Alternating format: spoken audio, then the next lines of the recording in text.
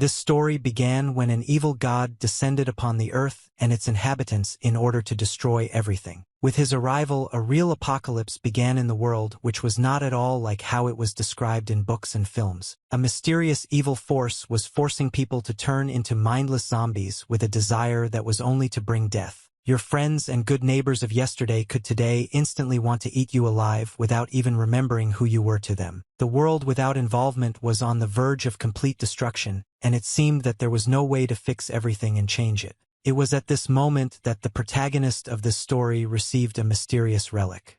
This small stone was the 6 great underworlds. After this, the guy's life changed because he unexpectedly became a warden, which gave him unprecedented strength. However, everything was not as good as it seemed at first glance. The main character felt that something was wrong with this relic. While exploring the 6 great hells, the guy managed to meet a black demon bear on his way who was called Underguanin. He also had to meet the 9-tailed fox demon Sudaji, who had once overthrown the Shang dynasty. Jinzi, along with countless other sinful gods and great demons. But the most important thing is that the very same entity was here. Now the main character had to find out why they were all imprisoned in the great underworld. If you're interested, you can follow your overseer into the thick of things. However, keep in mind that on this path you will have to defeat the gods, because this is the only way to return back. A huge blood moon hung over the ruined city. Multi-story buildings were ablaze.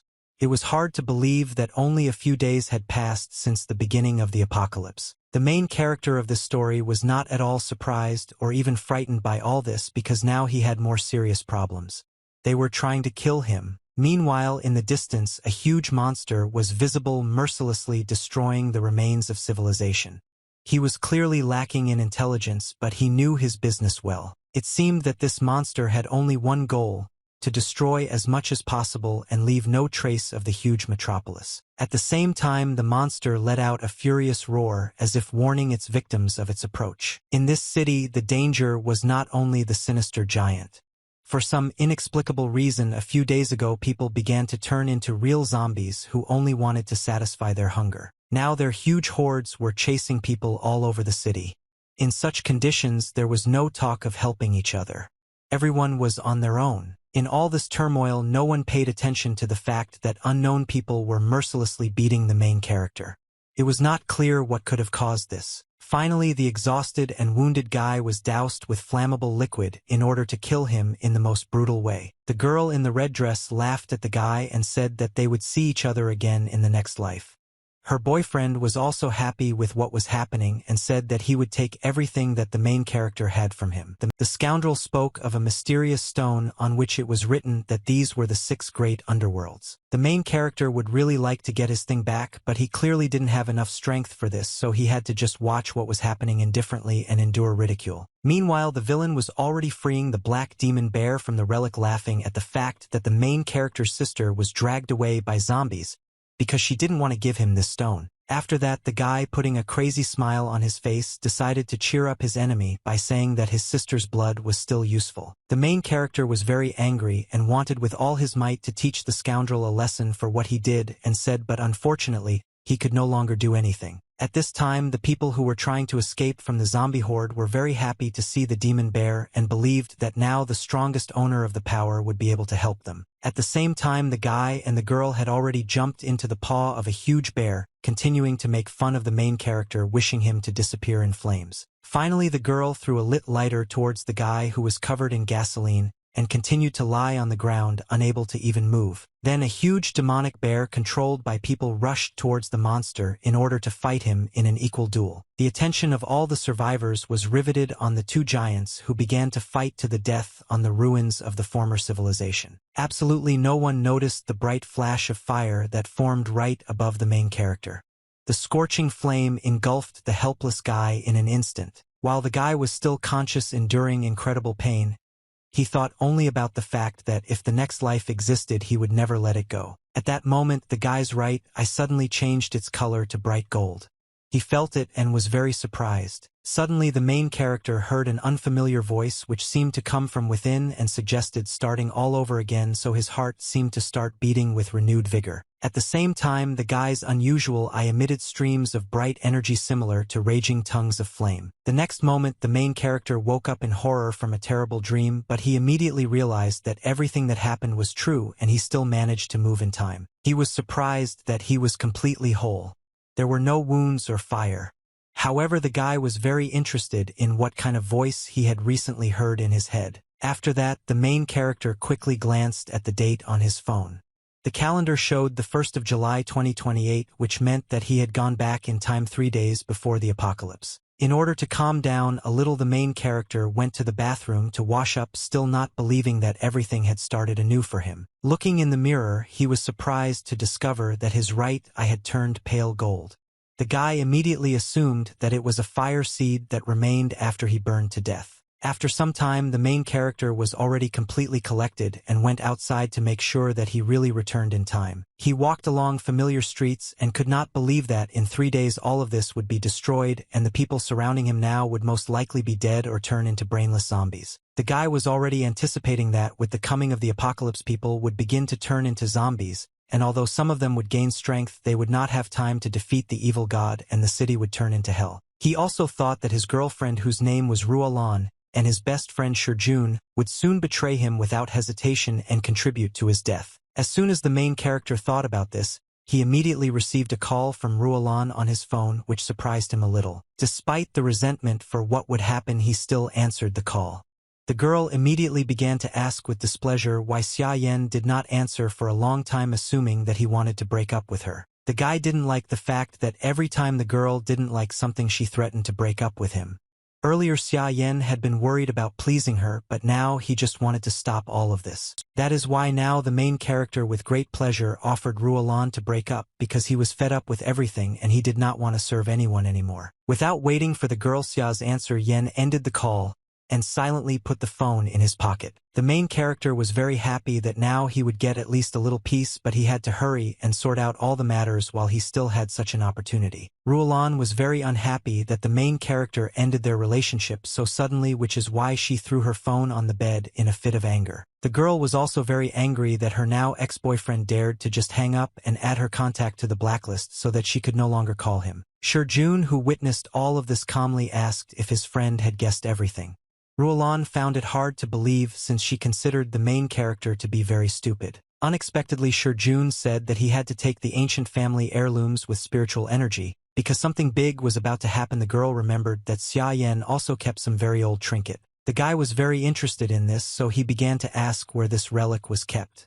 Ruolan said that it was with the main character's sister, whose name was Xia. The girl then promised that when Xia Yan calmed down and crawled to her with apologies, then she would beg for this ancient relic and bring it to her lover.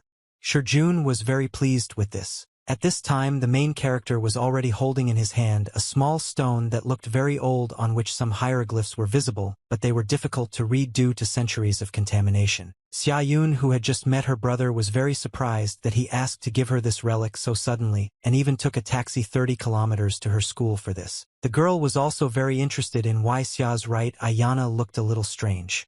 The guy, without answering this question, directly asked his sister if she trusted him. Xia Yun was very surprised by such an unexpected question, but still answered that of course she trusted her older brother. Then, with a smile on her face and great enthusiasm, she reminded the main character that they always helped each other. After that, Xia Yun rushed forward to hug her brother, continuing to talk about how she always trusted him unconditionally because she knew that everything he did was for her good. Hearing this, Xia Yan asked the girl to go to school now and pick up her things and then immediately return home with him. Xia Yun immediately agreed to everything without asking any unnecessary questions. She turned around and started walking to school while talking about how they would see each other in 2 hours.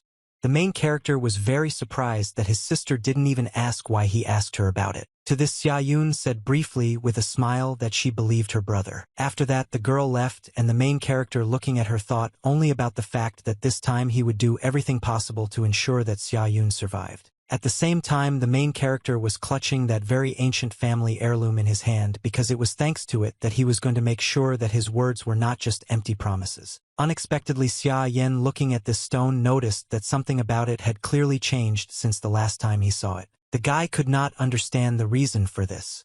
In these thoughts, he did not notice at all that mysterious energy began to emerge from his golden eye on its own. The next moment the energy from the eye rushed straight into the relic, which greatly surprised Xia. This energy began to be absorbed into the stone, from which it began to tremble violently right in the guy's hands. In addition, the inscription, which had not been visible before, was now literally burning with bright hieroglyphs. The main character watched in fascination as the ancient relic came to life before his eyes, simultaneously emitting a mysterious aura around itself. The inscription said that these were the 6 great underworlds. Once the relic had absorbed enough energy, its aura began to rapidly increase in volume, as if it was trying to absorb Xia. A moment later, the guy was literally flying through space as if he had entered a portal of movement. On the other side, nothing was visible except darkness. Very soon Xia Yan found himself in an otherworldly world, where in the center of a small rocky island stood a multi-story building in a traditional style. Strong iron chains extended from it in all directions. The main character was amazed not only by the appearance of the structure but also by everything that was happening around. It seemed that he had already begun to guess what purposes this tower served. Gradually an unprecedented force descended on Xia Yana was getting lower and lower, thanks to which he could see that on each floor of this uprising there were various kinds of bloodthirsty monsters and demons. All of them were clearly unhappy to see a person here, which is why they tried to break out of their cramped rooms and attack the main character. The guy was very scared to see all this. Suddenly bright lightning began to flash in the sky, which began to strike directly into the building. The loud sound of thunder and explosions echoed throughout the area. Soon turned out that these lightning bolts struck only monsters and demons. This seriously injured the evil spirits but did not kill them. Xia Yan, who had already managed to descend to the ground, watched intently what was happening, unable to tear his eyes away. All this really scared the guy. Soon to his own surprise, the protagonist realized that all these lightning bolts were holding back the monsters in the tower so that they could not escape or harm anyone. From these thoughts, Xia Yenya was distracted by a mysterious female voice which he had heard once before. The stranger took turns asking if the guy was scared. Turning to the unusual girl who had quietly crept up to him, the main character immediately asked who she was. The stranger, with fox ears and many tails behind her back, replied that her name was Su Daji, after which she greeted the warden of the underworld prison with a smile. Tens of thousands of years ago, the Eternal Emperor gathered 12 immortals, including Taibai Taishan, Guanyin Fushi Xuannu, and others. This was necessary to fuse them together in a tower that suppressed the power of demons, which were the 6 great hells. Through the generations, immortal furious beasts and sinful gods, who committed terrible crimes, were thrown into this tower to protect the human world from them. In this prison, all its prisoners suffered soul-searing torture from heavenly lightning day and night for many years. Sudaji continued to say that the token of pardon that was currently in Xia's hand, Yenya, was the only one who could open the doors. That is why the guy was called the prison warden. After this, the fox demon asked if the main character wanted to go inside and check on his prisoners. During this walk, the girl promised to tell him everything in more detail. Xia Yan, looking at the ancient religion of his family, felt that he had no right to refuse this offer and therefore confidently agreed. After this, the main character of Revenge, with his new acquaintance, entered the tower, the entrance to which resembled a real portal to another dimension. The guy easily passed through the magical barrier that prevented the prisoners from going outside, but suddenly stopped when he saw what was happening inside the prison. Xia Yan saw many bright lights in front of him, moving at great speed in a chaotic manner. This was probably another protective measure. Suddenly several lights began to fly rapidly towards our heroes, which looked dangerous. Sudaji immediately warned the new overseer that he should be more careful with this. It seemed that the main character knew perfectly well what he needed to do, so concentrating, he released a stream of fiery energy from his golden eye. Surprisingly, it worked perfectly. The energy protecting the prison from intruders disappeared in an instant after colliding with Xia's ability. Yana, who was now safe. Sudaji was very surprised that the guy managed to overcome this obstacle, and she called his ability impressive. The girl said that the flame in the guy's eye was really a fire seed, thanks to which he was able to restart his life. After hearing this, Xia Yan assumed that it was the fox demon who spoke to him in his past life. Sudaji proudly said that her connection with the Xia family was very deep, and as a spirit guide through the 6 great hells, she could not just watch as the guy died at the hands of scoundrels. The girl continued to say that the despair and anger of the main character at the moment of death awakened a fiery ability that ignited the fire seed of the lower world, and at that time she simply went with the flow. Now Xia Yan understood how he was able to be reborn, and besides he was glad that he was able to awaken the power before the start of the apocalypse. The guy hoped that now everything could be different. The main character did not stay in one place and asked the fox demon to lead him further. The girl was ready to happily carry out the overseer's order. Su Daji continued to say that the 6 great hells were divided into 5 layers, and based on the boy's spiritual power, the illuminated doors showed the limit of his abilities. So far only one door was dedicated. Looking behind this door, Xia Yan was very surprised by who he met behind her. The boy immediately guessed that this huge demon looked exactly like the beast that Shijun rode on in his previous life. The imprisoned beast clearly didn't like the fact that the guy came to stare at him like he was in a zoo, so he immediately decided to show his character and growled loudly. The main character was very scared of this, which is why he froze in place for a moment, unable to even move due to fear. Suddenly the demon bear noticeably softened when he realized that this guy was their new overseer, whom they had all finally waited for after 1,000 years. He was ready to help the main character in everything. Xia Yan clearly didn't expect this and was in a bit of shock. At this time Su Daji was indignant that the shameless black bear was groveling at the sight of the new overseer. However, both demons could not resist and competing with each other decided to show how happy they were for the main character.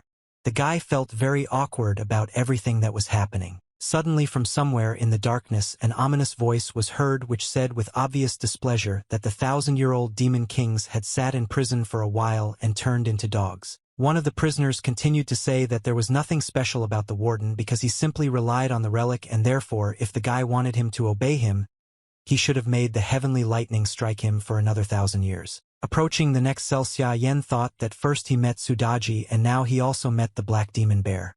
This meant that this prison was full of legendary creatures. The main character carefully examined the 3rd prisoner, who did not want to communicate with him and thought that his appearance was familiar to him. Still, the demon turned to Xia Yana in order to look at him, thanks to which the guy could find out who he was. The protagonist assumed that this prisoner was the legendary Lei Jinzi, meeting with whom the guy was very impressed. Su Daji was surprised that the new supervisor was able to recognize this demon at first sight and thought that she should not expect anything else from the capable guy. Xia Yan did not respond to this flattery. The girl continued to tell that in this world monsters were divided into many ranks. She and the warden were now on the lowest level of the tower where the general level criminals were imprisoned. As the tower grew, the strength of the prisoners also increased. There were rumors that immortal sage-level criminals were imprisoned on the upper floors. There were even god-level beings, but they were lost in the flow of time. That's why the warden had to work harder, because he would have to grow in strength in order to subjugate the entire tower. Now the guy was only worried about the fact that this prison was even dirtier than he thought. The main character also thought that even the general level creatures at the lower level seemed very powerful, so it was difficult for him to imagine who lived at the top. However, the guy quickly pushed away his fears. It didn't matter to him who those monsters were because they would become part of his power.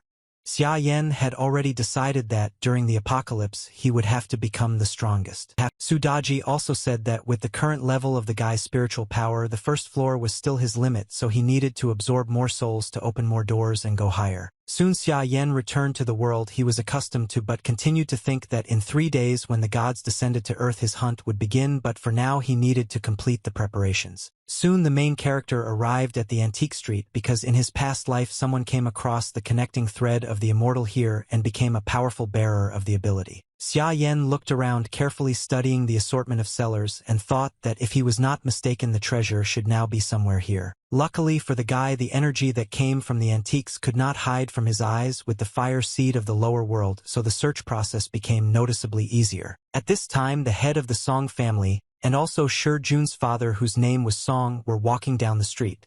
Tian and Elder Huang, who was an appraiser of antiquities. Xia, among the people Yana, immediately became interested in what the guy was doing here. Son Tian immediately remembered telling his son that he should only be friends with useful people.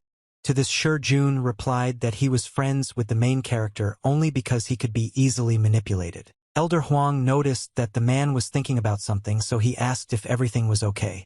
Tian began to assure that everything was fine and suggested that the old man continue searching for antiquities. While the old man was talking about how appraising antiquities was his only skill, the man was thinking about how after the ceremony of offering to the ancestors he had a dream in which he was told to go in search of certain things. Especially for this, Sun Tian invited Elder Huang, and it was clearly not in vain that he did so, because the elderly man soon noticed a very interesting thing at one of the cellars. The old man's attention was drawn to the nondescript jug, so he enthusiastically offered it to Sunday. "I'm going to take a look at it." Unfortunately for the old man, he did not manage to get what he wanted. Someone had already picked up the jug and asked the seller how much it cost, intending to buy it. The seller was glad that another gullible buyer Xia fell for his trick. Yen was already looking forward to making good money from his deception. The man replied that this was a Ming Dynasty gourd flask that cost no less than 10,000.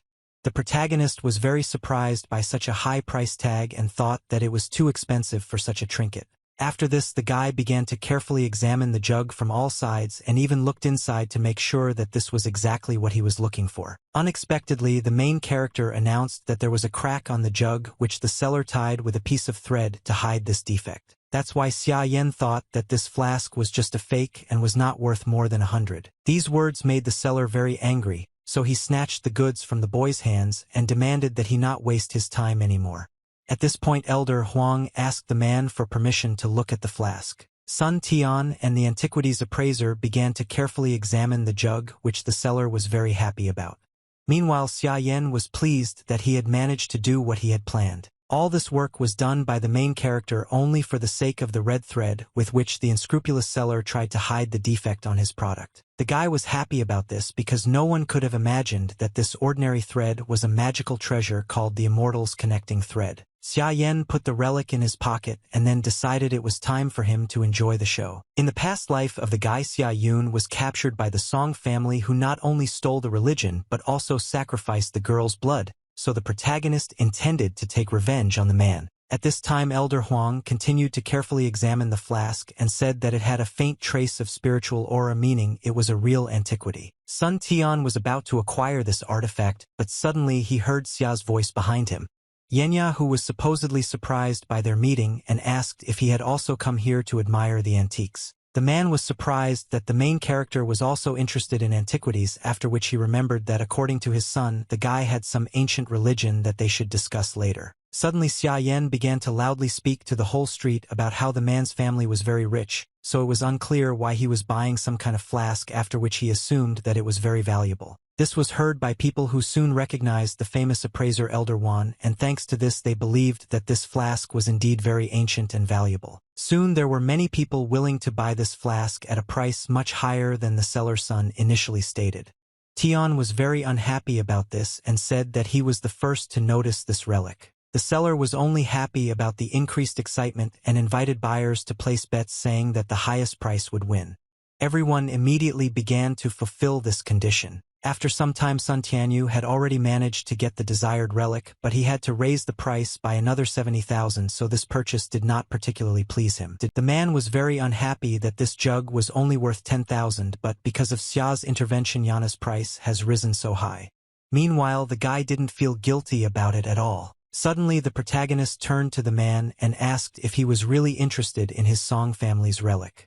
Tian confirmed this and asked the guy to show it to her. Xia Yen, without any hesitation, happily took out that very stone from his pocket and showed it to Elder Huang. Elderly man, seeing this relic, was shocked and immediately thought that it was a real treasure, after which he asked if he could take a closer look at this stone. Suddenly the guy began to hide the relic back in his pocket, while saying that he couldn't just let someone look at this stone because it was his family's treasure. Then Sun Tian, who was very interested in this thing, began to ask the protagonist for permission to look a little longer, insisting that Shi Jun was his close friend. The guy replied that he didn't know any Shi Jun and then started to leave. The man asked him to stop and asked what he wanted to get in exchange for looking at the relic. The main character didn't think long and answered that he wanted to get money. He sold 1 minute of viewing for 10,000 and 5 minutes for 50, considering this a very good price. Sun Tian was very angry because of the guy's initiative and high prices, but still agreed to pay. After hearing a positive response from Sun Tiana, the protagonist immediately handed over the relic to Elder Wan. At this time, the man was transferring money to the required account with dissatisfaction. While the old man was examining Xia's valuable artifact, Yen started checking his banking app and was soon very pleased with how much money was in his account. The guy had a little more than 50,000 yuan, so the first thing the main character decided to do was stock up on food and water. There were enough empty cells in the prison of the 6 underworlds where supplies could be stored. Using the online application, the guy quickly bought everything he needed and even acquired animals because everything that fit in the prison cells remained unchanged. Considering the huge expenses, it was not at all surprising that the main character soon ran out of money. This upset him a little. After that, Xia Yan turned to the man and informed him that his viewing time was over and offered to extend it to Sunday. Tian responded by asking if the guy wanted to sell this relic. To the surprise of Song Tian and Elder Huang, the protagonist very easily agreed to this proposal, which could not but please them. However, Xia Yan wanted to get at least 10 million for his valuable family heirloom, considering it a completely acceptable price. At the same time, Elder Huang and Song Tian had a completely different opinion. They were shocked by such a huge amount which they did not even try to hide. Seeing this reaction of Xia Yan snatched the relic from the disgruntled man's hands, saying along the way that it had been kept in his family for thousands of years and was a real antique. That's why the guy thought that 10 million wasn't that much for such valuable items. After that, Xia Yan began to leave because he had other things that required his attention. Elder Huang admitted that the guy's relic was indeed very ancient, but it was worth no more than 500,000, so it was worth negotiating with Xia Yan and reduced the price to hundreds of thousands. Sun Tian was no longer eager to buy this relic, so he thanked the old man for his help and said that he could already leave. The elder did not object. After this, the man called his son and asked him to gather the clan people and immediately find Xia Yana and his sister along with the relic. Sun Tian was very angry with the guy and was therefore ready to resort to radical measures. In addition, the ancestors told him to find not only the relic but also blood for sacrifice. Xia Yan seemed to sense this threat but was glad that his assumption turned out to be absolutely correct. Everything was going exactly as the guy had planned, so soon he would definitely get what he wanted. Soon after, the protagonist met with Xia as agreed. Yun, who had already packed her things and was ready to go wherever her brother said. Xia Yan took his younger sister's things and told her that they would first go home to Xia. Yun was happy about this. Suddenly, the excited class teacher Xia ran up to them. Yun, whose name was by Shireen, asked them to stop. The woman began to ask why her student had suddenly packed up and left because tomorrow she would have a water exam on which her future depended. To this Xia Yan, he said that he asked Xia to do it. Yun went home with him, after which he added that his sister had to leave school, for which he asked the teacher for forgiveness. Bai Shireen was indignant at this because Xia Yun was the best student in the class. She heard that the girl's parents died and that her brother took care of her, but she didn't expect that the guy would be so careless. The woman then said that she did not allow Xia to be taken away.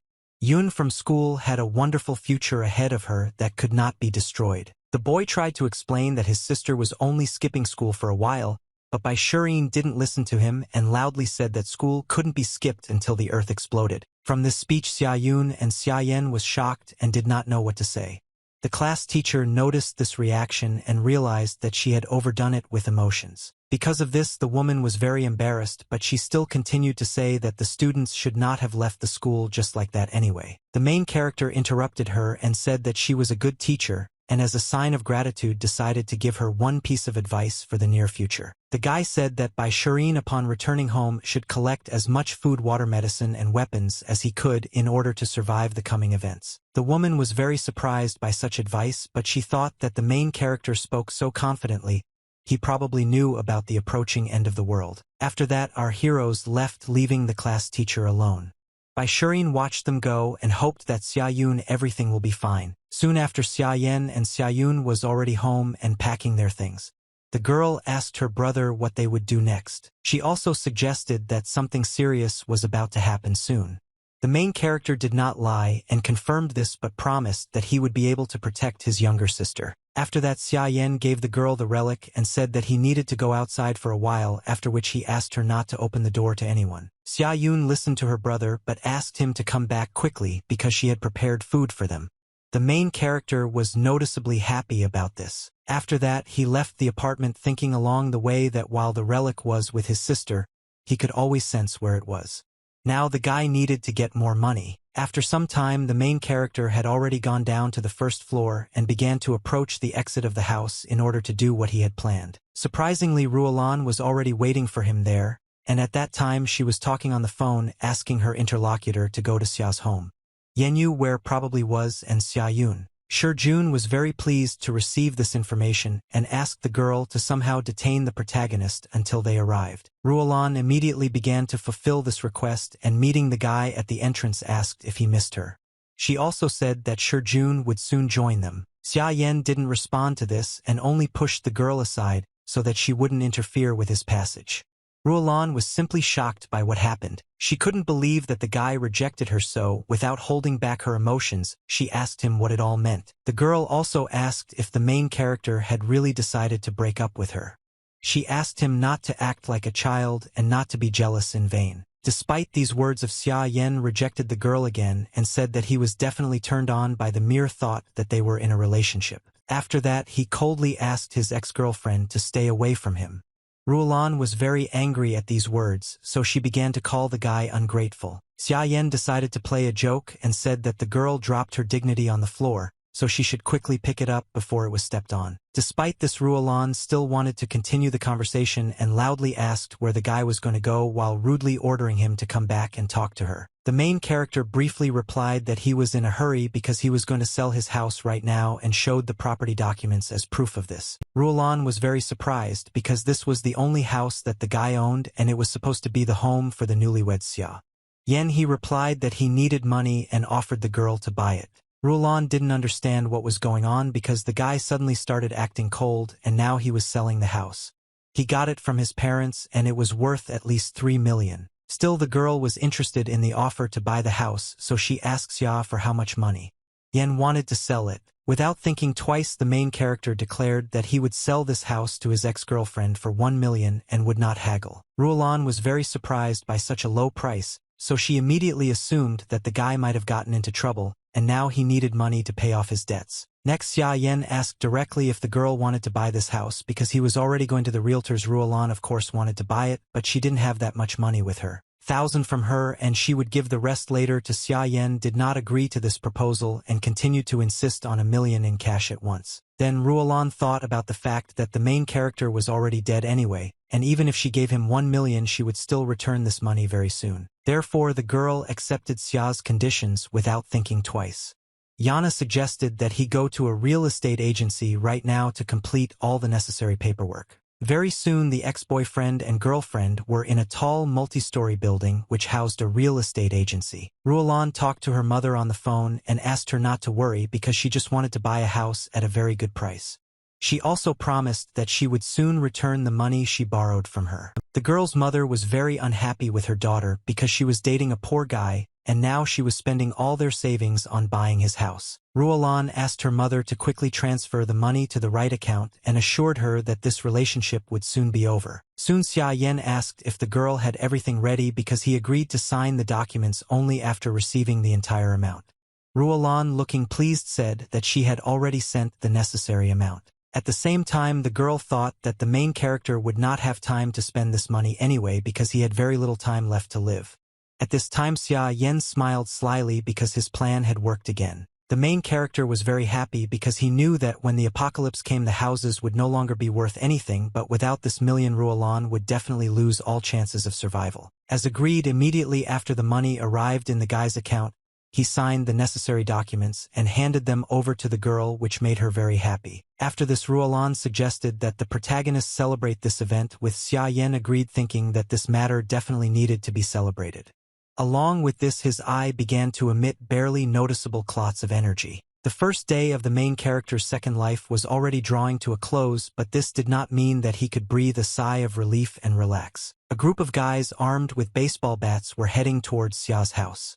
Yenya Jun recently found out that the guy took his sister there. The noisy scoundrels intended to break into the main character's home while he was away and talk to the girl. At this time, the unsuspecting Xia Yun, as promised, diligently prepared dinner for herself and her older brother. The girl was so carried away by this whole process that she didn't even notice how the relic on her neck began to glow brightly, as if warning of approaching danger. After some time, a group of scoundrels led by Jun were already standing near the right door and preparing to enter the apartment. To do this, the guy knocked loudly on the door and addressed Xia Yun, asked to be let in, saying that he was a good friend of Xia. The girl, hearing this, immediately headed towards the door and was surprised by Jun's sudden visit. Looking through the peephole, the main character's sister asked why the guy had come here since her brother was not at home at the moment. To this, Jun smiled slyly and replied that he knew about this very well. He then went on to say that Xia Yan went to buy ingredients for that and asked him to come in early so the girl should open the door quickly. Xia Yun, who had no idea about the impending danger, believed the guy and was already reaching for the door handle to let Jun into the house. At that moment, the girl suddenly remembered the words of the main character, who had recently told her not to open the door no matter who came. Xia Yun apologized to the uninvited guest, and without giving a reason suggested that Jun wait until her brother returned home. The guy instantly got angry because of this, so he started hitting the door hard with his fist and getting indignant that the girl didn't trust him. At the same time, he demanded an explanation for this. Xia Yun was very surprised by such an inadequate reaction, but only apologized again without explaining anything to the uninvited guest. At this time, one of the group of scoundrels realized that no one would open the door for them and therefore took out his toolbox. The guy began to pick out a suitable master key while assuring Jun that he shouldn't worry since such doors could be opened without much difficulty. Anticipating the imminent entry into someone else's house, Jun turned to Xia again with a satisfied expression. Yun asked if she had that ancient family heirloom with her. The naive girl honestly confirmed this by saying that Xia Yan had just recently given this relic to her. The next moment, the door lock was already open, which meant Xia Yun no longer had even this protection from intruders. Jun opened the door with great pleasure while saying that now he didn't have to worry about anything. Immediately after this, several armed scoundrels broke into the apartment with bad intentions, which really scared Xia. One of the guys quickly grabbed the girl so that she wouldn't have time to run away or do anything against them. Jun, watching everything from the side, began to insist that everything could have turned out differently if Xia Yun voluntarily opened the door earlier. After that, the guy took the relic from the girl, believing that it was exactly what his father wanted to get. Along the way, he made fun of Xia. Yanam believes that he will soon be on his knees and apologizing. Xia Yun, who managed to escape from the villain's grasp for a short time, asked why Jun did all this since he and the main character were best friends. To this, the guy with a crazy smile on his face replied that he was friends with Xia. I only did it because he was an idiot who could be used as a scapegoat if necessary. Xia Yun was shocked to hear this answer, because before she had no idea that Jun was such a scoundrel. The smug guy also said that thanks to the main character he met Ruolan, who soon really liked him. Xia Yun didn't want to dry all this and demanded to let her go. The next moment, Jun decided to punish the girl for her insolence, and so he hit her in the face with all his might. Then the guy asked Xia Yun behaved more quietly, otherwise he would have to repeat what he did. All his friends were very pleased with what they saw. After this, the villain had bad thoughts about the girl, which they intended to immediately put into practice, which frightened Xia very much. At that moment, a bright light appeared out of nowhere, and a mysterious female voice addressed the guys and asked if they had ever heard of the Lake of Wine and the Meat Forest. A moment later, all the scoundrels found themselves waist-deep in warm water, surrounded by beautiful girls who were paying attention to them. All the guys were very surprised by this. All this took place in a large pond in the middle of a beautiful forest. Unfamiliar girls were happy to serve their guests. Several strangers had already cut the juicy piece of meat into slices so that the guys could eat it. Jun was the first to be lucky enough to taste meat from the hands of a beauty who at the same time called him king. The guy couldn't believe that all this was happening in reality. After this, the girl immediately asked if the king liked the meat she offered. Jun was delighted and asked for more. The mysterious stranger was very happy to hear this and perceived these words as the highest praise. Suddenly, an ominous aura appeared around the girl, and her eyes began to glow brightly red. She told the guy that he had just eaten his own meat, which is why he liked it so much. The next moment, the villains finally realized that something was wrong around them. They were very scared by the bloody water that was everywhere, but the most frightening thing was that some of the guys had already had their hearts cut out alive. Looking around, instead of beautiful girls, they saw lifeless skeletons hanging from the trees. The name Lake Wine and Meat Forest was a perfect description of this place. It turned out that all this was the work of the demon Sudaji, who with her sinister appearance also offered the villains to taste other parts of each other's bodies. The villains who broke into the main character's apartment fell under the influence of the illusion created by Sudaji, and were now almost dying of fear after what they had experienced. Xia-yun, who was watching what was happening from the side, was also very scared because she did not understand at all what was happening. The villains immediately assumed that they had seen a ghost who had deceived them. Jun insisted that they had all once killed people, so they would not be afraid of such a creature. After that, the guy started to take out that very family heirloom of Xia from his pocket.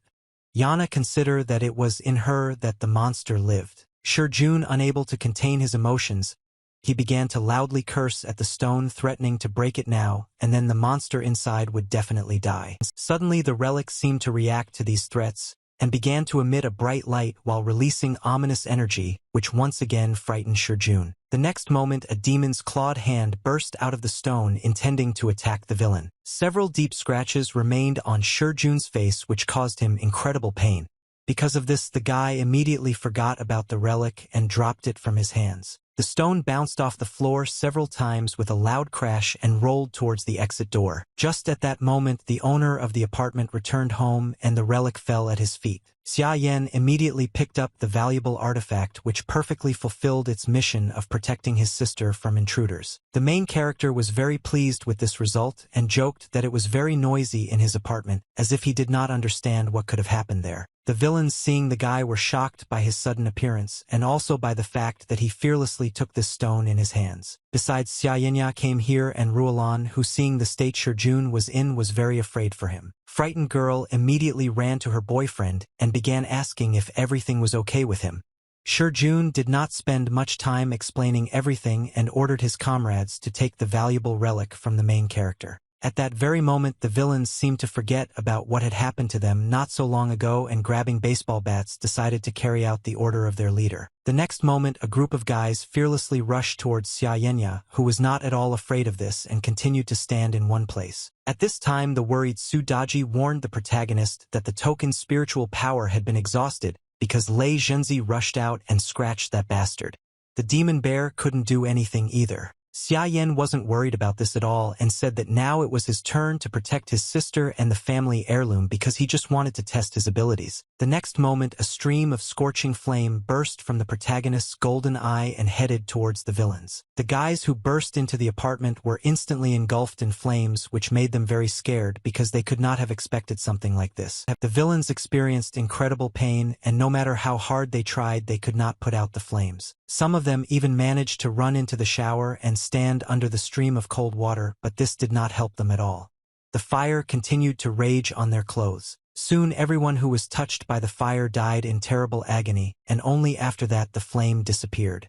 Jun, who was watching what was happening from the side, was very scared and did not understand how this was possible. After this, the excited guy turned to the main character and, trembling with fear, asked if he really knew how to use magic. Ruolan was also very frightened by what was happening and demanded that Xia Yan did not approach them and insisted that they were good friends to him. The main character was amused by the fact that the girl said such things because Jun had recently snuck into his house and taken his sister hostage, intending to steal a family heirloom. Jun pretended that he didn't understand what Xia was talking about.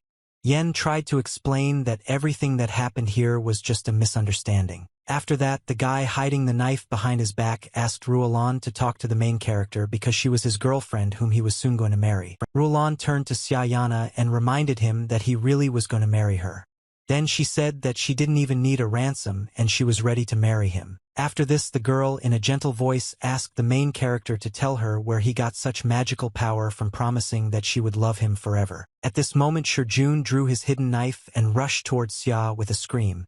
Yana intends to kill him right here and now. The main character never lost his concentration for a moment and did not succumb to the sweet talk of the lying girl, so he was able to react in time and use his power again. The next moment, a bright flame enveloped Jun and Ruolan, intending to burn them just like those scoundrels. At this time, Xia Yan calmly watched what was happening and thought about why he had awakened the ability to use fire. Looking at the dying trembling of the burning bodies, it finally dawned on the main character, and now he knew the answer to this question. The guy assumed that it was all because there were too many dirty creatures like his friends in this world, and so he was going to burn them all to the ground. Meanwhile, quite a lot of people had gathered at the Song family temple to perform the obligatory service and honor their ancestors. Sun Tian stood before the altar and respectfully addressed his ancestors and asked them to bless the Song family. Only the smoke from the burning sticks slowly rose high up.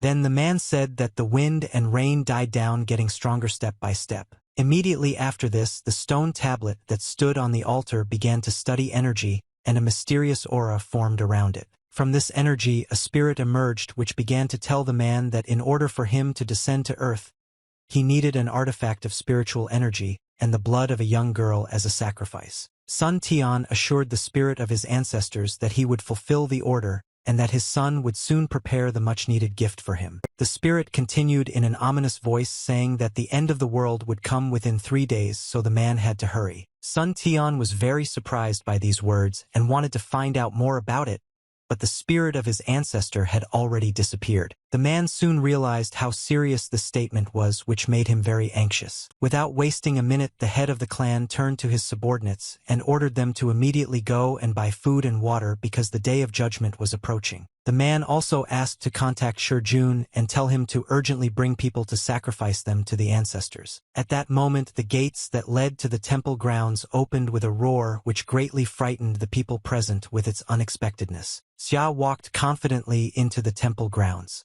Yen threw Shurjun's body to the ground while saying that the head of the Song clan had no need to worry so much. The main character himself came here and brought with him the body of Song as son.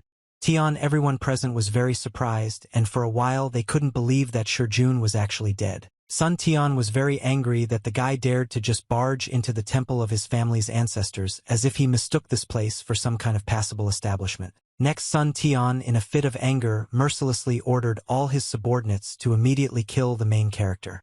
Everyone present immediately began to carry out the order of the clan leader. Several guys with bare hands rushed towards Xia Yan, intending to teach him a lesson for his defiant behavior in a place sacred to them. At the same time, the main character was absolutely calm and concentrated hard in order to defeat his opponents as quickly as possible. The next moment, the guy suddenly opened his eyes and released the accumulated energy, which was accompanied by the study of the bright light from his golden eye. The protagonist looked forward as if time was slowing down and clearly saw a core of warmth in the heads and chests of people who were quickly approaching him with ill intentions. Xia Yan was fully prepared for the fight and intended to demonstrate his skills to these people and the head of the Song clan. The next moment, the main character rushed towards the crowd of villains and, deftly dodging their blows, rushed forward with lightning speed, simultaneously setting all his opponents on fire with scorching fire. After just a couple of seconds, Xia Yan walked calmly towards Song Tianyu, who was amazed by what he had just seen and did not understand how this was even possible. The protagonist greeted the head of the Song clan with a smile on his face, while behind him his opponents were burning alive and writhing in pain. Sun Tian was very angry at the guy for allowing himself to behave like that in the temple of his family's ancestors, and it seemed like he already had a backup plan. The next moment, the man pulled out a hidden pistol from his belt and pointed it at the main character, intending to kill him right then and there. However, Xia Yan had nothing to fear because he could clearly feel the core of heat inside the pistol, which meant he could disarm the man. To do this, the main character only needed to snap his fingers and use his abilities. At that moment, the gun was in Sun's hand. Tian was torn apart by a small explosion, simultaneously wounding a man with shrapnel. Xia Yan, looking at how the wounds on the hands of the head of the Song clan were oozing blood, said with great pleasure that the man should not have played with firearms. After that, the guy thought that although his abilities were only at the first stage,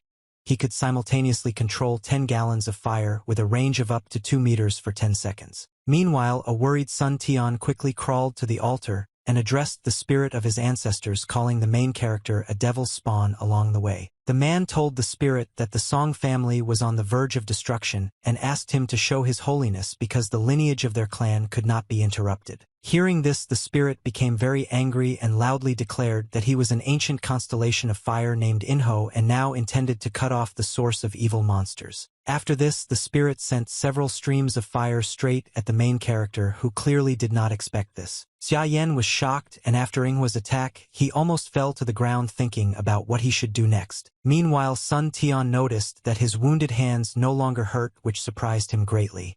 In addition, all the male subordinates who suffered because of the main character felt good. Head of the Song clan understood that now the advantage was on his side in advance, therefore, he confidently declared that the righteous god was destroying evil and therefore Xia Yan's end has come. The next moment the protagonist saw in front of him the very same patron spirit of the Song family who had taken physical form and was now simply enormous in size. Xia Yan was surprised that the Song family had their own prophet of the end of the world. Initially the guy wanted to steal a few ancient things and earn some money, but he never expected to meet such an opponent. Inho had no intention of talking to the main character and, intending to quickly rid the Song family of the threat, tried to crush the guy with his foot. Fortunately, Xia Yan managed to jump aside in time and avoid being hit by the fire spirit's destructive attack. However, Inho wasn't going to stop there and quickly attacked the guy with his hand before he could react. The next moment, a loud sound from the spirit's huge hand colliding with the ground echoed throughout the area. Sun Tian, who was watching what was happening from the side, was very happy to see all this and was sure that after this the main character would definitely die. However, the man's enthusiasm quickly evaporated when he saw what happened next. It turned out that Xia Yan was not hurt at all, and now looked at his opponent with a satisfied grin on his face. Next to him was a demon bear who had already bared his sharp teeth in order to help the warden cope with the danger. Xia Yan, standing on a fierce bear, addressed Song I pulled and asked whom he had already managed to bury. A few moments before, Sudaji had approached the boy and told him that the Fire Star Lord had accumulated a lot of power over 1,000 years and was one step away from descending to the earth. The girl was sure that if the main character managed to capture and absorb the spirit, he would be able to strengthen his fire abilities and the power of Xia's soul. Yana was interested in this prospect. The fox demon continued to say that the great crime token currently lacks soul power, but if the guy dared to take the risk, he would have a chance to win. Xia Yan wasted no time in asking what all this meant and what he should do. Su Daji replied that the guy could extract his own soul power and pour it into the great crimes token, after which he could give the order and call one of the prisoners for help. Xia Yan agreed that he could indeed do this, but he believed that if he could not restore his soul in time, then the demon he summoned would be able to escape from prison. Su Daji did not deny this.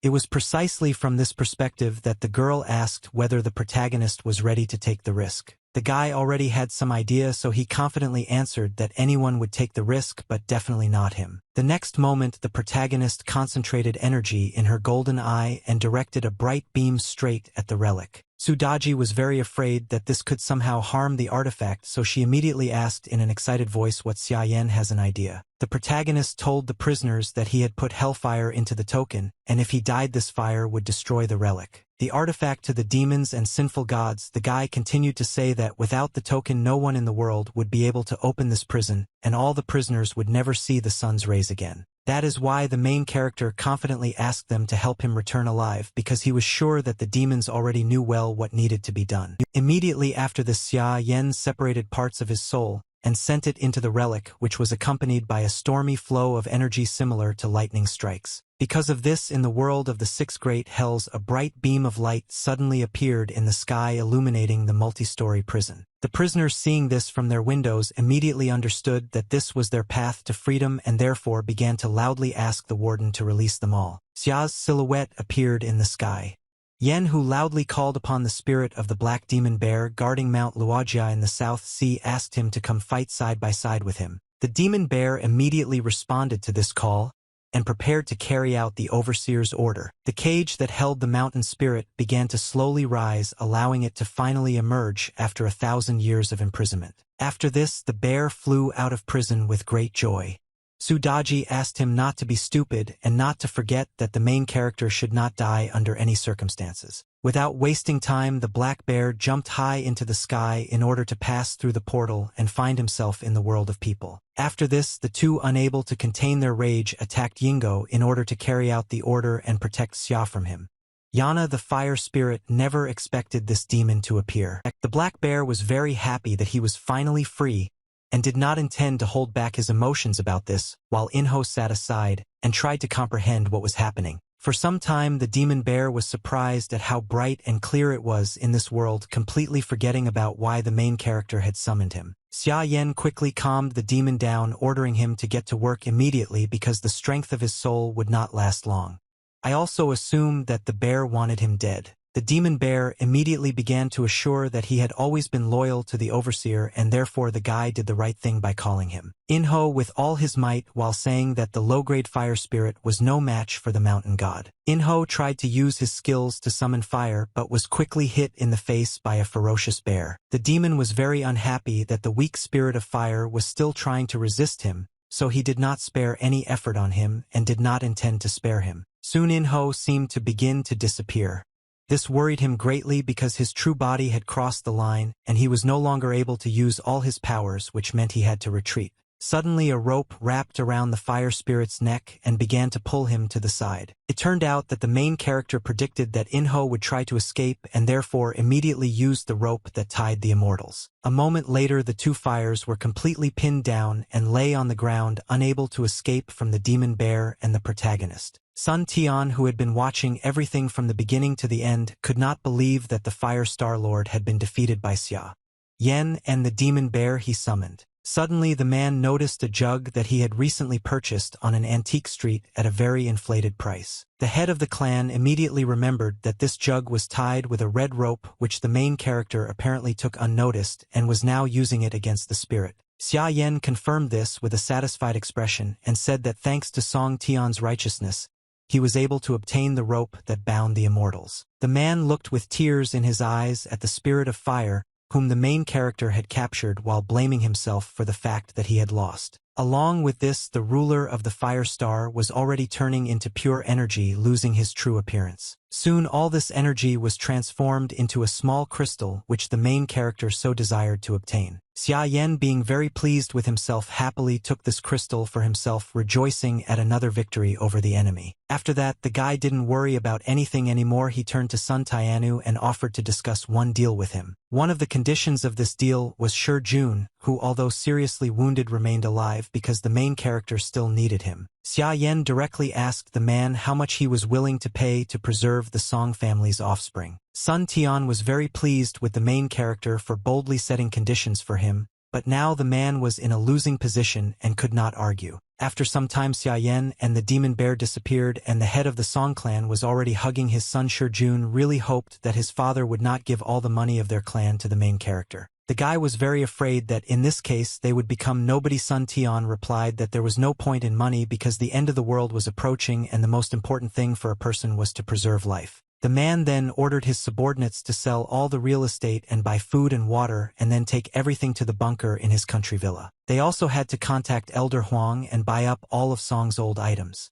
Tian, he believed that thanks to this the children of the Song family would be able to gain abilities and survive the end of the world. After this, the man full of rage swore that he would do everything possible to turn the main character's life into a real hell. Meanwhile, Xia Yan walked around the city as if nothing had happened and looked into shops because his preparations for the end of the world were not yet complete. At that moment, the main character received a message on his phone that almost 30 million had been deposited into his bank account. The guy was pleased and thought that if it weren't for the lack of time, he would have been able to find out much more about the Song family, but now efficiency was his top priority. Then the main character went into the pharmacy and said that he would like to buy 1,000 Shanqing pills.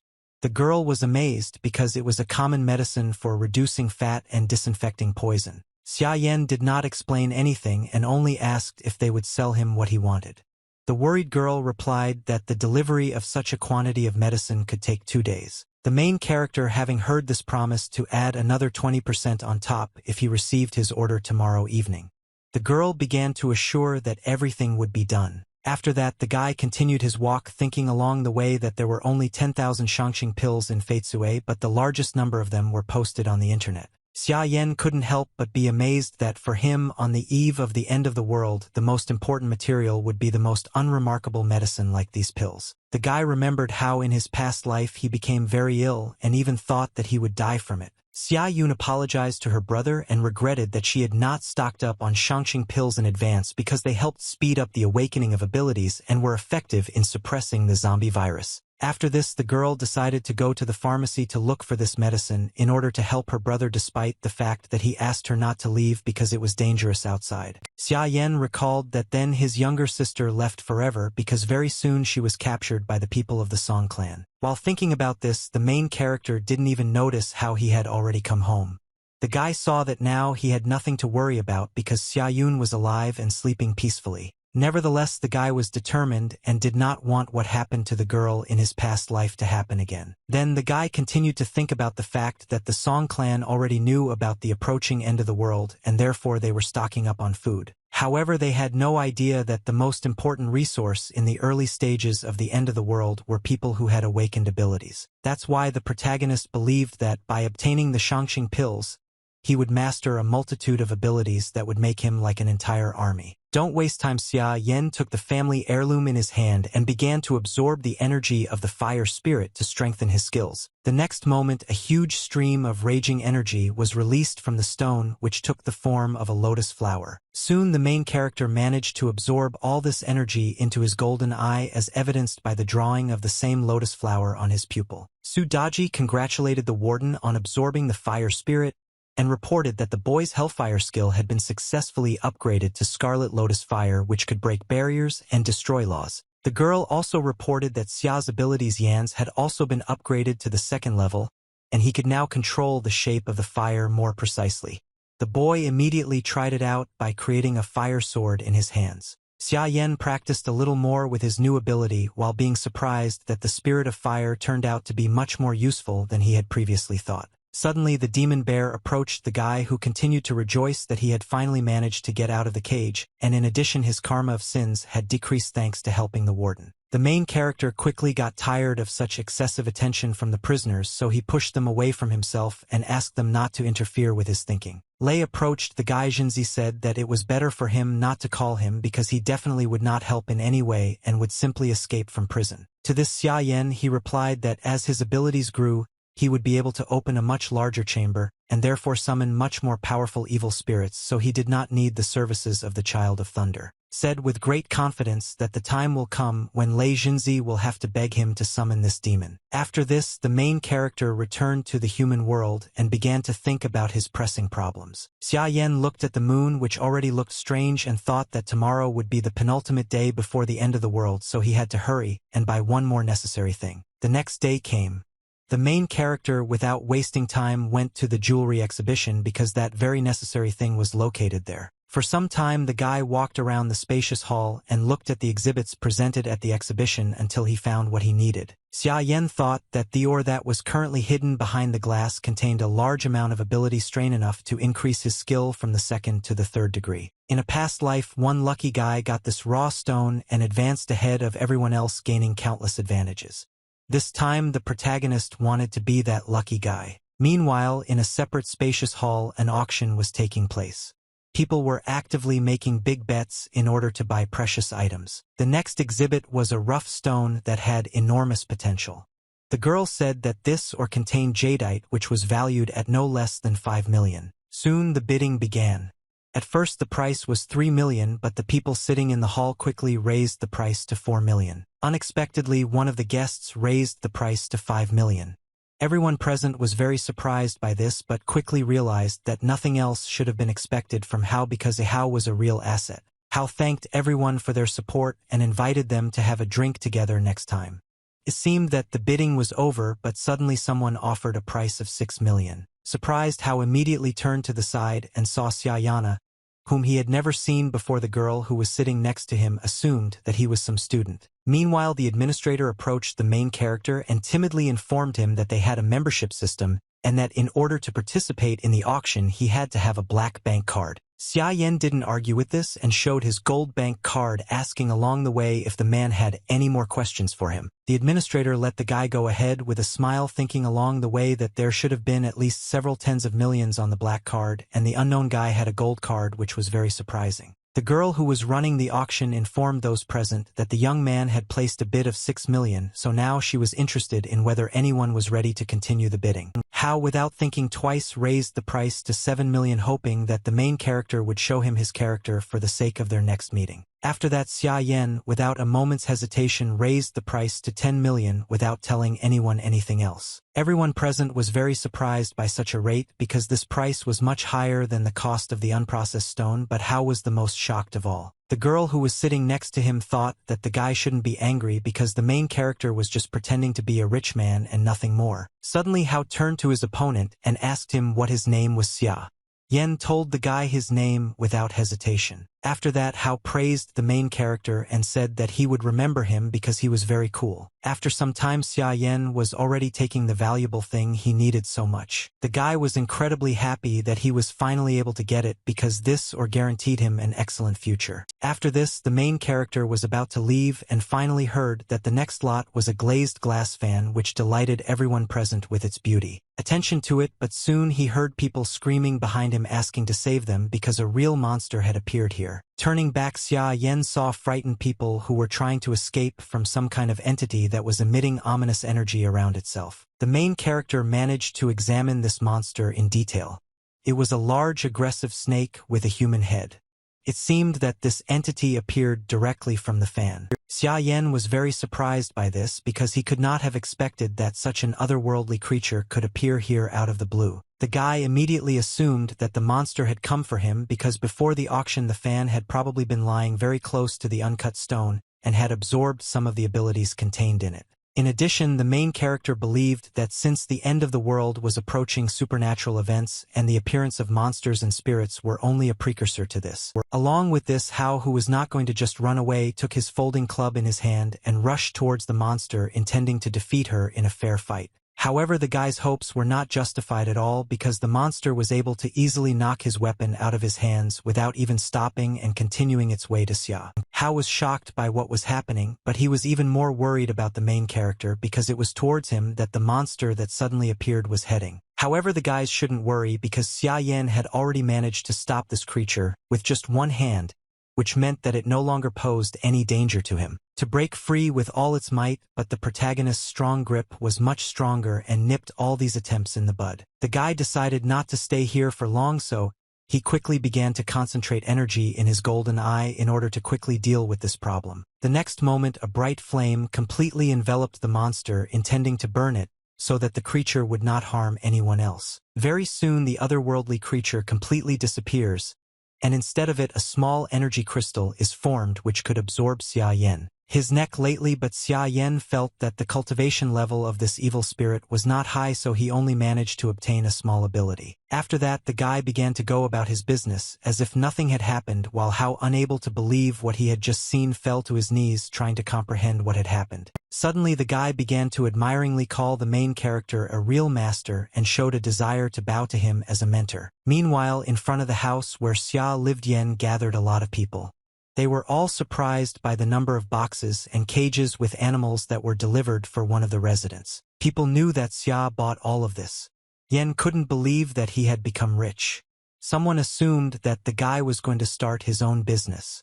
Everyone knew him as a good person, so they supported him. However, one grumpy woman believed that Xia Yana is just an arrogant boy who will certainly have no luck with his endeavor. She was skeptical about the idea that the main character was going to start his own business because she was sure that he was not capable of opening even a small store. Suddenly, one of the girls asked Aunt Zhang if she really wanted to rent the Xia family's warehouse earlier.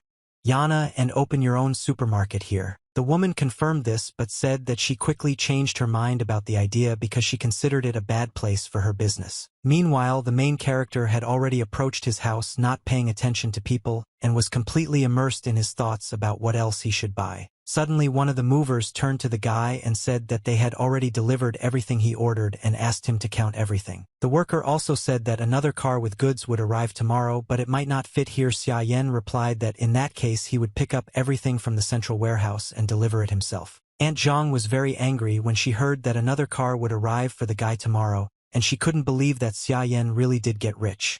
She was clearly jealous of him. The woman did not understand how the guy could get rich because he was an orphan without a father and mother.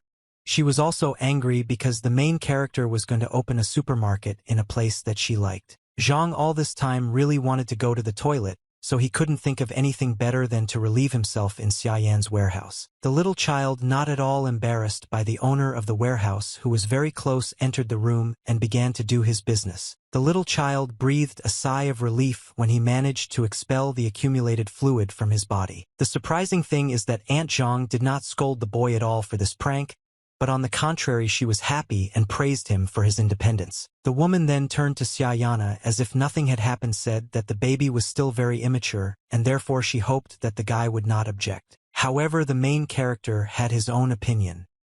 He did not tolerate such treatment and therefore grabbed the child by the clothes to roughly drag him aside. After that, the guy, without any qualms of conscience, threw the child straight at Aunt Zhang, which greatly shocked her. The boy started crying loudly and the woman started scolding the main character and saying that the child just decided to play a little and therefore he shouldn't have treated him like that. To this, Xia Yan briefly replied that he was serious and therefore the woman should not get involved with him. After this, the main character closed his warehouse from the inside because he no longer intended to talk to the inadequate woman. Because of all this, Aunt Zhang became even more angry. Meanwhile, the capricious child, seeing how other children were playing with firecrackers, also wanted to blow something up. Hearing this, the woman instantly calmed down and thought about something. She had some kind of idea. Soon she took the child by the hand and dragged him along, saying that she would buy him a lot of firecrackers and that in the evening they would put on an amazing show. Smiling slyly thought that if some spark got into the warehouse and a fire started, it would not be very good for Xia. Meanwhile, the main character was still in his warehouse, and after looking through the boxes he realized that everything he needed was already here, which couldn't help but make him happy. Without wasting time, the guy, using the relic and his ability, turned to the Tower of Demon Pacification and ordered it to collect all his things. At that very moment, a large portal appeared in the middle of the room, which began to suck in all the boxes that were in this warehouse. From the human world, all these things went straight to the entrance of the prison, which made Su Daji very happy, who thought that now she would finally be able to eat her fill. After this, the main character ordered the girl to find empty cells and put all the things there. The demon fox was very happy to fulfill the warden's order and asked him not to worry about anything. The girl also said that since the guy had a lot of animals, he could allocate a plot of land next to the tower to keep them, and if they were fed with the tower's aura, the meat would become even tastier. Xia Yan was still worried because the end of the world was approaching, and he did not know how long it would last. He sent here more animals that could be used to preserve human civilization. Suddenly, the demon bear said that the guy should take up cultivating the land because during a crop failure, the most important thing for living creatures was the land and seeds. The main character had already bought enough seeds, but he was very worried about the condition of the land around the tower. Xia Yan suddenly jumped up and went back to the human world because he already knew what he had to do. The main characters found themselves in the suburbs and looking around, thinking about whether the demon tower could accommodate so much land. The guy didn't spend much time guessing and decided to find out everything in practice, so with the help of his ability, he began to absorb the earth and direct it to the other world. At this time, Su Daji watched in horror as a huge amount of earth fell from the sky onto her, which greatly frightened her and made her ask the warden to stop. The girl warned that the main character's soul power was insufficient, and because of this the space around the tower was too small. At this rate, he could simply bury them all here. Looking around Xia Yan, he estimated that he had collected at least 20,000 genes of land, but he still doubted whether it would be enough. The guy knew well that after the end of the world, everything that covered the earth would be unusable, and the now beautiful land that had not yet been subjected to the anomaly would become a great rarity the day after tomorrow. That is why the main character felt that he could not waste a single minute, and therefore he was determined to increase his spiritual power right now. Xia Yan began to diligently absorb the energy of the fire spirit, which took him some time. At this time, Aunt Zhang, as she promised her grandson, bought a lot of firecrackers in order to put on a wonderful show. The treacherous woman looked at the gunpowder products with a satisfied expression and thought about how much she wanted to see Xia die. Suddenly, a joyful grandson ran up to her holding something in his hands, asking his grandmother to look at this object. Aunt Zhang was surprised to realize that it was a mirror and asked where the child got it from. The woman praised the boy for giving her gifts at such a young age. Suddenly, a small child surrounded by an ominous aura declared that there was someone in the mirror. The woman was very surprised by this, not understanding what the boy was talking about, and in the meantime he had already pushed the mirror right up to her face. The next moment, Aunt Zhang was horrified to discover in the mirror an image of a terrible monster that was looking straight at her. The woman was so scared that she couldn't even stand on her feet. She thought it was a real ghost and asked her grandson to immediately remove the mirror from her. However, the child seemed out of his mind and continued to push the mirror towards his grandmother, saying that she loved to look in the mirror. Aunt Zhang was terribly frightened by what was happening and asked the child to stop it.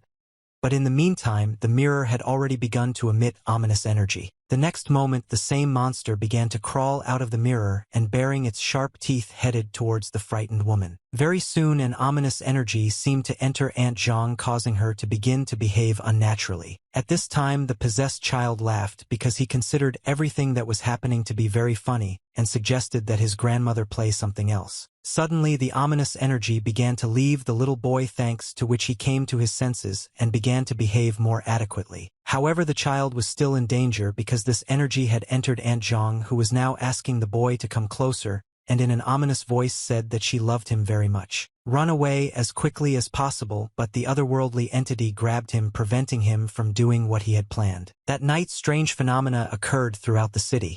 Many spirits and ghosts walked the streets of the metropolis, greatly frightening people. It seemed that all this evil spirits had not reached the port warehouse. One of the workers heading about his business noticed the sky and assumed that a downpour was coming. The man also noticed a ship approaching the port. He remembered that it was recently reported that one of the ships had caught a strange fish in the sea. The sailors were surprised that the fish's body was covered in pus, and that a bunch of sharp fangs were sticking out of its mouth. The men assumed that all this was due to the discharge of waste water into the sea, which provoked a mutation. Meanwhile, a warehouse worker entered the room and, looking at his watch, informed his colleague that it was almost time. "I didn't get any answer," the man told his boss that he came here for supplies and expected to receive them. Suddenly, he noticed the man's hand, which had a strange color and was shaking violently as if from the cold. The man looked like he was in a lot of pain, so his colleague asked him if he was okay and if he needed help. The man looked like he was in a lot of pain, so his colleague asked him if he was okay and if he needed help. The guy then suggested that his colleague had caught a cold and advised him to ask his boss for a vacation in order to have a good rest and recover. The guy was distracted from this conversation by the loud footsteps of people in black suits behind him who were approaching him ever closer. The guy turned around and saw the men. He seemed to recognize them, but was not entirely happy to see them there. Suddenly, one of them asked if all the Shangxing pills were in this warehouse. The guy replied that all of this product had already been purchased by the client. Then the man ordered his subordinates to quickly take everything out of here. The men immediately began to carry out their boss's orders, while the warehouse worker did not understand what was happening and asked them to stop. In order not to listen to the guy's objections any longer, the man with the scar on his face pushed him aside. The guy couldn't stay on his feet and fell right on top of his colleague, who was feeling unwell. After this, the man again ordered his subordinates to quickly take everything out of this warehouse. As soon as the man started to leave, one of the warehouse workers suddenly grabbed him by the leg, as if preventing him from doing what he had planned. The guy grabbed the man's leg so hard that he started bleeding. The man himself was unable to keep his balance and began to fall to the ground. Looking at the warehouse worker who detained him, the man saw that his skin had changed color and sharp long claws had grown on his hands. At the same time, the guy was growling and looked quite aggressive. The other men in black suits took this as a serious threat and, armed with whatever came to hand, prepared to fight back against the possessed guy. The men severely beat the warehouse worker and freed their boss from his grasp. The man with the scar on his face was very excited after what he had experienced and looked at the guy with incomprehension, not even guessing what could have happened to him. Very soon, the man himself began to feel unwell, but despite the worries of his subordinates, he insisted that he first take the medicine before anyone else interfered with them again. Suddenly, the men heard an unfamiliar voice asking if they had talked about him. It turned out that it was Xia Yan, who continued to say that all of this belonged to him because he did not spend his own money on it. The guy was not happy that the men wanted to steal all of this. Then the main character, with a smile on his face, suggested that although the end of the world had not yet come, men were already in a hurry to die. Then the man said that this entire logistics port belonged to his boss, and since the main character's goods were still in this port, the guy could sell it to them at a good price. Xia Yan, walking forward, briefly replied that he had no intention of selling anything. After this, he added that he gave the men 10 minutes to leave on their own, otherwise he would not be responsible for the consequences. Then the main character noticed a worker at the port warehouse who was lying on the floor. and was surprised that zombies were already appearing, which indicated the imminent approach of the end of the world. The men were not prepared to tolerate Xia's arrogant attitude.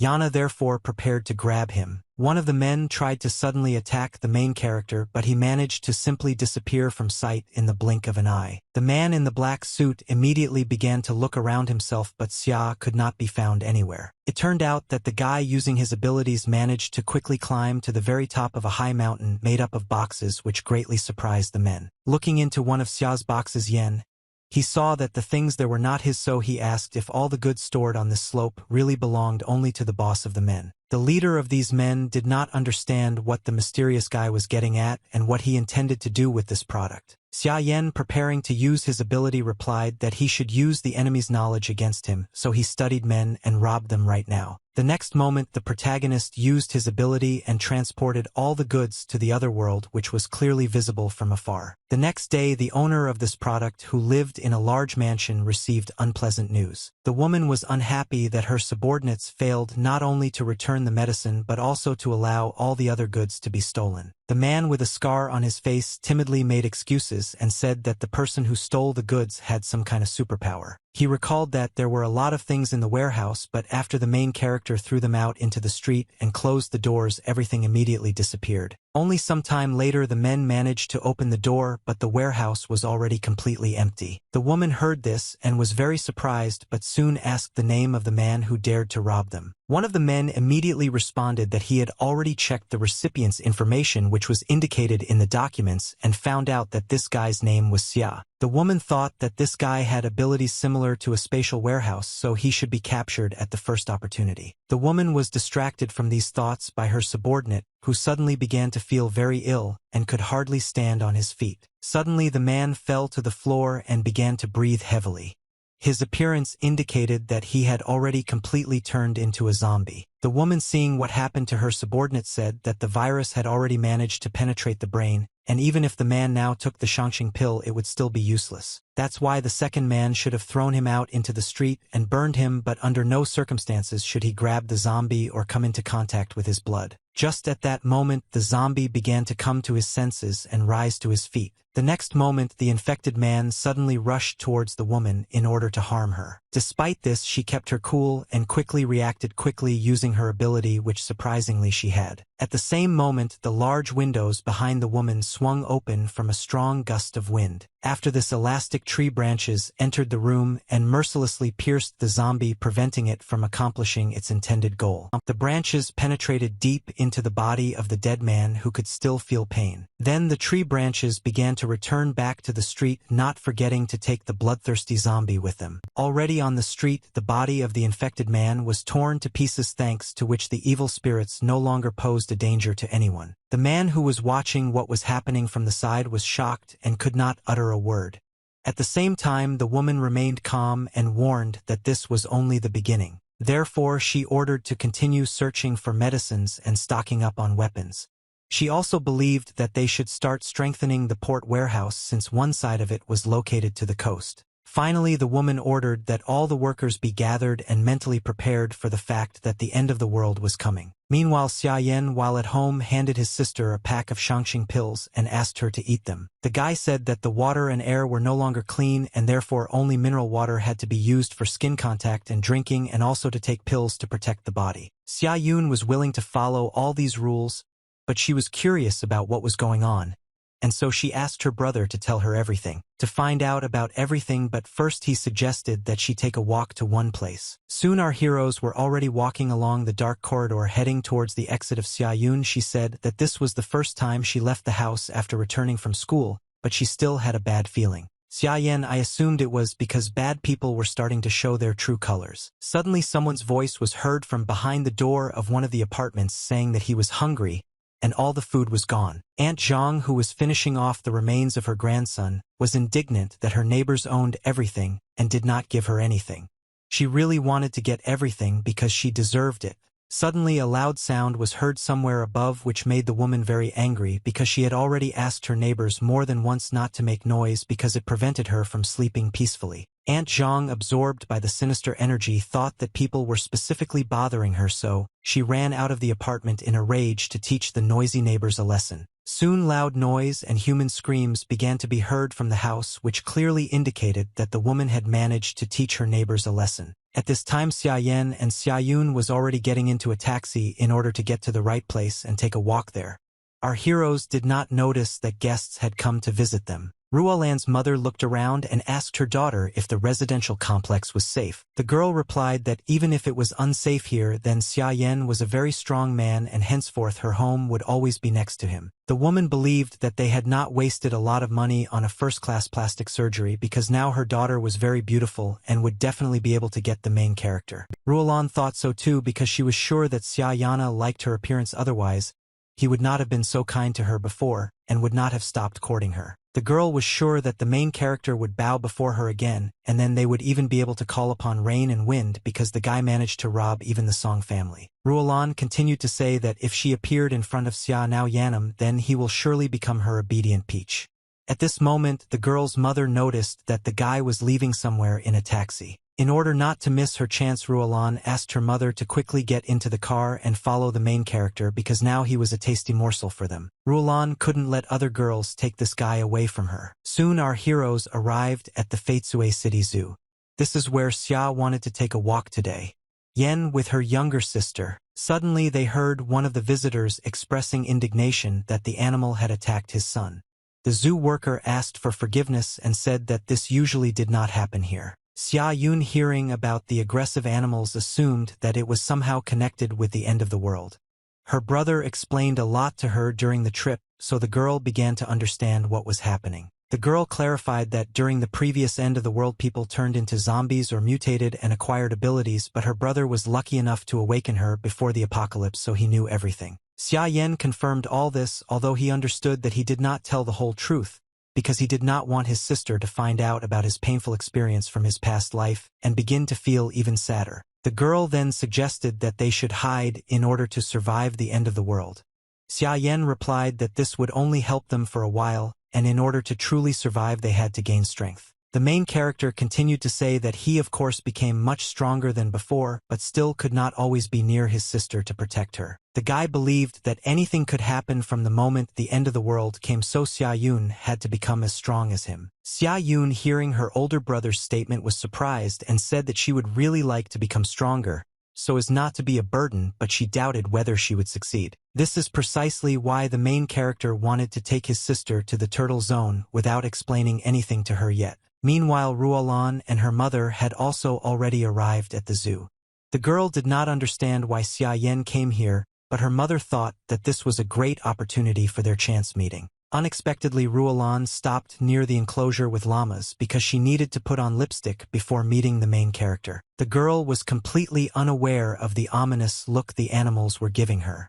They were clearly already affected by the approaching end of the world. At the same time, our heroes were already passing by a lake in which small turtles were swimming. Just at this moment, Sudaji informed the warden that she could already smell the strange creatures which became stronger with every step. The demon bear also decided to share his thoughts and said that he always didn't like fighting with such creatures because they were stubborn and lived much longer than him. After some time wandering around this large territory of Xia thought with joy that he had finally found what he was looking for here. The boy and his younger sister headed towards a large turtle which was sitting quietly on a rock and basking in the rays of the bright sun. Sudaji and the demon bear were shocked to see the 1,000-year-old turtle. At the same time, the protagonist thought that she had lived here since the construction of this zoo, which meant more than 100 years. Xia felt a little awkward when he saw the name of this turtle on the sign. Her name was Tiny. The guy remembered that this turtle was very famous in a past life because 3 descended gods were going to seize its habitat, but the old turtle refused to leave its home and bit the gods. The gods tried to resist and fought with her for several days, but they were unable to break through her strong shell, so the guy regretted that he had not entrusted his sister's life to her then. Xia walked closer to the big turtle and bowed, respectfully turning to it with the intention of talking. As expected, the turtle said absolutely nothing to the man and did not even turn its head in his direction. The main character immediately realized that the turtle was just pretending not to understand human speech and therefore decided to resort to radical methods in order to make it talk. Demonstrating his strength to her, he began to say that he was hungry after the walk and now he would like to drink some turtle soup. She understood everything perfectly. After this, the turtle immediately spoke and said that the man was very impatient. She then said that since ancient times elders were respectfully bowed to, so she was interested in why the main character did not observe decency and immediately moved on to threats. Xia Yan, he replied that the end of the world was approaching and they did not have time for all the formalities.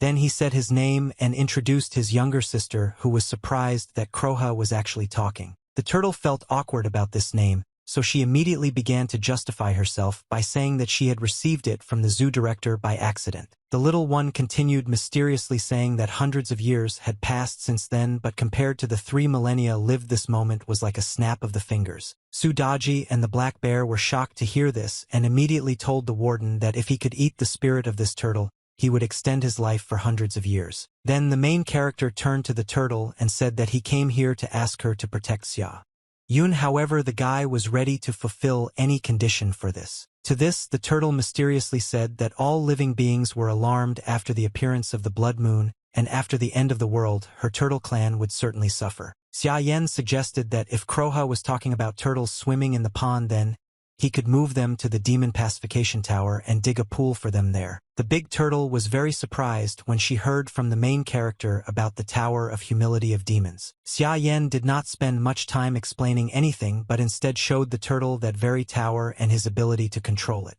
The unexpected turtle turned its attention to one of the prisoners who was on the very top floor of the prison. She immediately remembered the words of this sinful god, that this was the only opportunity for Xian Wu to ascend to the stage where the furious thunder rumbled. After this, the turtle suddenly declared that it was now clear to her what the cause and effect of her appearance here hundreds of years ago was. Then she turned to the main character and asked if he could properly manage this prison, because even though the end of the world inspired fear, if the guy goes down the wrong path it will become tens of times more dangerous. The turtle also asked whether it was worth helping Xia at all Yan if he cannot physically withstand the weight of her 3,000 years of life. Without waiting for an answer, Kroha began to fall at great speed straight towards the main character in order to test his strength. Xia Yan raised his hands up and concentrated all his energy in his legs, preparing to hold the huge turtle. The next moment, a deafening roar echoed throughout the area as the huge turtle fell to the ground. Ruolan heard this rumble, which made her a little worried, so she wanted to leave here already. Suddenly someone tore the wig off the girl's head, making it clear that the consequences of the collision with Xia last time Yanam was still reflected in Ruolan's appearance. Turning back, the angry girl saw that her boyfriend had been taken away by the llama. Ruolan was very angry at the animal and was already planning to teach it a lesson for ruining her wig. The alpaca quickly calmed the grumpy girl down by literally spitting right in her face. The next moment, several aggressive alpacas began to attack Ruolan in order to teach her a lesson for her inappropriate behavior. The girl and her mother could do nothing about it and only tried to cover themselves with their hands so that it would not harm their eyes. Ruolan was very angry at the animals and was about to take revenge on them, but the girl's mother asked her daughter to leave the alpacas alone because now they needed to find Xia. Somehow the woman managed to put the wig back on Zhou's head. But this did little to help the girl's appearance. Noise came from, which meant that the main character was probably somewhere there. Ruolan and her mother walked further and further into the turtle's habitat, but could not find Xia. Yana therefore decided to go even further despite the stench that was all around. The girl's mother was in such a hurry that she didn't even notice how she stepped on the turtle's eggs, breaking several of them in the process. The woman did not regret what she had done at all, and was only indignant that the vile substance had stained her shoes. Without thinking twice, she began to wipe her shoes on the turtle's shell, while saying that this was the only thing animals were good for. After this, the mother and daughter continued their journey deeper into the forest, completely unaware that the turtle's behavior was already very different from their norm. Ruolan said with great joy that they only needed to go around a large tree, and behind those leaves they would definitely see Xia. The girl believed that the main character would definitely be touched by the fact that she fragile made her way through the thickets of trees because of her deep feelings of love for him. Ruolan quickly made her way through the dense thickets, not even suspecting what awaited her ahead. Walking a little further forward, the girl was dumbfounded with fear because she saw in front of her a huge turtle which was looking at her with clearly unkind eyes. The next moment, the turtle bit Ruolan's hand. The turtle's teeth were usually sharp and small, and their bite was very powerful, so it was incredibly difficult to break free from their grip. The turtle grabbed tightly onto Ruolan's hand, and she lost her balance in surprise and fell to the ground. The girl tried not to scream because she thought that otherwise Xia Yan noticed how ugly she was. At the same time, her mother couldn't hold back her scream when someone bit her leg. It turned out that the woman was attacked by several turtles at once who had no intention of taking pity on her. The mother and daughter, having become victims of aggressive turtles, no longer thought about anything other than their salvation and the incredible pain that the bites of these animals brought them. Ruolan tried to run away, calling Xia along the way. Yana came to the rescue, but it was very difficult to run along the sandy coast in high-heeled shoes. As a result, the girl was unable to keep her balance and fell into the water, which seemed very unusual and disgusting to her. Meanwhile, the main character continued his confrontation with the huge turtle, which intended to crush him with its shell. The black bear turned to the guy and asked him to call him for help, and then they would be able to defeat this turtle and then eat its meat. Xia Yan refused this help. The main character continued to resist, making incredible efforts to do so. His entire body had already begun to tremble from exhaustion. Gradually, the enormous weight of the turtle forced Xia Yan sank lower and lower, and now he was already standing on one knee leaning against the ground. The turtle asked the guys to stop resisting because all creatures were meant to live and die. Also, the baby believed that the main character would not be able to do anything until the end of the world. The turtle continued, saying that the guy should have entrusted the Tower of Pacification to her because then she would take care of protecting the main character and his loved ones, and then the destruction of the world would not affect them. Xia Yan did not listen to his opponent's speech at all and tried to concentrate as hard as possible on the problem at hand, but he was greatly hampered by the Sanskrit that was swirling around his head. The turtle then went on to say that such an evil thing as the Demon Suppression Tower was not something the protagonist could be held responsible for. The Sanskrit that enveloped the guy from all sides, and therefore the prison of demons, seemed to suck out the life force, which is why Sudaji and the black bear felt very unwell. Xia's seemingly hopeless situation, Yen did not give up and took the turtle's words as an outright lie. Suddenly energy began to fill the body of the main character, who at the same time asked the old turtle who had already lived for so long whether she had heard about one truth. Xia Yan, without wanting to, made incredible efforts because he believed that the truth was that he who did not move forward was moving backwards. The next moment the protagonist managed to stand up and straighten his back despite the enormous mass of the turtle that was pressing down on him from above. However, the confrontation is not over yet. Now Xia Yan needed absolutely all his strength to take the final step that separated him from victory. The main character threw the huge turtle to the side, which surprised her very much, because she didn't expect to see such strength in a person. The baby was shocked by what happened and did not understand how Xia Yan managed to free himself from the influence of her Sanskrit. Meanwhile, the guy had already taken out a rope that was capable of tying up immortals and tried to make the turtle stop resisting him. After this, the main character threw a rope around the turtle's neck, after which it could no longer resist even if it tried. The black bear urged the boy to kill the turtle right now. Sudaji agreed because of her the warden almost went astray, but fortunately, he had a strong will that distinguished him from others. Finally, Xia Yan set a condition for the old turtle. She could either obey him or die right now.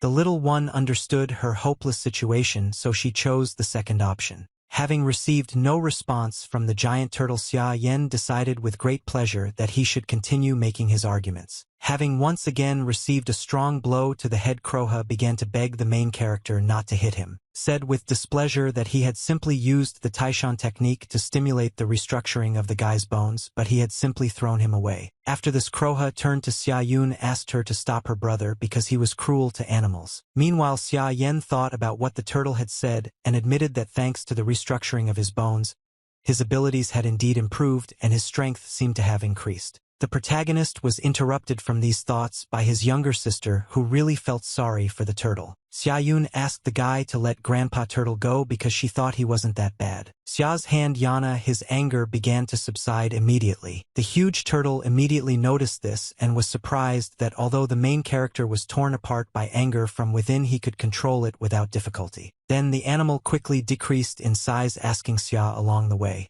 Yun simply called him tiny because any other address would have made him older. The turtle also said that she had the ability to recognize bad intentions, so the girl could no longer worry about her safety. Xia Yun was very happy to hear this, so she sincerely thanked Tiny, telling him her name along the way. Meanwhile, Xia Yan stood silently to the side, and the black demon bear Pod Guanyin regretted that they would not be able to eat turtle soup. After this, the main character decided that he had to play it safe anyway because he couldn't be calm about leaving his sister with an uncontrollable monster. Xia Yan turned to Kroha with a serious expression and asked if he knew what he had to do. The turtle confidently replied that she knew and understood everything.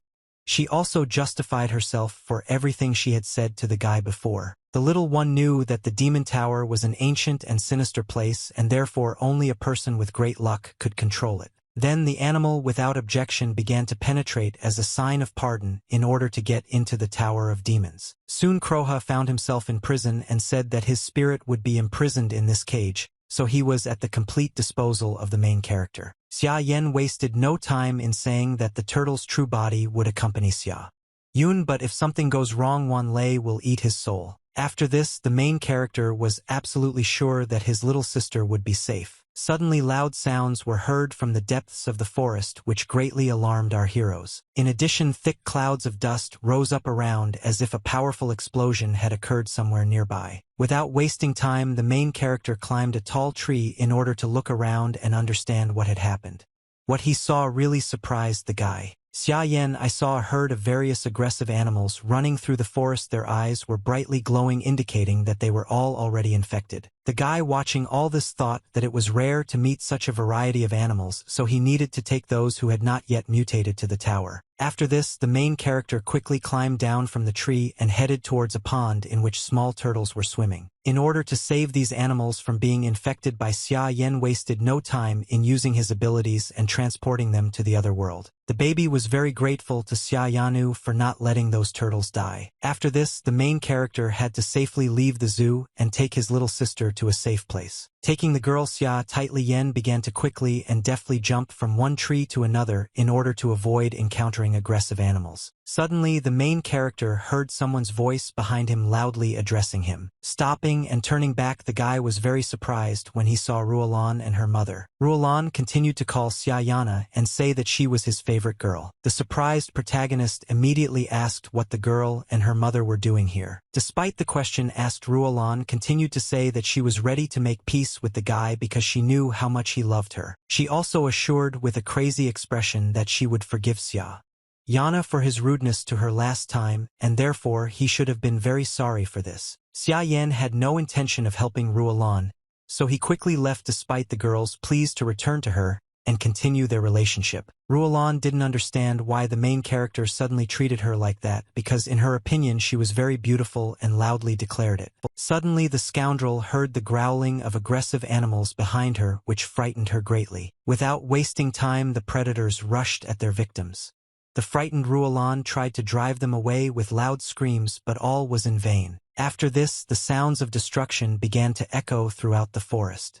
They were caused by mutated animals that destroyed everything that came their way. Meanwhile, the main character continued to look for a safe place for his sister, while simultaneously transferring healthy animals to his other world. Xia Yan was pleased that he had managed to collect a wide variety of animal species, but now he had to focus more on finding a place to spend the night. Soon the guy came across the administrative building of the zoo administration, and having looked at it more closely, he realized that everyone who was inside had already fled long ago. Next, Xia Yan thought that for now Xia Yun could have stayed here because the zoo was located in a remote suburb and there was no one here except predatory animals. The girl agreed that it was a good place, so assuming that her brother still had unfinished business, she began to assure him that she could take care of herself here. Xia Yan asked if his sister wasn't afraid to stay here alone. Xia Yun, she reminded her that Kroha was with her and that she also needed to become stronger. The girl also said that she had already made an agreement with the turtle, and it would teach her how to practice her abilities. Xia Yun promised that she would not be a burden to her brother and would help him with all her might. The main character was glad to hear this and praises the girl for her determination. After this, the main character respectfully turned to Kroha in order to ask him to do something. The turtle happily said that the guy shouldn't have behaved so politely, after which she assured him that she already knew very well what she had to do. Without saying another word, Kroha suddenly used his abilities, causing his eyes to emit a bright light. At that very moment, a mysterious barrier began to appear around the administrative building, which served as protection for those inside. Soon everything was ready, and now the main character could not worry about the safety of his younger sister. No matter how hard they tried, aggressive animals could not get behind the barrier, which proved its effectiveness. Xia Yan, seeing this result, breathed a sigh of relief, believing that at least temporarily one problem had been solved. After that, the guy, without wasting any time, went to Xia's business. Yoon asked her brother to be careful and promised to wait for him here. Soon after, Xia Yan had already run outside the zoo and quickly headed to the city, wanting to finish all her business as quickly as possible. Along the way, the guy saw that chaos had already engulfed human civilization. There were abandoned cars on the roads, many of which had been damaged by collisions with each other. Despite all this, there were no people visible around, and all these cars seemed to have appeared here out of nowhere. The reason for this was the zombies who had driven over the remains of their victims and were nervously looking around in search of people. Despite all this, the main character was not at all frightened or surprised, because there was something that attracted his attention more. The guy looked at the sky and saw how it was all covered with black thunderclouds and the huge moon turned blood red. What he saw made Xiayana understand that time was running out, so he had to hurry in order to do what he had planned. After some time, the large metropolis was completely plunged into chaos. Loud explosions were heard everywhere, which caused large fires. People desperately tried to escape from the zombies chasing them, but unfortunately not everyone succeeded in doing so. The monsters did not feel tired and knew no mercy, so the city's numbers were rapidly declining. The breaking news reported that there had been numerous traffic accidents in the city center, and hospitals were already overflowing with people suffering from food poisoning, bruised skin, red eyes, and high temperatures. Shireen only woke up and learned from the news that due to the abnormal weather, a storm was approaching the city, so the population was advised to stock up on everything they needed and not leave their homes. The girl, having heard all this, was very surprised and did not understand what the reason for all this was and what was happening in the city in general. It seemed to her that all this was like the end of the world, and in order to find out more about what happened, she decided to look for answers on the internet. Shocked by Shireen, causing her eyes to widen for a moment. Users posted videos of zombies attacking people online. Some didn't believe it was real and thought it was good cosplay. In addition, one of the users, who was interested in astronomy and loved to photograph the moon, managed to photograph the monster.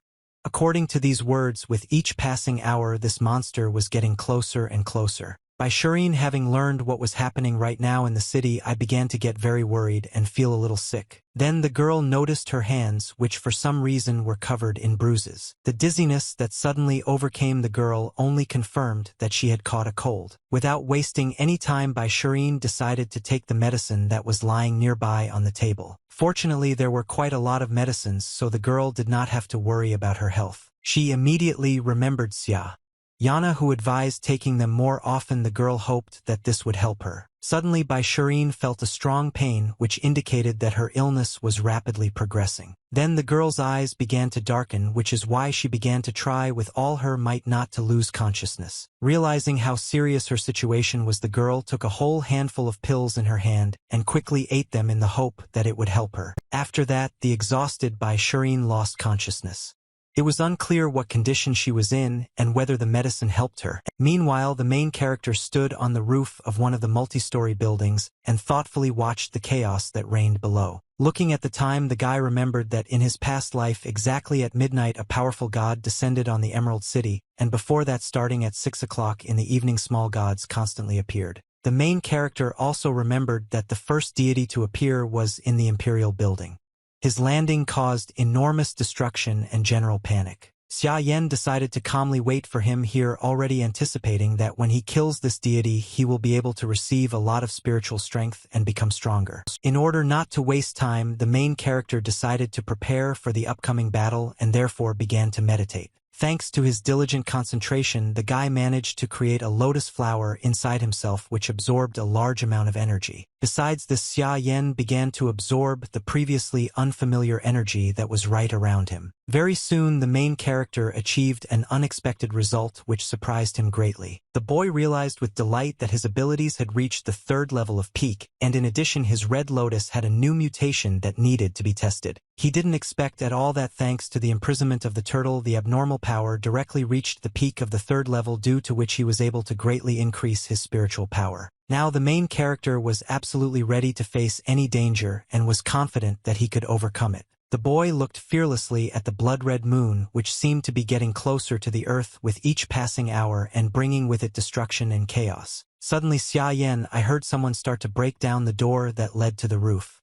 The guy immediately prepared for the worst. Soon the door opened and several men entered the roof who were very unhappy that the main character had somehow gotten onto the roof of the Imperial building. One of the men turned to the manager with bewilderment and asked how the guy was able to climb onto the roof, since the corridor elevators had long been closed. The manager took his subordinate's words solely as an excuse and therefore threatened that all his salary would be delayed this month. The man had no choice but to accept the punishment and apologize, even though he was not at fault in this whole situation. Meanwhile, the manager remained dissatisfied and believed that inferior people were only worthy of doing such work. Xia Yan was completely oblivious to the approach of the people who intended to drive him off the roof of this building, because his attention was completely focused on the one he was waiting for here. Looking at the sky, everyone saw an unusual phenomenon which looked very ominous even despite what had been happening in the city recently. Out of nowhere, lightning began to flash in the blood-red clouds, which did not bode well. Everything that was happening was very frightening for the men who were completely unprepared for something like this. The manager, although he remained calm, could not believe his eyes when he saw all this. Soon everyone present witnessed how the hands of an ominous creature began to emerge from a huge crack in the sky as if trying to break out.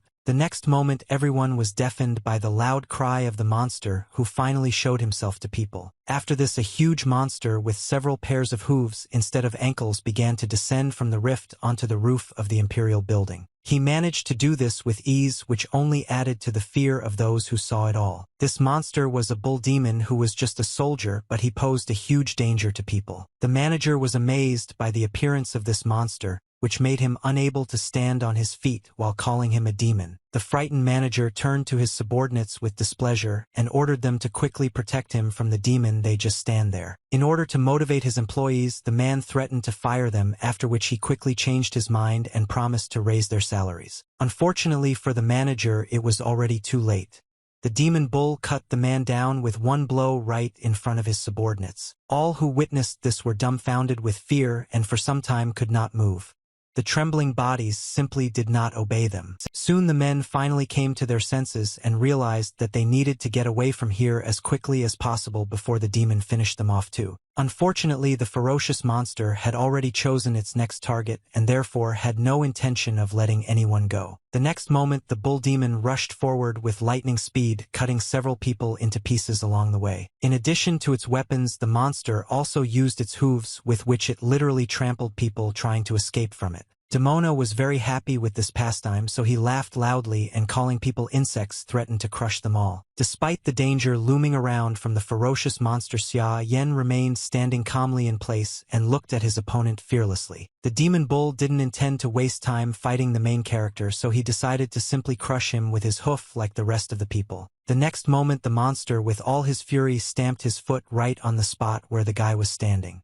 This caused a loud explosion, which was an indicator of the demon's strength. It seemed that the battle was over, but suddenly the monster felt something strange under his hoof. It turned out that the main character was able to easily stop the attack of his opponent Xia Yan calmly asked if the monster really hoped to crush him with such force. After that, the guy, without wasting any time, created a fiery sword from the energy which he needed for a counterattack. Then the main character, smiling, suggested that the monster use him for his training. The bull demon was very surprised when he realized that the guy somehow understood his speech, which is why he stopped fighting for a while. At the same time, the main character remained calm and focused as if he was preparing for something. Suddenly, Xia Yan jumped up from his seat and, pushing hard off the roof of the Imperial building, jumped high into the air. The monster could only watch as his opponent easily repelled his attack and prepared to continue this battle. Soon Xia Yan landed in a safe place and began to watch what actions the bull demon would take. People who watched what was happening could not believe that the main character was really a man, and I really hope that he will be able to kill this monster. Meanwhile, the fierce monster said that he did not expect to meet a worthy opponent, and was very glad that there was such entertainment for him in this world. After this, the demon decided to demonstrate all his rage to the main character and therefore roared loudly and prepared for battle. Swinging his iron axe, the monster said that he wanted to get a good beating from how he would kill Xiaoyana. The next moment, the demon struck the place where the guy stood, simultaneously demanding that he be grateful for the fact that he was lucky enough to fight him. Surprisingly, the main character was not hurt at all, and was able to deftly jump onto his enemy's huge iron axe. The demon bull was shocked that his attack was so ineffective.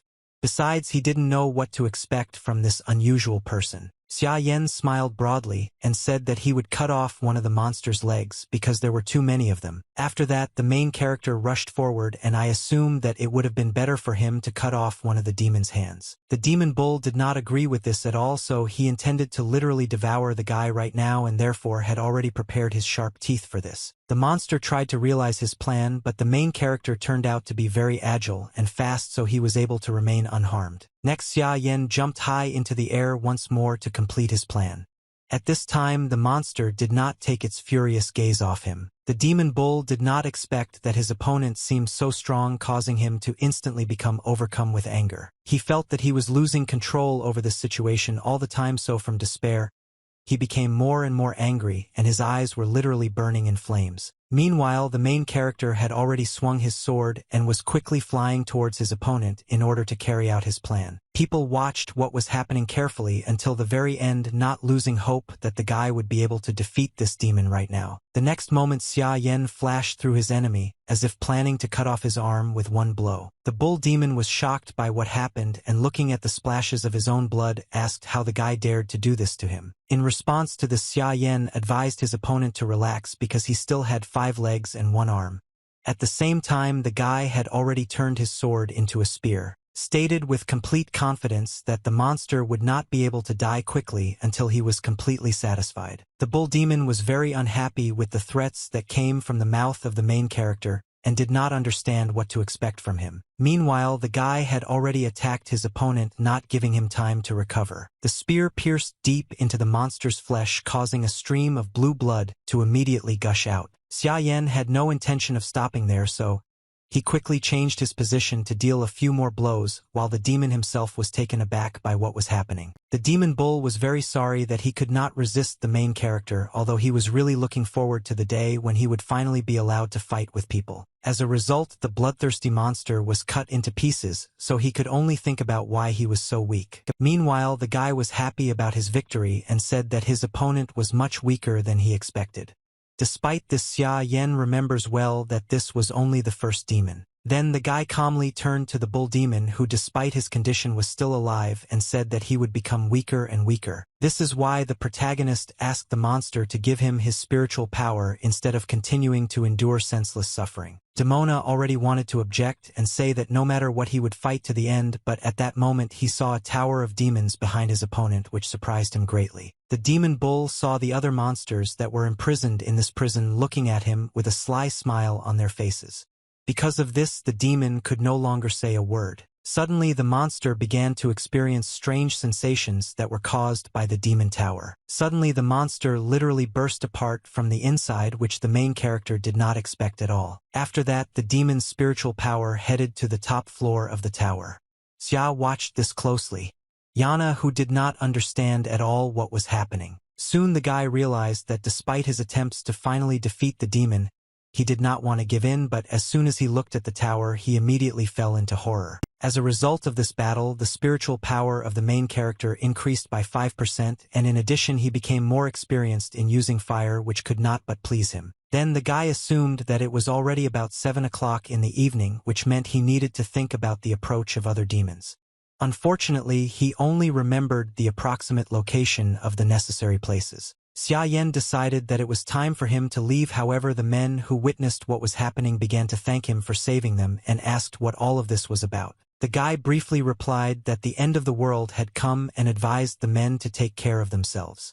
Suddenly, one of them, calling the main character a great god, asked to take them with him. Xia Yan didn't respond to this and fearlessly jumped off the roof of a multi-story building, causing the men to worry about him. The people were left alone among the remains of the demon bull and did not understand what they were supposed to do next. Suddenly, everyone noticed how their colleague was desperately trying to take the demon's huge axe into his hands. Soon this guy started laughing loudly and saying that this weapon was a real treasure because it was used by a monster. Along with this, the man was enveloped in a bequeathing aura. In the end, the maddened guy who was bursting into loud laughter still managed to lift the handle of the demonic weapon. Meanwhile, everyone present noticed that the remains of the monster's body had for some reason turned into a blue liquid.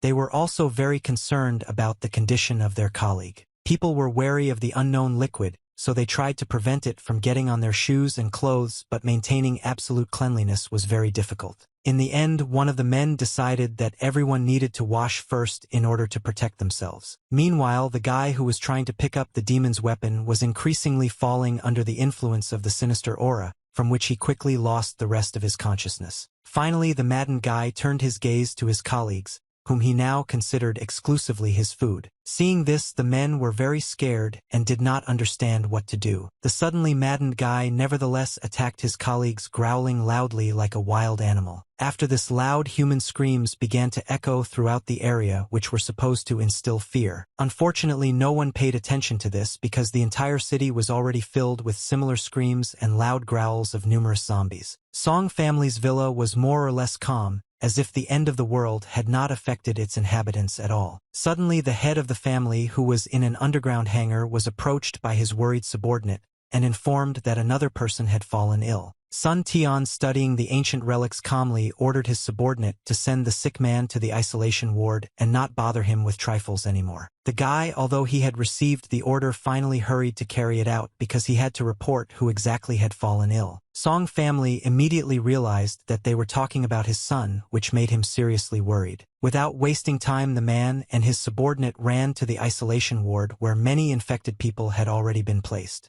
They all loudly begged for help, but Sun Tian didn't pay any attention to them. Finally, running up to the right cell, the man looked inside and asked his son if everything was okay with him. Sun Shijun, who had not yet recovered from the skirmish with the main character, was now feeling very bad, and with all his might asked his father to help him. Without wasting any time, the worried Sun Tian turned to his subordinate and asked where the medicines were that would cure this disease. He was very unhappy that they had not yet been found. The guy said that only one person took 2 Shangqin tablets, thanks to which he only reduced the fever but was not completely cured. Despite this, the man ordered that this medicine be brought as soon as possible. Soon Sun Tian, without entering the isolation ward, threw the necessary medications to his son and asked him to take them quickly. Sun Shijun, not wanting to turn into a zombie, crawled across the floor with all his might to get the drug. With a trembling hand, the guy took a whole handful of pills and ate them in the hope that this would help him to recover. Sun Tian silently watched his son's condition, not losing hope that he would get better. Soon the guy breathed a sigh of relief, and although he was still exhausted, he briefly said that he felt better. Sun Tian was very happy about this, so he ordered his subordinate to find more of these pills. The guy replied that the Song family only had 3 boxes of this medicine. The man was very angry because he had long ago ordered to stock up on these medicines. The frightened subordinate explained that they had stocked up on cheaper and more effective medicine for fever. Hearing this, Sun Tian ordered to get this medicine at any cost, even if it was necessary to use weapons. The guy replied that there were no more of them because they were all bought by a man named Xia. Hearing this name, Sun Tian was consumed with rage, because he realized that the main character had deliberately taken a lot of money from him in order to buy up all of Shangqin's pills in advance. Then the subordinates said that there was too much disorder on the street now, so they could not use the underground tunnels. He asked the head of the family what they should do now. Sun Tian began to regretfully reflect on the fact that his family was certainly doomed because in addition to a large supply of necessary medicines, Xia Yan also had unusual abilities. The next moment, a loud explosion sounded which easily knocked down the iron door of the isolation cell. Sun Tian looked away in surprise, not understanding what could have caused this explosion. Soon the man saw his son, who was feeling well and looked quite healthy, but he was shrouded in a mysterious aura. Sun Shijun happily reported that she was fine and the unpleasant sensations seemed to have left his body. Despite this, the guy still behaved strangely. He also stated that he was now very strong, and in order to demonstrate this, the guy suddenly punched a concrete wall, causing it to collapse. Sun Tian was amazed by what he saw and already began to happily assume that his son had acquired abilities. Sun Shijun continued to loudly proclaim that everything was fine with him and that he now had superpowers, which felt very pleasant. The man could not believe that cold pills really had such an effect and assumed that if you take them on time you could gain superpowers. Sun Tian thought that this was all too good to be true, so he ordered that these drugs be given to other infected people and that their condition be carefully monitored. Also, the man with a sly smile on his face ordered after the completion of the experiment to go outside and go to the warehouse where Xia Yan kept his stock of medicines. The villain assumed that as soon as he took control of the lives and deaths of gifted people with superpowers, he would certainly become a real king. Soon after, a quiet morning arrived. It seemed as if the end of the world had never happened. Shireen had already woken up, but she was still lying on the sofa and thinking about her condition. The girl did not expect at all that a regular cold medicine would actually be so effective. Almost all the symptoms of her illness had already disappeared. Suddenly she felt a strange feeling, and her hand in which she held the pills began to emit light, which surprised the girl very much. Shireen immediately began to rub her eyes, not believing that all of this was actually happening. Then she looked at her hand again, but now everything was as usual. She didn't understand whether she had simply made a mistake or whether everything was happening for real. Shireen was interrupted from these thoughts by an unexpected loud knock on the door, which quickly attracted her attention and put her on guard. After that, the girl heard a familiar voice behind the door asking Shireen for help.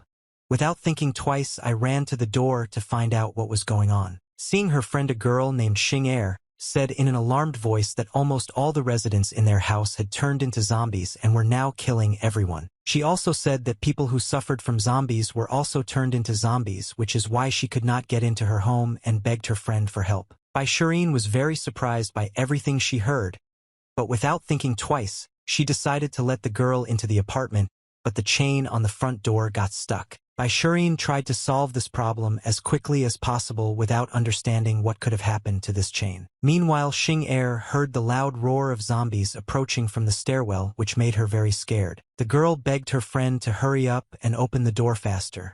Shireen was shocked when she looked out onto the stairwell. The girl saw a crowd of bloodthirsty zombies slowly climbing the stairs to catch up with their victim.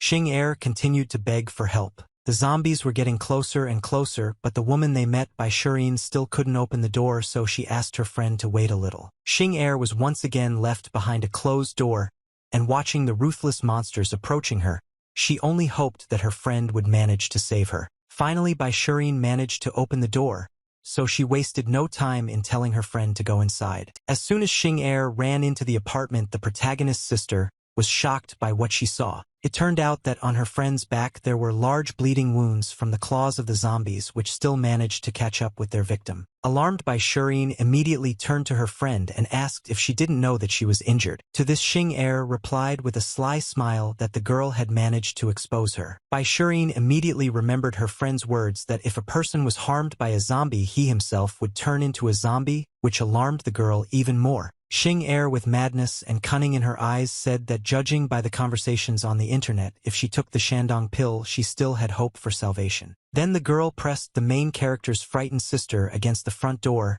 not allowing her to escape, and asked if she had this medicine at home. Suddenly, zombies began to break through the front door, wanting to feed on human flesh. The monsters were becoming more and more persistent, and it seemed that at any moment they would be able to open the doors and go inside. Xing Er was very unhappy with this, and feeling her condition worsening, she felt that she had already lost quite a lot of time. Without a moment's hesitation, the girl pushed Shireen out the door straight into the clutches of the bloodthirsty zombies, and along the way the piglets would have bought her some time. After this, the scoundrel quickly closed the front door in order to remain in a safe place and not get hurt. Shireen desperately knocked on the door and asked the girl to let her in.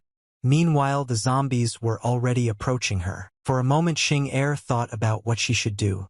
It seemed like she was about to realize her mistake and open the door to her friend. Suddenly, the girl was overcome with anger, and so she confessed that she had always hated Shireen because she was born into a wealthier family and had never known need for anything. The girl continued to knock on the door and through tears asked why her friend treated her like that, since she always helped her. At this, Xing Er laughed loudly and said that the girl had really helped her, so she had to do it again, and in return receive emotional satisfaction from a good deed. Friend behind the door, as well as the growling of zombies who seemed to have caught up with their victim. The villain was very pleased and only hoped that the zombies would eat her friend to the last piece. Xing Er's joy didn't last long because she suddenly felt intense pain coming from the wounds on her back. Looking in the mirror, the girl realized that she needed to find Shanqing pills as quickly as possible, otherwise she would soon turn into an ugly creature. Without wasting any time, the scoundrel began to walk around the stranger's apartment in search of a box of medicines. Suddenly she noticed a table in the living room on which there was already a small box with some medicines. Reading the name of these pills, Xing Er was very happy because this was exactly what she was looking for. The scoundrel was sure that now she was saved. Opening the box, Xing Er discovered that it was completely empty. She didn't understand where the pills could have gone and assumed that Xia Yun ate them all. Luckily for the girl, she found a receipt that said that her friend had bought a lot of these pills, so Xing Er set out again with great enthusiasm to search for a way to survive. For some time, the scoundrel carefully searched the entire apartment, looking into every corner, but this did not bring any results. Because of this, Xing Er began to get very nervous, realizing that, with every minute she wasted, she had less and less time. The girl panicked and did not understand where the necessary medicines could be hidden and why she could not find them. Meanwhile, Xing Er's condition was getting worse and worse. She felt weak and her hands were changing color, becoming more and more like zombie hands. Out of despair and hopelessness, the girl could not contain her emotions and loudly closed her eyes. In this situation, this was all she could do. Suddenly, Xing Er's attention was drawn to the musical ringtone that was playing right next to her, but this was not a good sign. The girl was very surprised because she knew that it was her exclusive call that sounded when Bai Shirin called her. Looking at the screen of her smartphone, the scoundrel made sure that her friend was indeed calling her right now. Xing Er was shocked and didn't understand how this was possible, but she still answered the call. Thanks to the fact that it was a video call, the girl saw that Bai Shirin was completely safe and sound, which could not help but cause her to be shocked. Xing Er immediately began to ask in a trembling voice whether her friend had really died and how that was even possible. To this, Bai Shirin merely showed her friend a handful of Shandong pills and asked if this was what she had been so desperately looking for. Seeing this medicine, Xing Er asked with despair and anger at the same time if all the pills were really with her friend. Without giving any answer, Bai Shirin only briefly asked if the girl wanted to receive this medicine. Hearing this question, Xing Er felt hopeful, so she decided to act immediately to save her life. The girl began to tearfully ask her friend for forgiveness and say that she had simply temporarily lost her way because she had been very scared when the zombies attacked her. The scoundrel even began to bow low and beg for Bai Shirin to share the medicine with her, insisting that she was a kind person. At the same time, the girl thought that Bai Shirin definitely did not leave her in trouble, and as soon as she received the pills, he would immediately deal with his friend. Bai Shirin, seeing how her friend humiliated herself and begged for help, she coldly asked her to stop, after which she asked if Xing Er really hoped that she would believe her again. The scoundrel heard this and became very angry because she realized that her plans were not destined to come true. The girl continued to say that he always thought that the girl was just a child who had not yet matured, who did not receive a proper education in childhood, so he always tried to support her. Bai Shirin suddenly fell silent for a moment, listening to the zombies' roar that echoed throughout the entire stairwell. The girl wasn't worried about it at all, so she kept asking if her friend had decided to take off her hypocritical shell as soon as the end of the world came. Xing Er, who was getting worse due to her illness, admitted her mistake and begged the girl for help. Hearing this, Bai Shirin couldn't hold back her tears, so they slowly rolled down her cheek. Despite this, the girl replied that she wasn't that naive, so she wished her friend to go to hell. After this, the call was ended and the scoundrel fell to the floor and began to choke. She could no longer resist the disease that was quickly taking over her body. The girl was quickly losing her mind, and the last thing she said was that she didn't want to die like this, but no one heard it. Soon a loud human scream was heard from the stairwell coming from Bai Shirin's apartment, but it quickly died down. The girl, despite her confidence during the conversation with her friend, who betrayed her, now felt very depressed. She did not want all this to happen at all. Because the girl was completely immersed in her thoughts about what happened, she did not notice the approach of the zombie, who decided to take advantage of this moment. Bai Shirin quickly came to her senses when she saw the bloodthirsty monster sneaking up on her. Now the girl had to solve this problem as well. Unexpectedly, the girl used her newly acquired abilities in the hope that it would help her escape. Shireen's body literally became transparent, which helped her avoid the zombies' attack and quickly run away. Quickly descending the stairs, the girl remembered that when Xing Er threw her out the door, she thought that her life was over. At that moment, Shireen was very scared of the zombies that quickly surrounded her, and closing her eyes did not notice at all that strange things began to happen to her body. Only after some time, realizing that she was still alive, the girl calmed down a little, opened her eyes, and saw zombies who were in no hurry to attack her. Looking at her hands, she couldn't believe that her body had become transparent again, which meant that she hadn't imagined it that time. Taking advantage of this gift of fate, the girl quickly ran away, thanks to which she was able to escape from the bloodthirsty zombies. The monsters, of course, did not see their victim, but they heard her steps well, but did not even try to pursue her. Soon the girl stopped in a safe place to catch her breath and think. Shireen already knew that because her body became transparent, the zombies couldn't see her, but she felt that due to the ability, the energy in her body was rapidly decreasing. The girl realized that she couldn't stay in this state for too long, so she started to run away so that the zombies wouldn't notice her again. Shireen ran out into the street, thinking that she needed to leave this place immediately. The girl ran as fast as she could and felt that her ability was about to stop working. Soon she had to stop again to rest because her strength was already at its limit. At that very moment, she noticed that her ability had ceased to function, which meant that she was no longer safe. Shireen could clearly hear the loud roars of zombies that seemed to come from all the houses around. Moreover, this growling and human screams were heard throughout the city, which meant that there was simply no safe place anymore. Because of this, Shireen began to get very nervous and didn't understand what she was supposed to do now or where to go. Suddenly, someone from afar loudly called out to the girl, which instantly attracted her attention.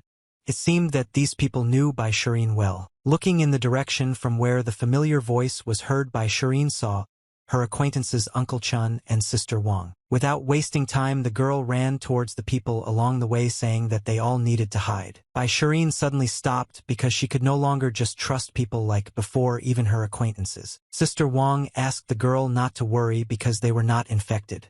After that, she said that they were walking around the residential complex, but after seeing a message in the group of residents, they decided to hide here. Having heard about the group of residents, the girl was very surprised and immediately took out her phone in order to check this group. One of the residents asked for help and posted a photo of a zombie in the group, which according to him appeared in house number 10. Shireen was shocked by what she saw because until the very end she did not believe that the end of the world had really come. Uncle Chun also said that many people were trapped in the building and even more died.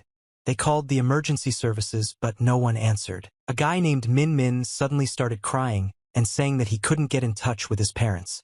He got a job here a few days ago but didn't expect to encounter something like this. Sister Wang also began to worry a lot about what they should do now, because she was afraid that things would soon get much worse. Shireen was horrified that the entire capital was plunged into chaos, but she quickly came to her senses when she saw the impending danger. The girl, without wasting any time, loudly addressed her friends and warned them that zombies were approaching them. Turning back, the people saw that several monsters had turned their attention to them, and the only thing that saved them was a low iron fence. Suddenly, the zombies started talking about how they wanted to go home and therefore demanded that the guard open the doors for them, otherwise they would file a complaint. Ming Ming hurried out of horror, and in the meantime Uncle Chun grabbed the girl by the hand and asked her to quickly leave here. The zombies were very unhappy that they were not allowed into the house, so they began to get very angry and furiously declare that they were the owners of one of the apartments. At the same time, the enraged monsters tried with all their might to break down the iron fence in order to finally get into the territory of the residential complex. Seeing this, Shireen loudly asked the guard to go to the security room and get a stun gun there to somehow protect herself. Meanwhile, the zombies had already passed the obstacle in their path and were targeting Min Min, who seemed like easy prey to them. The guy, seeing the approaching danger, finally came to his senses and began to quickly run in order to take advantage of Shireen's advice. The guard took me into the security room where there really was an electric shock device on the table. Immediately after him, a zombie ran into the room wanting to finally grab his victim. The next moment, the frightened Min Min attacked the monster with all his might, hitting it on the head. From this, the zombie fell to the ground with a crash and no longer showed signs of aggression, but Min Min still remained on guard. By Shireen, seeing all this, praised the guy for a good hit and was glad that no one was hurt.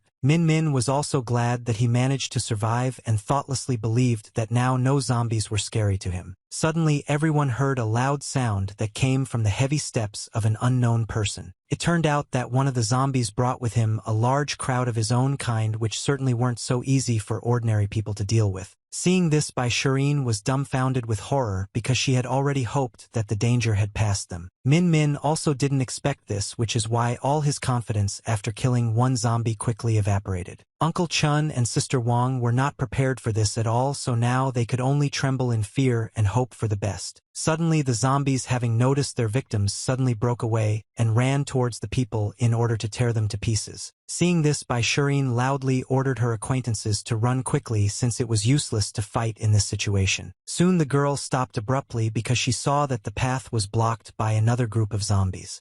It turned out that the people were already surrounded. All the survivors realized with horror that they no longer had any hope of salvation, which meant that this was their end. At that very moment, a strange phenomenon appeared in the sky which resembled a huge crack in space. Right on the territory of the residential complex, a huge monster jumped out of a crack which resembled a spider with a demon's head. The landing of this monster instantly provoked a small earthquake which caused thick clouds of dust to rise and the asphalt road to become covered with cracks. The demon immediately began to attack the surviving zombies, as if he did not consider them his allies and did not want to share the spoils with them. Bai Shireen did not expect at all that, on top of everything else today, she would also have to see a huge demon, which is why she fell into a stupor. The monster saw the frightened girl but was in no hurry to deal with them as quickly as with the zombies, as if he realized that this was a living person. Soon after, the entire area of the residential complex was covered with a strong web on which a demon sat and loudly declared that all the prey belonged to him. Bai Shireen was captured and completely immobilized by the same web.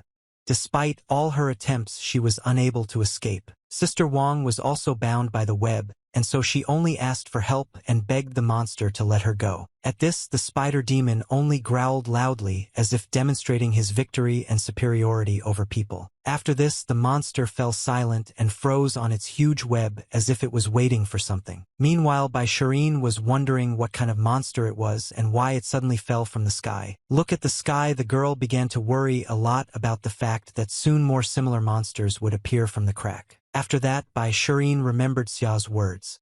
Yana, who spoke about the end of the world beginning, realized that he knew everything in advance. The girl was interrupted from these thoughts by the sudden approach of a spider demon from whom she did not know what to expect. Meanwhile, Xia Yan stood calmly on a high pole and looked down where a large gathering of zombies was visible. It turned out that all these monsters had already been defeated and were literally lying on top of each other, forming a large pile of rotting bodies. All this was closely watched from around the corner by the surviving people, who could not help but take advantage of the chance to film the main character. Xia Yan didn't expect that, on the way to the second demon, he would get into such a situation, but fortunately he managed to find something that only second-level zombies had. After using this crystal, the protagonist could slightly enhance his abnormal abilities, so he immediately took advantage of this opportunity. Then the guy decided to continue his journey, thinking along the way that the zombies were also evolving and becoming stronger. Unexpectedly, Xia Yan was approached by one of the survivors and, thanking him for saving him, said that he had been broadcasting live the whole time, which already had more than 10,000 people. Hearing this, the main character snapped his fingers, after which a small explosion thundered in the survivor's hand.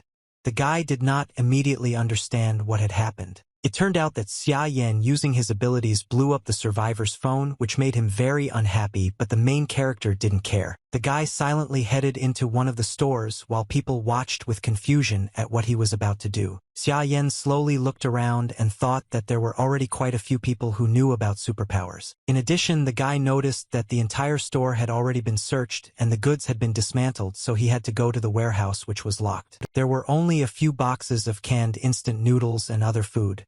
There weren't many things, but the guy considered it a good catch. Without wasting time, the main character, using his abilities, quickly transferred all these things to the other world, to the Tower of Demons, because he was not going to just leave them here. After that, Xia Yan also calmly headed towards the exit while the survivors continued to watch him in bewilderment. Suddenly, one of the guys turned to the main character and asked if he could help them again. Xia Yan stopped silently, already understanding what kind of help the surviving people were asking him for.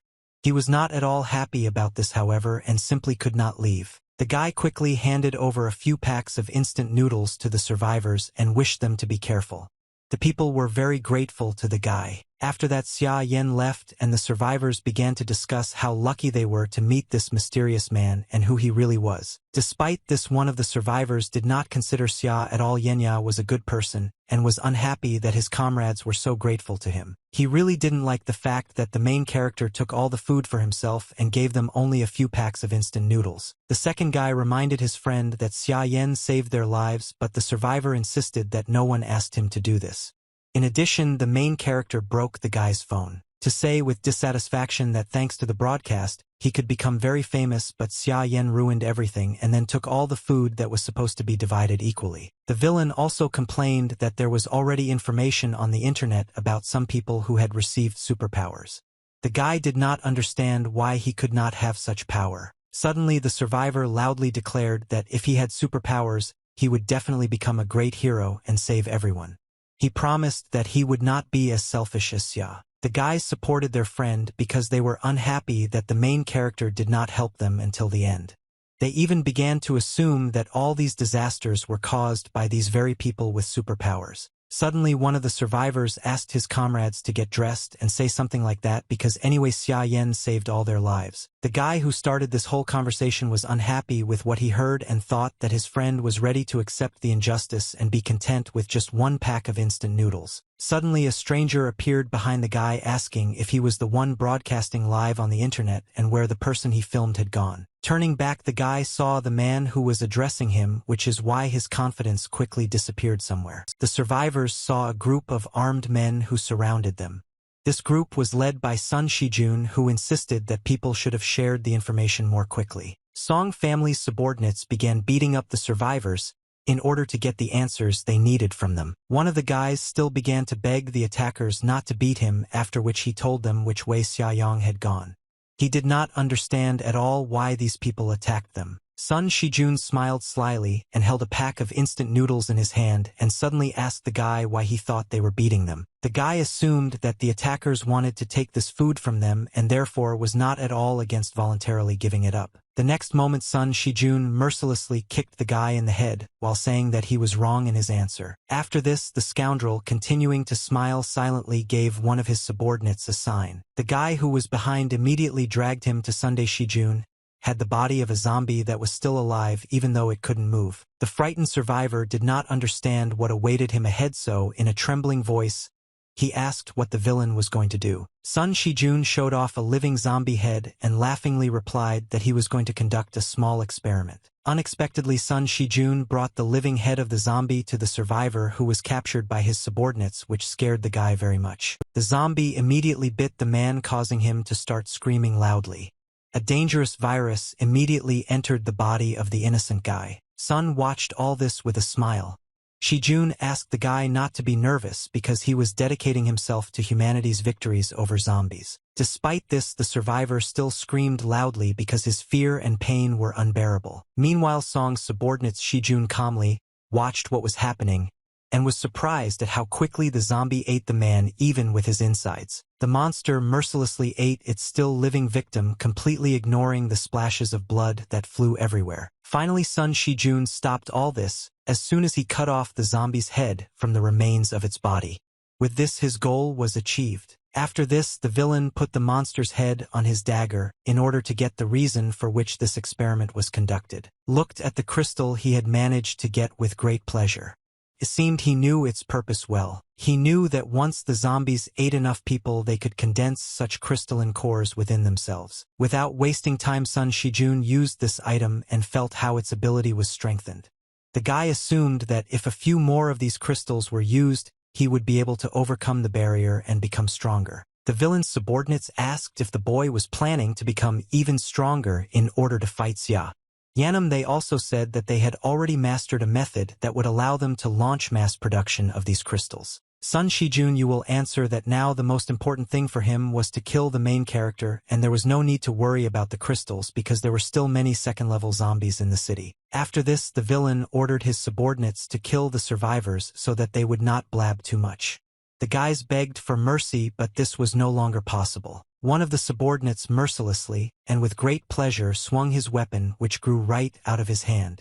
Splashes of blood immediately discharged to the sides. The seriously wounded but still alive guys saw that the attackers also had superpowers, so they realized that they definitely wouldn't be able to leave here alive. At that moment, the survivors realized that in the eyes of gifted people, they were no different from pigs and dogs, so there was no point in expecting mercy. The guys, seeing how their comrade was cut into pieces, were very sorry that Xia Yan simply left after saving them. Suddenly, one of the survivors began to blame the main character for all the troubles, who instead of helping them to the end simply left them here. Meanwhile, Song's subordinate Shijun made a few more swings with his weapon, after which the screams of his victims ceased. Sun Shijun's brother told his subordinates that all this noise had already stopped and ordered them to leave, because they still had a lot of things to do. At that very moment, some object flashed across the sky at great speed, leaving behind a bright streak. Soon after, a loud explosion was heard in the distance, which attracted the attention of the villains.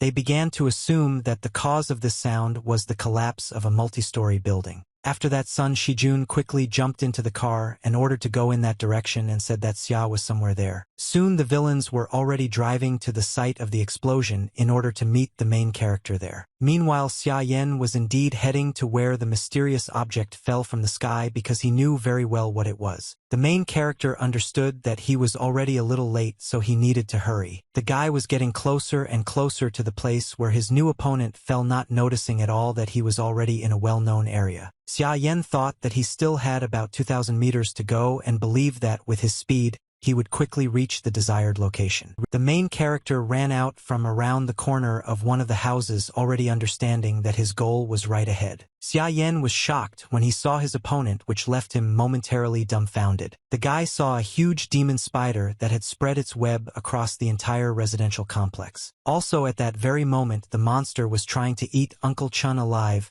whose leg he had already pierced with his sharp claw. Sister Wang was very worried about her relative, and could not believe that he would now lose his life. At this moment, Bai Shirin desperately tried to escape from the web, so as not to become the demon's next victim. No matter how hard the girl tried, she could not break this web, so she did not know what she should do next. Suddenly, the girl remembered her ability to become transparent and thought that it could help her in this situation. Bai Shirin began to try with all her might to activate her power, but she still didn't know how to do it correctly. After several unsuccessful attempts, the girl realized that she did not have enough energy, so she could not cope with this task.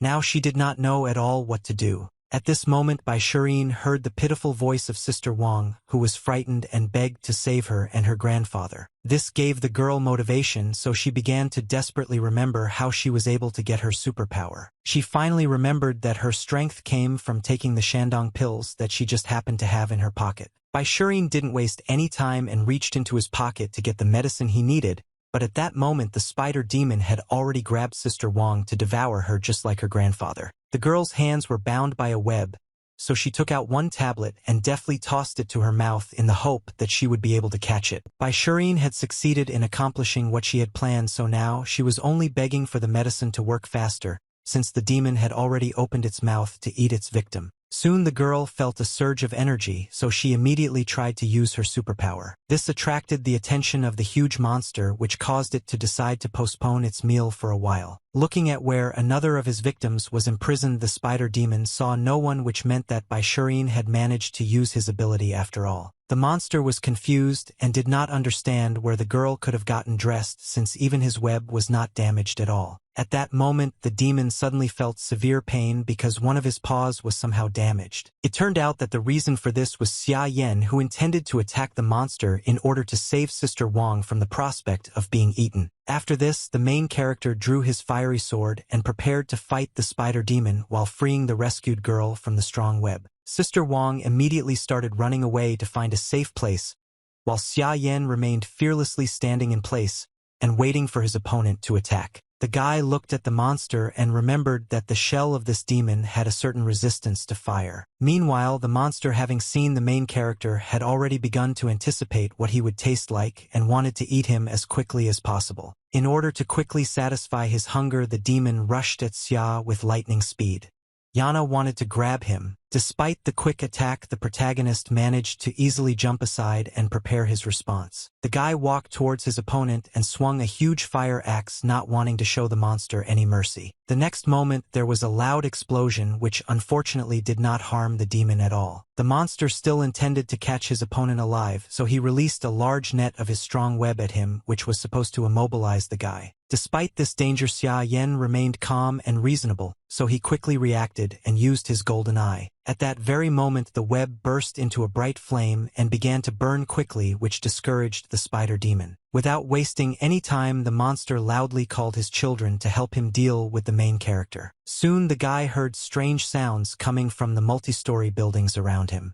Gradually they became louder. Xia Yan couldn't believe that this was really happening and was already anticipating a very difficult situation for himself. Just a few moments later, the guy witnessed how hordes of red spiders began to crawl out of all the doors and windows, responding to the call of the demon spider. They all quickly rushed towards the main character in order to fight him. Very fast, Xia Yan found himself surrounded by small spiders which posed the same danger to him as the demon spider. Meanwhile, Sun Shijun and his subordinate drove carelessly through the streets of the deserted city, completely ignoring the zombies that fell under the wheels of the car. One of the subordinates took great pleasure in dealing with monsters and sometimes received crystals for this, rejoicing at his luck. Sun Shijun was also pleased with this and assumed that if he absorbed 8 of these crystals, he would be able to advance his abilities to the next level. Suddenly, one of his subordinates, in an alarmed voice, drew the guy's attention to what was happening ahead. It turned out that the villains had almost reached the right place, because on their way they began to encounter a huge web, but they did not expect to see a huge spider's nest here. Driving further and further, the villains noticed that there was a passage in the web, so they immediately assumed that this was the work of Xia. One of the subordinates felt uneasy, so he asked Sun Shijun, "Are they really going to go there?" At this moment, one of the guys noticed a big red spider and therefore warned his comrades to be careful. After that, he quickly used his ability and attacked the monster. Despite a direct hit on the target, the spider remained alive. This alarmed the boys, so one of Song's subordinates, Shijun, had to take out his gun and use his ability. The guy managed to hit the target exactly, but even a shot from a firearm could not defeat this spider. Eventually, Sun himself took up the matter. Shijun, who mercilessly attacked the suddenly appearing enemy with his bare hands. After a powerful blow, blood gushed out from the monster's body and landed on Sunday. Shijun guy thought it was very disgusting. The scoundrel then assumed that there might be crystals in this monster, so he furiously tore his opponent apart but found nothing. Suddenly, the guy began to lick the spider's blood from his hands because he felt that it contained a considerable amount of real energy which was in those very crystals. From this process, Song Shijun was distracted by the sudden explosion. Raising his head, he and his subordinates saw a huge spider that was just being attacked by someone. It turned out that the cause of this explosion was Xia Yan, who with all his fury and sword in hand rushed at the spider demon. Sun Shijun was very surprised, but let's assume that the protagonist fought this monster in order to gain a huge benefit after killing the monster. Hearing this, one of the subordinates asked the guy what they were supposed to do now. Sun Shijun, continuing to watch the main character, thought that now they should wait until the guy attracted the attention of all the opponents. The villain planned to take advantage of the moment and absorb as much energy as possible from the small spiders, after which he would destroy the weakened demon and at the same time Xia. Meanwhile, the main character, not yet knowing about the villain's plan, was fighting the spider demon and was completely focused on it. The guy had to confront not only the demon but also all of his children, who quickly surrounded him and who seemed to have no end. In order to withstand such a number of opponents, the main character had to use his abilities to create a fire scythe which could cope with the quick killing of small monsters. Xia Yan made sweeping movements with his weapon, spreading tongues of flame around himself and driving away the spiders. Finally, the guy decided to go on the attack, so he rushed forward with lightning speed, continuing to swing his scythe. In order to hinder the main character, the spider demon together with its children began to release a web at their opponent in the hopes of tying him up. Despite the danger of, Xia Yan was able to use his abilities in time and using fire completely burn away the web, thereby securing his path. After that, the guy stood firmly on the ground and prepared for a counterattack. The main character skillfully swung his weapon from side to side, thereby setting all his small opponents on fire. Soon only ashes remained from the spiders. Next, Xia Yan wasted no time in striking the spider demon, causing it to scream loudly in terrible pain. During the fight, the guy asked if the demon really wanted to devour him using his little spiders for this.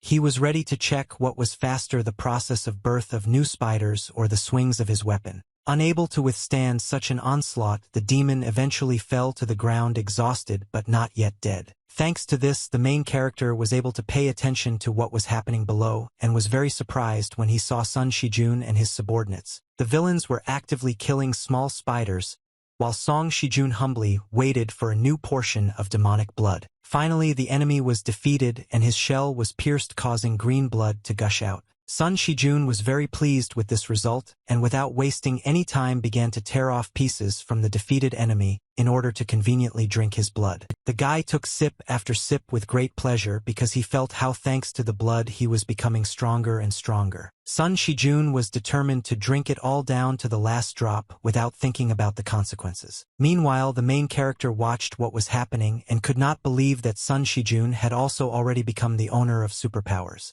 The guy remembered that in his past life this scoundrel had really achieved great results. The subordinate was very surprised at how strong his boss had become and believed that Xia was now Yen could not escape. Sun Shijun agreed with this but suggested not to rush and continue hunting spiders. Having found another spider, the villain with a sly smile said that he already felt the dependence on the blood of these monsters and assumed that this is how the thirst for power felt. Xia calmly addressed the guys.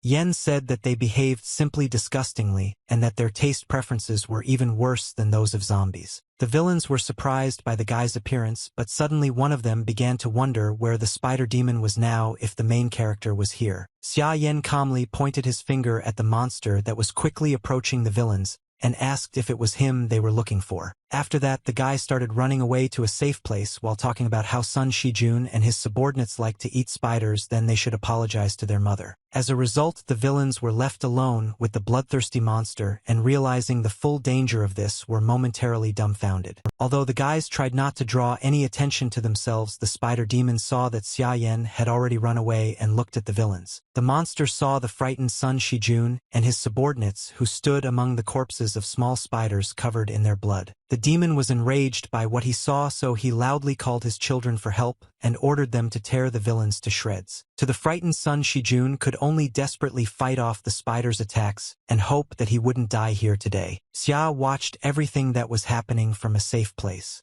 Yen also said that his ex and best friend deserved to be in this situation. Sun Shijun touched upon hearing these words and loudly addressed the main character and ordered him to wait for him because he also had superpowers and therefore would definitely be able to destroy him. To all the threats of Sun, the main character praised Shijun with a smile and then said that he wanted to talk to the guy about something. The guy's speech was interrupted by a spider demon who suddenly appeared in front of him and growled loudly, making it clear that he had not forgotten about his opponent. Xia Yan decided that he had to deal with the monster first, so he asked Sun to Shijun waited for him and did not die yet. The villain was very unhappy that the main character underestimated him so much that he even began to tremble with anger. At that moment, one of his subordinates approached the guy and said in an excited voice that he was almost out of bullets, so he had to retreat. Sun Shijun immediately declared that there was no way to retreat because they needed to kill Xia.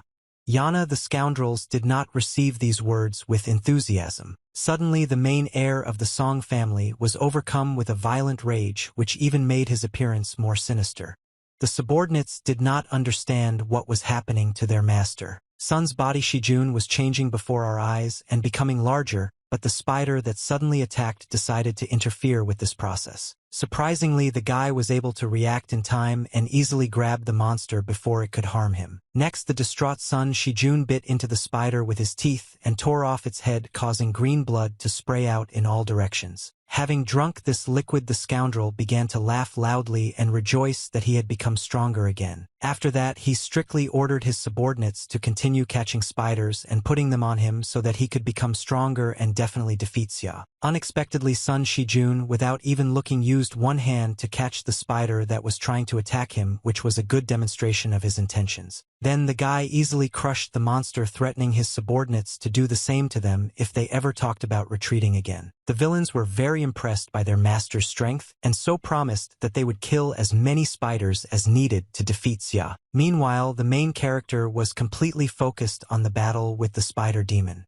He managed to attack this monster, but it was not very successful. The guy understood that the reason for his failure was that the monster's shell was still too hard. That was why the spider demon was determined to continue the battle and did not allow his opponent to stop for a moment to rest. Suddenly, from the strange movements of the monster, it became clear that he had something in mind and intended to use his web for this. The next moment, the demon pushed off strongly and jumped high up, thus ending up above Xia Yanam, who didn't know what to expect. Having chosen the right moment, the spider demon released a huge web that could cover not only the main character but also the entire street. The guy couldn't just burn such a large web, so he could only watch as it quickly covered him. Very soon Xia Yan found himself in a shop from which he could not escape despite his efforts. The spider demon did not want to waste time, so he began to wrap his victim in web even more tightly so that it would definitely not be able to get out. A few minutes later, Xia Yan was completely wrapped in a thick cocoon of webbing, which did not allow him to even move. The monster was very happy about his victory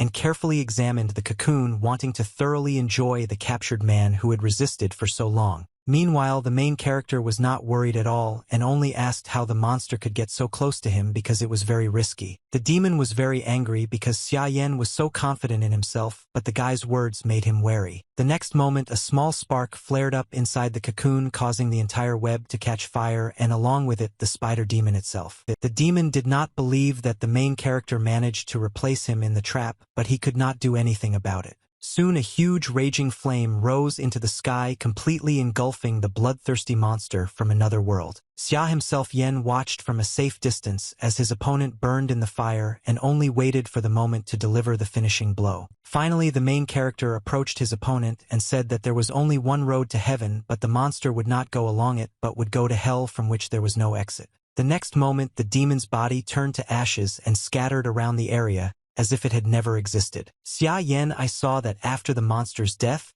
there remained a valuable crystal that would help him become stronger, but the guy was more interested in where his opponent's soul went. Suddenly, the main character heard the insidious voice of a demon nearby, who said that the guy had fallen for his trick. At this moment, the voice of one of Xia's subordinates, Yana, warned him to be careful, because danger was approaching him from behind. Hearing this, the guy, without looking, suddenly grabbed the soul of the demon, who did not expect this at all and wondered where the main character got such incredible power from. The soul of the monster desperately tried to escape, but with each passing second it felt that Xia Yan squeezed her tighter and tighter. In the end, the protagonist mercilessly crushed the soul of his opponent, which marked his final victory. Xia Yan immediately crushed the soul of the spider demon and absorbed the energy contained within it. The main character immediately reached the 4th level of his superpowers, which made him very happy. Suddenly, the boy felt a new energy begin to spread in the demon prison. All the prisoners witnessed how Xia's ability Yana moved to a new level and acquired the name Fire Watching. The main character himself did not fully understand what was happening, which is why this situation scared him a little.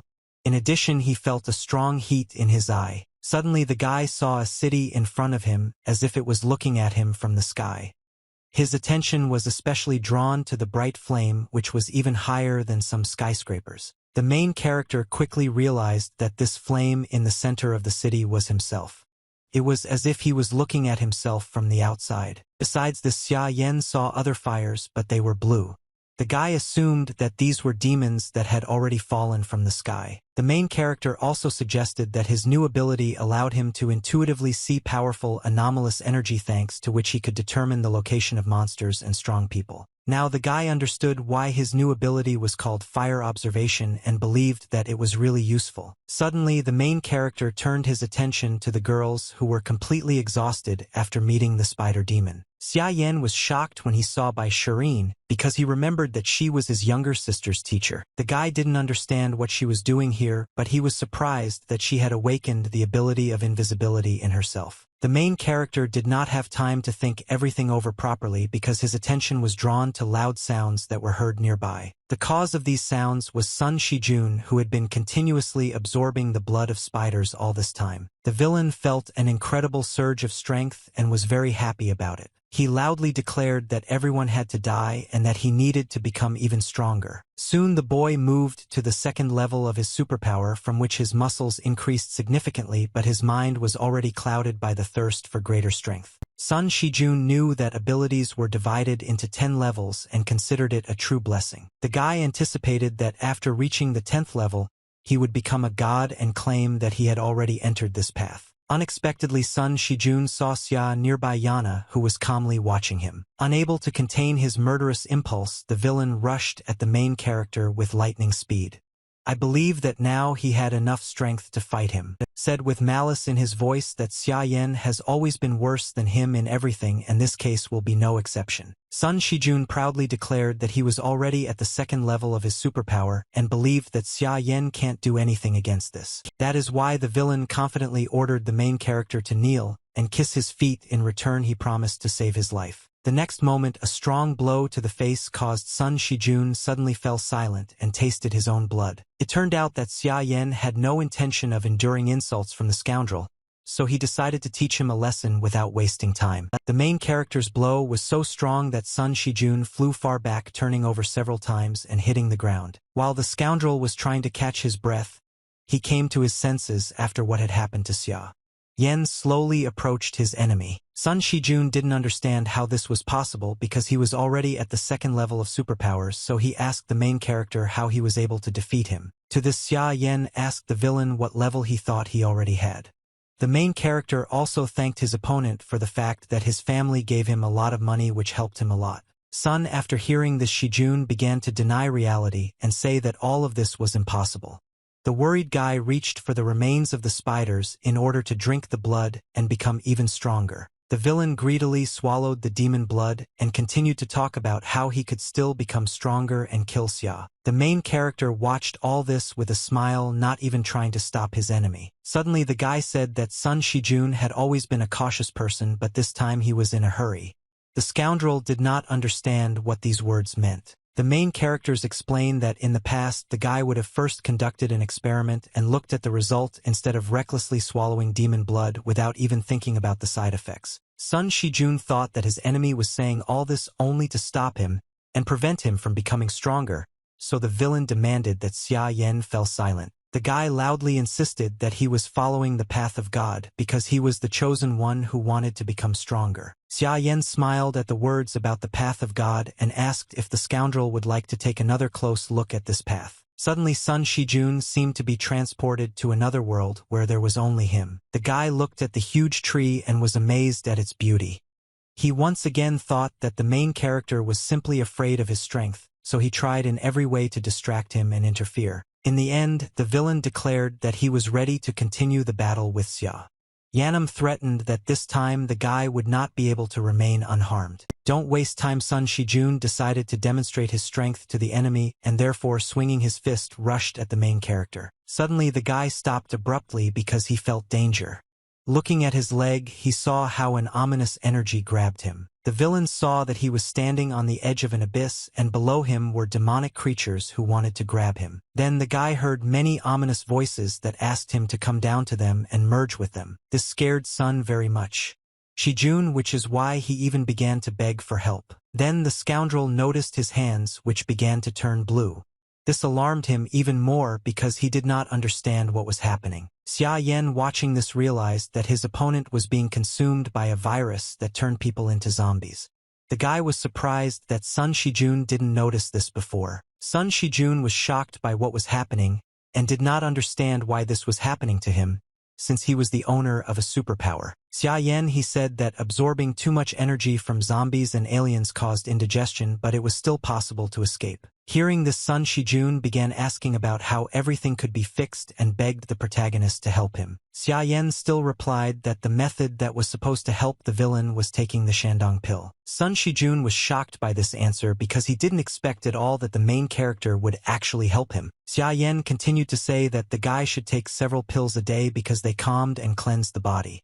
He also shouldn't forget about training and continue to follow the path of God. From everything that Sun heard, Shijun couldn't control his emotions and suddenly burst into tears. Pills with him, and in return he swore to carry out all his orders. Xia's surprised Yen, he replied that he didn't need anything in return from the guy because they were real friends. Sun Shijun, I was very happy to hear this, and was now confident that I could survive. The next moment, a powerful kick from the main character caught up with the gullible scoundrel. Along with this, Xia Yen wanted his opponent to die early without waiting for the disease to completely take over his body. Then the main character, with a rather satisfied smile on his face, reminded that Sun Shijun wanted to harm not only him but also his sister, but even despite this he once already let him go. Xia Yen, I thought that the scoundrel didn't know what gratitude was, and on top of everything else he was driving himself into the grave. Finally the guy said that with this approach even the gods won't be able to save Sunday Shijun. After that he was about to leave. Shangqin pills. To this, Xia Yen showed a small box of medicine and asked if these were the pills the guy was talking about. Sun Shijun immediately confirmed this and began to reach for the medicine,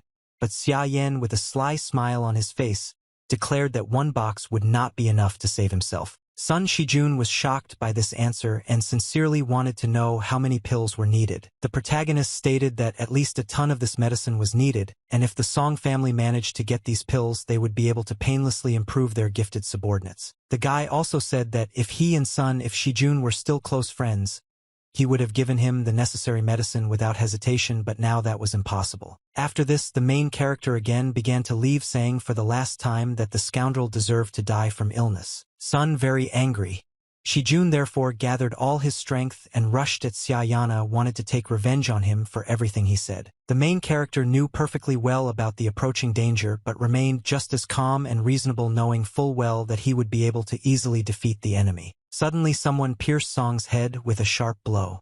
Shijun wielded a sharp iron stick, as if he didn't want the villain to harm the protagonist. Xia Yen was very surprised when he saw that it was that same teacher by Shireen who did it. The girl looked very determined and did not regret her actions at all. Only when she was convinced that the danger for the main character had passed did she exhale heavily and allow herself to tremble with excitement. Xia Yen turned to the girl and said that he did not expect her to be capable of such an act. Bai Shireen replied that the reason for this was the conversation that she had dried up. The girl remembered her friend who betrayed her, so she understood what the main character felt. She believed that the guy did not want to kill the villain on his own, so she did it instead of him. Also, the still excited Bai Shireen thanked the guy for telling her to buy Shandong pills a few days ago. Then the girl tightly clutched the piece of iron pipe, which showed her determination. Bai Shireen isn't done with Song, yet Shijun therefore pulled out her weapon from the scoundrel's head and prepared to finish the job. After that, the girl, without wasting any time, began to beat Sun's lifeless body. Shijunya had heard on the internet that after killing a fairly strong zombie, crystals dropped. Soon Bai Shireen's efforts were crowned with success. She saw something shiny fly out of the scoundrel's head. The girl was happy with her find and immediately dreamed of looking at it. Xia Yen was very surprised that the man with superpowers who turned into a zombie actually had a crystal core. Next, Bai Shireen handed the crystal to the protagonist, but he confidently refused and stated that this thing belonged to the girl. Bai Shireen did not refuse and thanked the guy once again for everything he had done for her. Then she tightly squeezed the crystal in her hand, still not understanding how it should be used. The girl immediately felt how her expended energy was restored, and even increased significantly, but she understood that she should not overdo it so as not to turn into a monster. Along with this, Xia Yen, he said that the girl's ability was quite interesting and believed that it would help Bai Shireen survive if she studied it well. Suddenly the girl turned to the main character, and although she didn't know him well, she wanted to make a deal with him. Xia Yen was very surprised by this. Bai Shireen then remembered the spider demon and asked if the guy really hunted such monsters. The girl looked at the sky and assumed that over time these creatures would become more and more numerous, but the main character needed to hunt them to improve his abilities. Xia Yen was surprised at how observant the girl was. Bai Shireen continued to say that the guy would not be able to kill all the monsters on his own. That is why the girl believed that in this matter she could perhaps help the main character. Xia Yen was shocked when he realized that Bai Shireen wanted to offer him her help in killing demons. The girl asked the main character to give her a chance to prove her worth because she could gather information, search for resources, and even use herself as bait. Hearing all this, the guy directly asked why Bai Shireen was so eager to take on this job. Bai Shireen, without thinking twice, he decisively answered that she had to become stronger in order to survive. The girl's confidence quickly disappeared because she thought that the main character might feel awkward about her proposal and therefore refuse her. To this, Xia Yan said that he wanted Bai Shirin to go to Chunhua Hospital and kill the monster that had taken up residence there. As proof, he needed a trophy. The girl agreed to these conditions without hesitation and without wasting any time set off on her journey. Xia Yan finally warned his friend that the monster that lived in the hospital was as strong as the spider demon. Bai Shirin confidently replied that if she couldn't deal with the monster, she wouldn't be able to survive in this new world, so she would find a way to complete the task. After that, Bai Shirin Xia left. Yen remained standing in place and thought about everything he heard from the girl. The main character liked the fact that Bai Shirin was so ambitious, so he decided to help her a little. Using his ability, he directed a stream of energy at the girl, who didn't even notice anything. Now everything was under the control of the main character. He intended to fulfill his promise if his friend completed the task. The main character was not against finding an assistant, so he was not going to lose sight of this girl. Xia Yan smiled sincerely and suggested not to delay but to solve the problems that had arisen together. Meanwhile, the Song family's villa was in chaos due to the latest disappointing news. Sun Tian was deeply grieving for his only son and did not hold back his emotions because he already knew what had happened to him. Subordinates reported that Xia Yan became very strong, but they managed to find out where his younger sister was hiding, which could be used for revenge. Hearing this, the man was immediately consumed by rage, and the only thing he could think about now was the punishment for the main character. The villain wished for his subordinates to kill the girl and take away all of Shangqin's pills, of which she probably had in abundance. In a very short time, Sun Tian gathered a small army and ordered everyone to follow him and attack the survivors, taking everything of value from them. The man believed that no matter how strong the main character was, his younger sister was just an ordinary person who could not do anything to protect herself. Moreover, the scoundrel knew that Xia Yan was now in the city center, so he was sure that he would not have time to come to his sister's aid. Meanwhile, an unsuspecting Xia Yun watched the news, which reported on terrorist attacks that were happening all over the city. The presenter also reported that the epidemic continued to spread, so all people should stay at home and wait for rescue. Xia Yun was shocked by everything that was happening and listened with bated breath as experts explained that the epidemic was linked to the release of nuclear waste into wastewater. Suddenly, right during a live broadcast, one of the infected burst into the studio and began attacking the news anchor. At this point, the television broadcast suddenly stopped, making it impossible to find out whether the woman had been able to escape. Alarmed by what was happening, Xia Yun looked out the window and saw a huge blood-colored moon that did not bode well. Soon the sky was covered with thick black clouds, which brought down a flurry of bright lightning on the city. The loud pouring rain masked all the noise that was heard outside. Xia Yun watched all this through the window with concern and wondered if everything was okay with her brother. The baby asked the girl not to worry and assured her that given the guy's strength, little could harm him. Then he asked if Xia had already thought about it.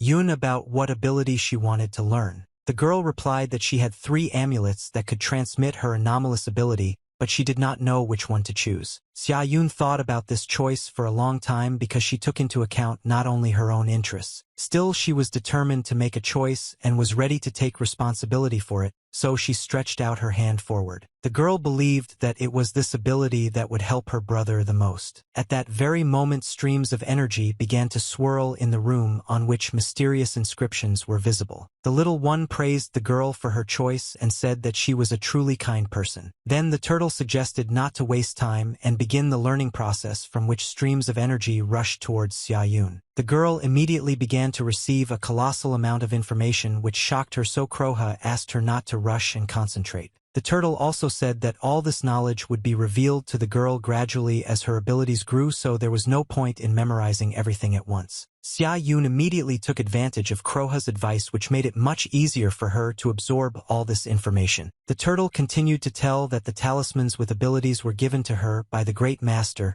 who before his departure ordered them to be kept for a fateful person. That's why Kroha had never studied these techniques and now didn't know how much information Xia could absorb. Yun from the first time. Suddenly the turtle interrupted her speech because she sensed the approach of danger coming from the street. At this moment, the administrative task of the zoo in which Xia was hiding several cars with armed men drove up to Yun. Sun Tian turned to his 3 subordinates who possessed superpowers and ordered them to stand at the forefront. After this, the man loudly addressed the rest of his armed subordinates and said that they had to attack the building right now. Everyone immediately began to carry out the order. They were sure that catching one girl would be very easy. Sun Tian smiled slyly as he addressed Xia.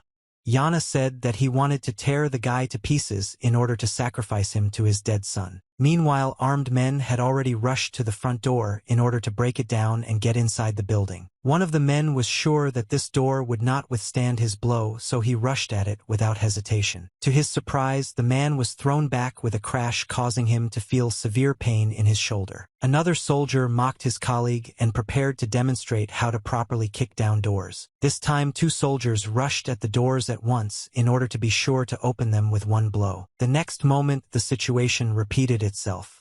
The Song family's subordinates were thrown far back, causing them to fall helplessly to the ground. The men felt severe pain and did not understand why they were unable to break down the doors, because before that they could break even an iron door weighing 500 kilograms. Sun Tian was very dissatisfied with the result and demanded that his subordinates hurry up. One of the commanders immediately ordered the soldiers to break the windows since they could not open the door. The men immediately began to carry out the order, but to everyone's surprise, even the windows remained intact and undamaged despite the strong blows. The soldiers did not understand what was happening and why they could not break these windows. One of the men began to suggest that the glass in the windows was tempered. The second man insisted that it was just a house in a zoo and not a presidential palace, so there could not have been tempered glass there. In order not to anger their master even more, the soldiers decided to use explosive material that could blow up even a bank underground safe. The men quickly began to cover the door with explosives, not at all worried that the building could simply collapse from such a quantity. A few seconds later, the soldier began the countdown and then pressed the red button.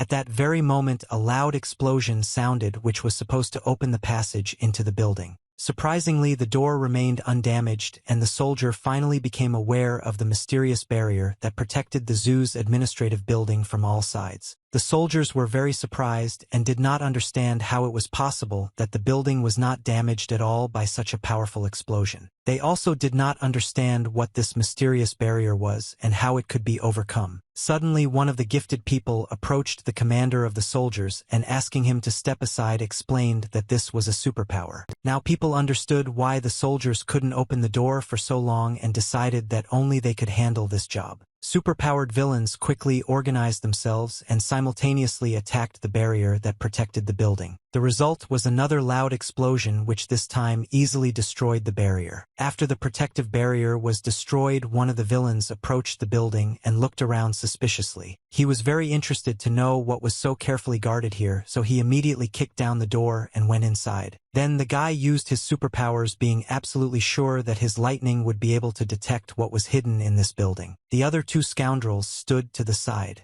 They didn't care how much Xia Yan tried to protect his sister, because after them there would be no living place left here. The next moment, a bright flash of lightning flashed inside the building, which took everyone by surprise with its suddenness. The villains immediately assumed that their comrade had already sorted everything out and were therefore very pleased. For a while, there was silence in the zoo's administrative building.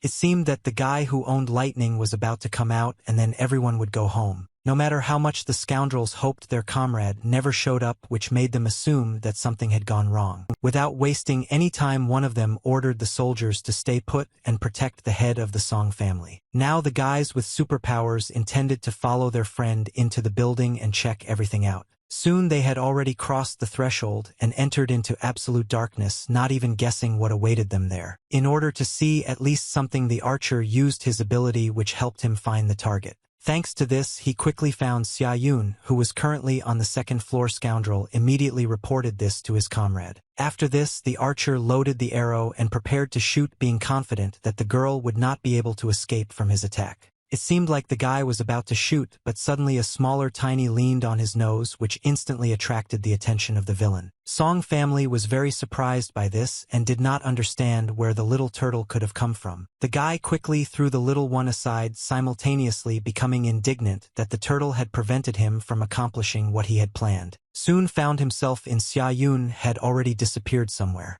Besides this, Kroha turned to the scoundrels and asked them not to beat him because he was just a turtle. The guys were shocked that this turtle could talk. She even asked that the young people no longer use physical force here. The baby claimed that otherwise he would have to defend himself. Along the way he decided to demonstrate that his warning was not just words. The next moment a huge stream of water burst out of the zoo's administrative building and literally knocked off their feet all the scoundrels who were standing on the street. The guys with superpowers were able to stay on their feet, but they were shocked and did not understand at all what was happening here. Soon the villains saw something that shocked and swelled them even more than the little turtle with incredible abilities. The guy was seen as their friend, who was now unconscious, was floating out of the building on the waves.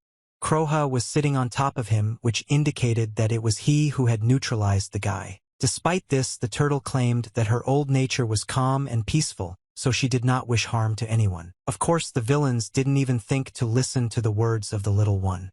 One of them immediately ordered all his comrades to open fire on the turtle and kill it. At that very moment, the armed men pulled the trigger and began shooting at their unusual adversary. The bullets flew at great speed towards Kroha, but he didn't even think about running away. Suddenly, the bullets began to hit an invisible barrier which easily stopped them. Feeling safe, the turtle warned that she could harm all those who did not listen to her words. The next moment, the bullets began to bounce off the barrier and ricochet into the armed villains, causing them serious wounds and even killing some of them. Of course, this did not apply to the villain with superpowers. Although not without difficulty, he still managed to outrun the bullets thanks to his inhuman reaction. Soon the boy intended to rush at the turtle so that it would stop attacking his comrades. As expected, the villain failed to break through the strong barrier of the crumb, so it seemed that the turtle was not in any danger. Unexpectedly, the archer decided to come to the aid of his comrade, and making a powerful shot, put all his strength into the arrow. As soon as the arrow touched the barrier, a loud explosion sounded and tongues of flame engulfed the baby. As a result, the protective barrier was destroyed, which the turtle did not expect at all. Meanwhile, the villains rejoiced at their success and were determined to finally deal with their enemy. The baby needed to do something as soon as possible in order to stay alive. Suddenly, the villains' enthusiasm disappeared somewhere. A serious threat appeared before them which frightened them very much. It turned out that in just a few seconds Tiny had managed to get very angry and take his maximum form. Now the turtle was not going to just negotiate with the villains. As a result of the villains' last attack, the barrier that protected Tiny was destroyed, so he had to act more decisively. The angry turtle assumed its maximum form and was now determined to get rid of the annoying young men once and for all. The villains were shocked by the impressive size of their enemy, as if they could not believe that the turtles could be so huge. The baby, with just the power of thought, collected all the fragments of the destroyed barrier in order to use them for an attack. These fragments contained the turtle's spiritual powers, so they were necessary for her now. The next moment, as if from nowhere, a stormy stream of water gushed out. Under the terrifying roar of the crumb, she headed towards the villains. In addition to its abilities, the turtle also intended to use its paws to literally dilute its enemies. The villains, seeing all this, became even more frightened and began to run away as quickly as possible. At that moment, the turtle delivered a crushing blow but unfortunately missed. Just for this occasion, Kroha kept water ready, which he could control with the help of his abilities. The water immediately swallowed up all the scoundrels. They could not resist the stormy elements, so they only asked the turtle for forgiveness. The villains almost choked while trying to stay afloat, but the water was much stronger than them. As soon as the water receded, it became clear that most of the villains had already died.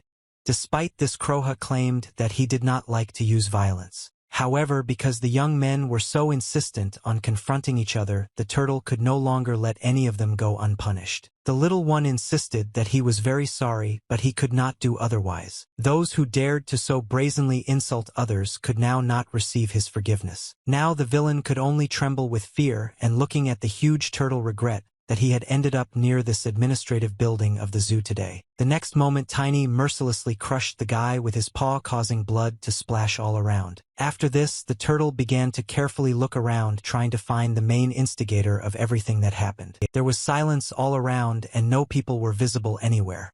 The scattered things and military vehicles no longer interested anyone. Then the turtle looked at the administrative building and assumed that the main villain was already inside. Xia was watching everything that was happening from the window. Yun, who was not at all happy about human deaths even though the villains wanted to harm her. Suddenly a dark figure of an armed man appeared behind the girl, who was able to sneak up unnoticed thanks to the deafening peals of thunder. This man was Song, who was mad with a thirst for revenge. Ot smiled widely because now he could finally kill the protagonist's sister. The scoundrel with tears in his eyes began to speak loudly about how he had only one son but Xia Yan dared to kill him. Now the man was determined to achieve justice with his gun, which he had prepared especially for this event. Without any doubt, Sun Tian pointed his gun at Xia Yun, declared that she would now pay with her life for her brother's misdeed. The girl was very scared when she saw the armed villain. She was not at all prepared for this meeting and therefore did not have any protection. It seemed that Xia Yun has come to an end. The next moment a loud shot rang out. After that, with a characteristic ringing sound, a single cartridge fell to the floor. Fortunately, the girl remained chella and unharmed. This was facilitated by a protective barrier that appeared at the very last moment. Sun Tian was shocked that he failed to kill Xia Yun. For a while the man froze in place because he did not believe that he had failed. At this time Kroha, still on the street, giggled maliciously and said that of course he could not leave the girl alone in danger. However, the turtle believed that with the beginning of the Xia apocalypse, Yun had to learn to face her enemies head-on and resist them. The little one was not at all against the main villain, helping the girl adapt to the new world faster. Xia Yun was under the reliable protection of the magical barrier, but she still couldn't help but feel fear as she looked at the maddened scoundrel. Wishing the girl only death, Sun Tian fired a few more shots while loudly asking why she didn't die. The protective barrier did its job perfectly, but Xia Yun hoped that all this would end quickly. Angry, Sun Tian continued to fire one bullet after another, while simultaneously declaring that the protagonist's sister was a simple girl, but she could have the opportunity to be useful to him. According to the villain, she could atone for her sins with blood and help his family get rich. The man was unable to break the protective barrier, so he asked with displeasure how Xia was doing. Yun dared to resist him. The bullets that bounced in different directions indicated that the girl intended to survive, which greatly irritated the villain. Very soon, instead of firing shots, the scoundrel's pistol began to make a loud clicking sound, which indicated that the cartridges had run out. However, Xia Yun was still very scared and didn't feel safe. The girl didn't know how she was going to deal with her opponent. At the same time, Song, maddened by the thirst for revenge, Tian was still determined to kill the protagonist's sister, and it seemed that even the protective barrier could not stop him. Since the pistol ran out of bullets, the man threw it away and quickly took out a long knife, which he decided to use immediately. The villain began to strike hard at the protective barrier in the hope that it would eventually collapse.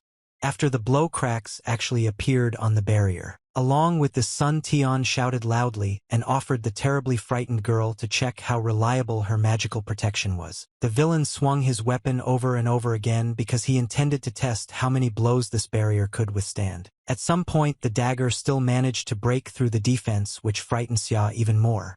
Yun, her only hope for salvation, was literally crumbling before her eyes. At the same time, the man was very pleased with this result, so he laughed loudly and claimed that he would get to the girl very soon. Said with a wide smile on his face that as soon as he finished off, Xia Yun takes a photo of her corpse and sends the photo to the protagonist. Sun Tian once again swung his knife and didn't even think about stopping because he wanted to see the suffering of our heroes. The man wanted them to understand what he had been through, and that is why he was determined to kill Xia after Yun finds Xia Yana and fight him to the death. The scoundrel, being very pleased with himself, still laughed loudly and said that our heroes would soon meet in heaven.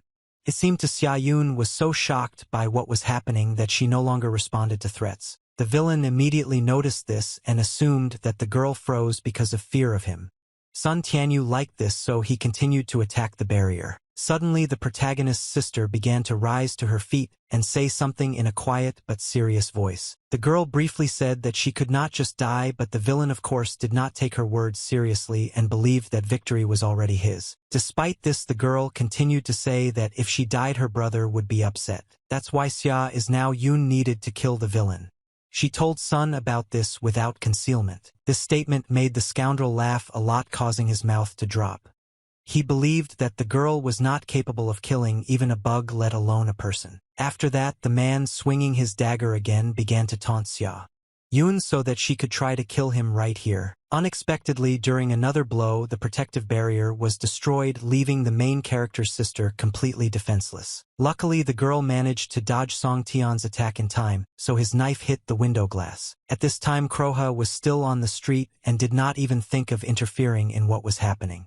He was completely captivated by the sight of a huge bloody moon that hung over the city. Of course, the turtle immediately noticed the scale of the battle in the building, but for some reason she did not dare to go help Xia. The protagonist's sister was also surprisingly frighteningly calm despite the situation she found herself in.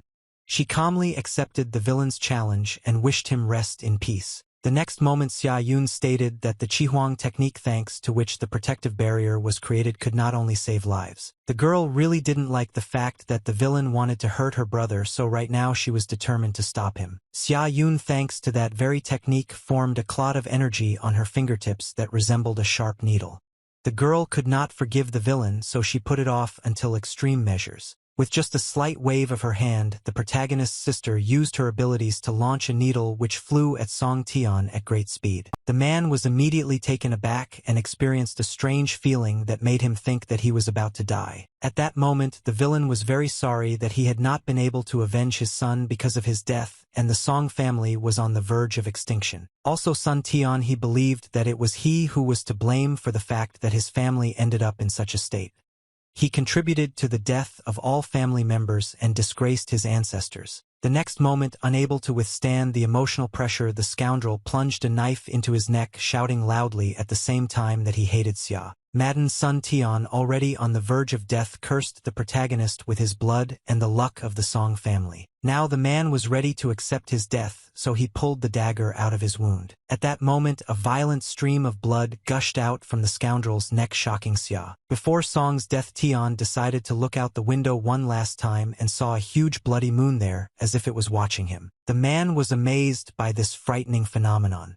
It seemed to hypnotize the scoundrel, from which his anxiety instantly disappeared. Now, son, I'm pulling. It seemed that he was being watched by huge frightening monsters, the main one of which was clearly interested in the man. Seeing the sun monsters, Tian immediately fell to his knees, believing that a real deity had appeared to him before his death. The villain began to bow respectfully to the monster in the hope that he would not unleash his wrath on him. Suddenly, the monster turned to the man with a smile and asked him to give him his pure soul, and at the same time offer him everything he had left. The monster claimed that in return he might want to help the scoundrel for fun.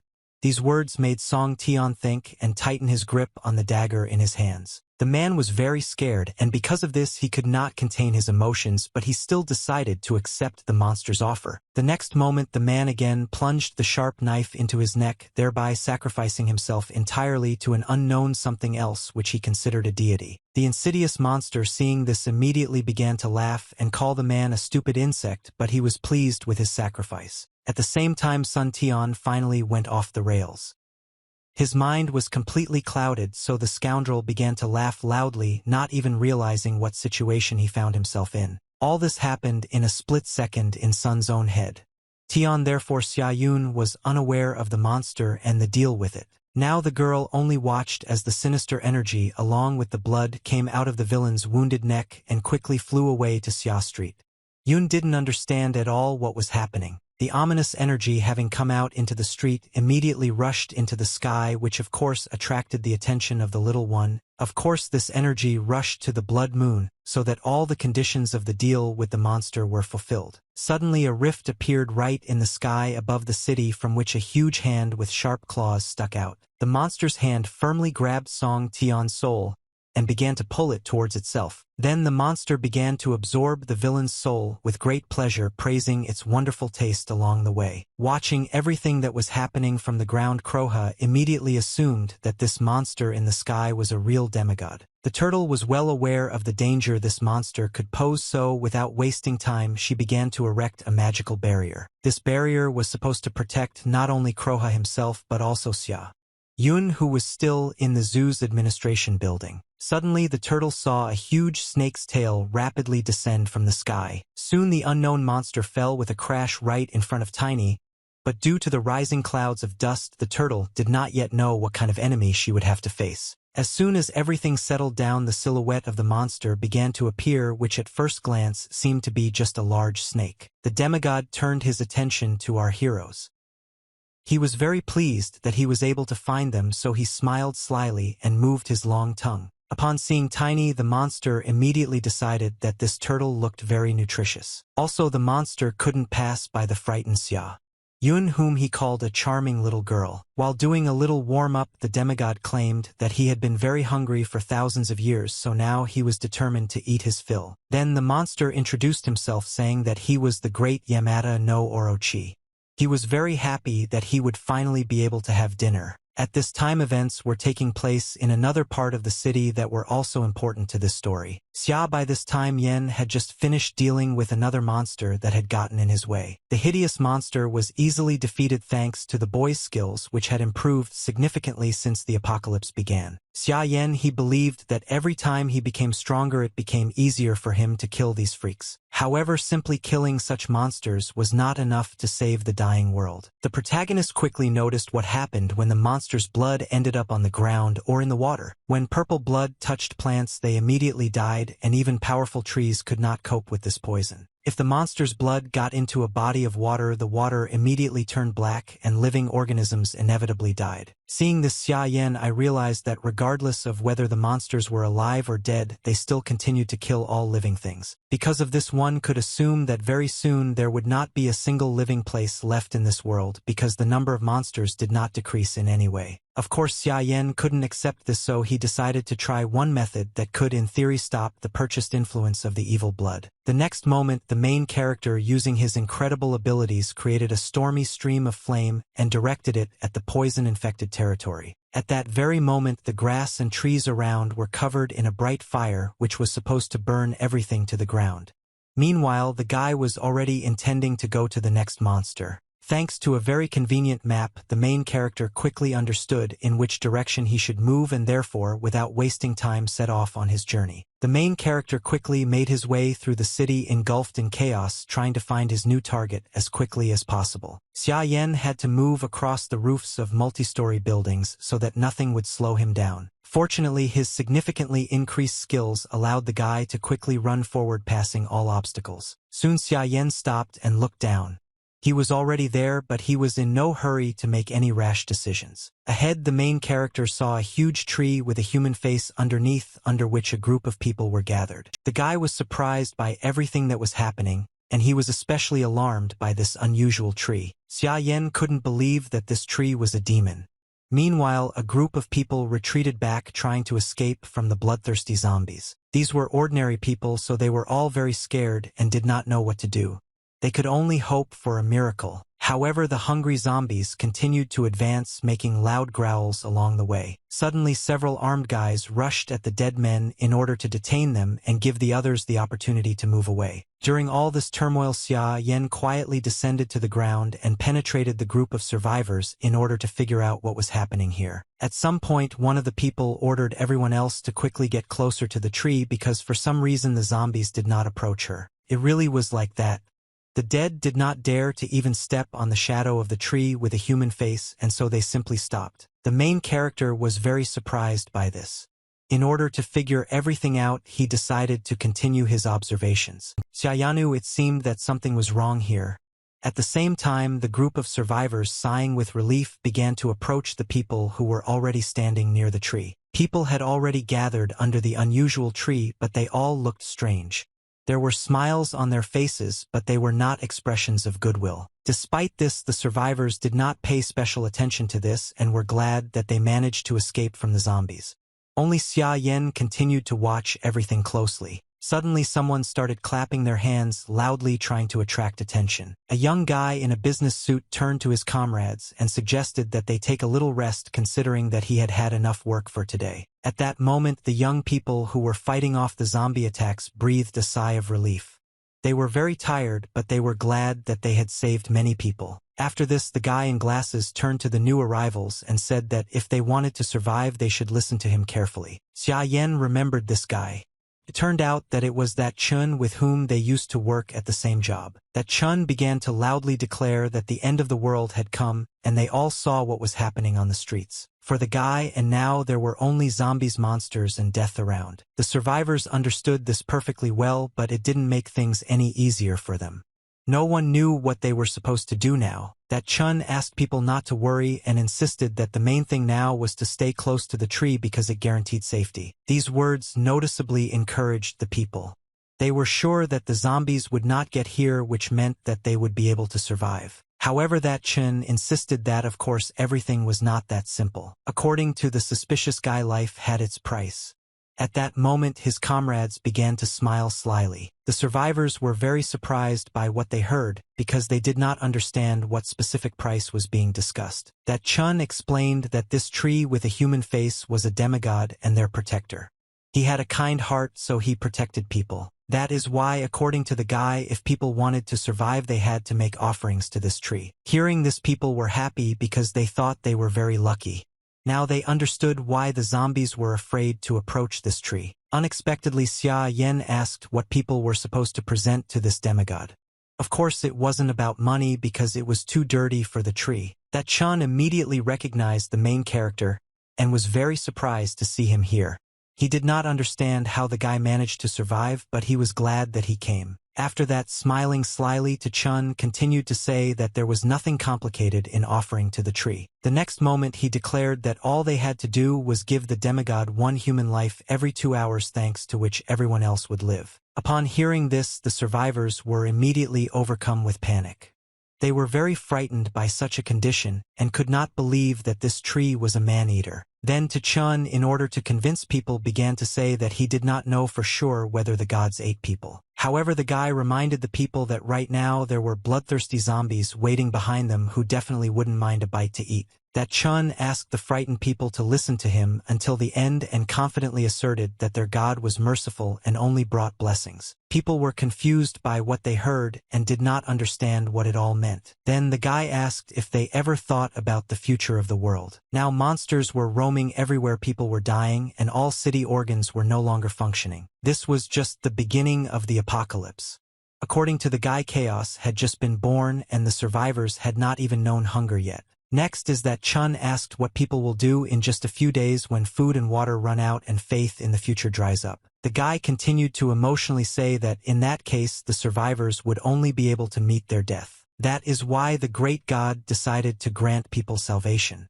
In exchange, they only had to make offerings occasionally.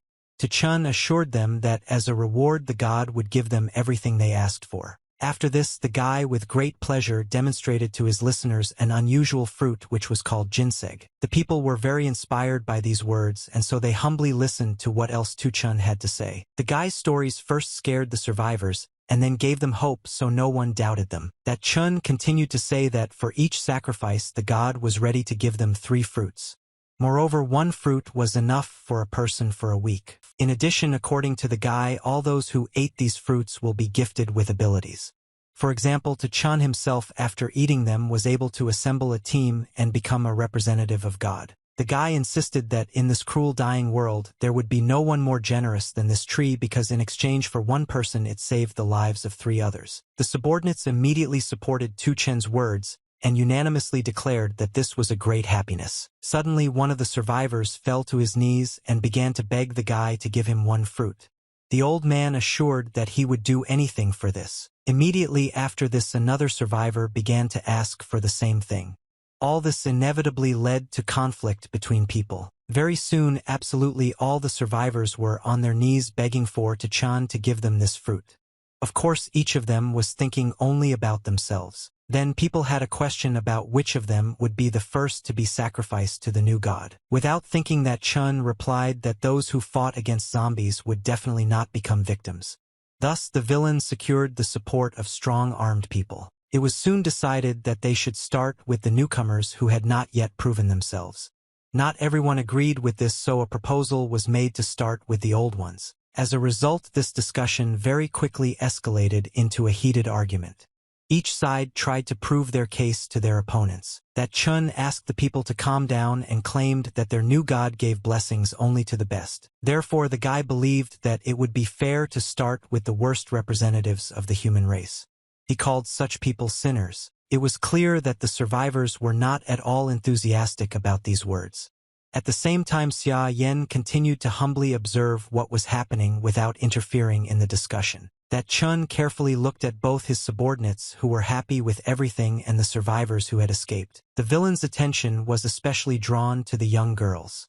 They became very wary when they felt his gaze on them. Next is that Chun, he said that among those who were guilty he would personally choose a victim, approaching this slowly and with a mind. One of the survivors immediately supported the guy and with great enthusiasm suggested killing the sinners to save everyone else. Surprisingly, after this, another woman agreed with this and was ready to accept the fact that anyone that Chun pointed out would be a sinner. Suddenly, one of the survivors approached Ta Chun to ask him a question. Xia Yan was interested in how the guy was going to divide the fruit between all of them after they made a sacrifice to the tree. Chen's subordinates were also interested in this matter because they knew that there would only be 3 pieces of fruit. The other survivors began to ask themselves the same question because everyone here was afraid of hunger and thirst. They did not know whether they could be sure that they would receive food. This question clearly caught Ta Chun off guard. Taken by surprise, but after thinking for a bit, he nevertheless answered that the strongest of them would be the main priority. At that very moment, the main character asked how the guy was going to choose the strongest. He assumed that the villain was going to make a list in which he would count points. Also, Xia Yan believed that those who obey the guy will receive points and otherwise they will be sacrificed as sinners. These words greatly outraged Ta Chun. The villain began to shout and loudly declare that every word he said was the word of their new god. Spraying saliva in all directions from anger, he asked how the main character dared to contradict him. Tu Chen's subordinates were also dissatisfied with what they heard, so they asked Xia Yan showed more respect to the messenger of God. To this, the guy replied that he could not treat differently a man who even before the apocalypse treated his workers like animals and now served a monster sacrificing other people's lives. Chun, with a smile on his face and not at all afraid of the consequences, asked if he still had a conscience. That Chun was very angry with the protagonist and blamed him for causing a lot of trouble when he refused to work 18 hours more. The scoundrel then ordered his subordinates to seize Xia Yana, considering that he would be perfect as the first sacrifice to the new god. Of course, the main character was not at all afraid of this. He continued to watch with a smile the hysteria of the scoundrel, who did not even suspect how strong his former subordinate had become. At the same time, the survivors agreed that Xia Yan was a sinner who had to be sacrificed for his insults to God. The guy decided to try to convince people, so he told them that in fact after the sacrifice they would only receive demonic fruits created from the flesh, blood, and souls of the victims. According to the main character, those who eat these fruits will become slaves of the tree and not blessed. These people will become half monsters just like zombies. The survivors were outraged by what they heard and of course did not believe the main character but asked to add that Chun commented on these words. Then the confident Xia Yan turned to the scoundrel and asked what was happening to his hand. He demanded that the guy show it to everyone. After these words, the attention of all the survivors focused on the villain's hand.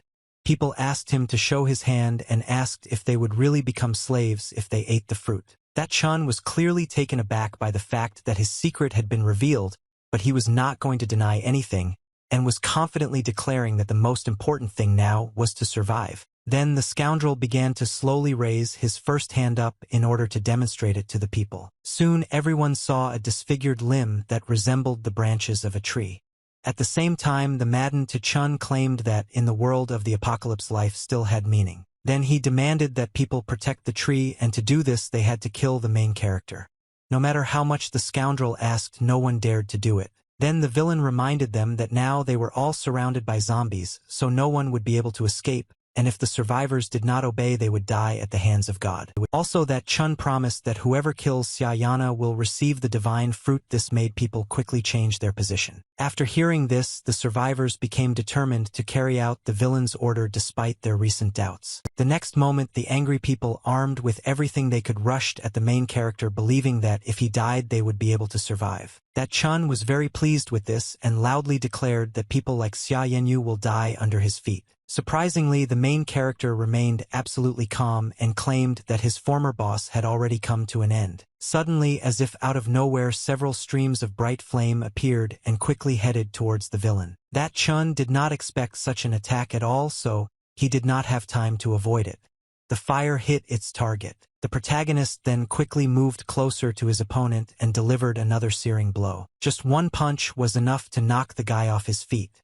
At the same time, Xia himself, Yen, didn't have to strain himself at all for this because his opponent was very weak. That Chun already felt his insane end, but even on his deathbed, he could not believe that his life would end like this. The next moment, a bright flame burst from the mouth and eyes of the villain, indicating that the fire had passed through his entire body. Xia Yan was not at all happy about his victory, because he did not even perceive Tu Chun as a serious opponent. After this, the burnt villain flew far back, unable to resist the blow of the main character. That Chun crashed into the tree with a loud bang, causing a small explosion.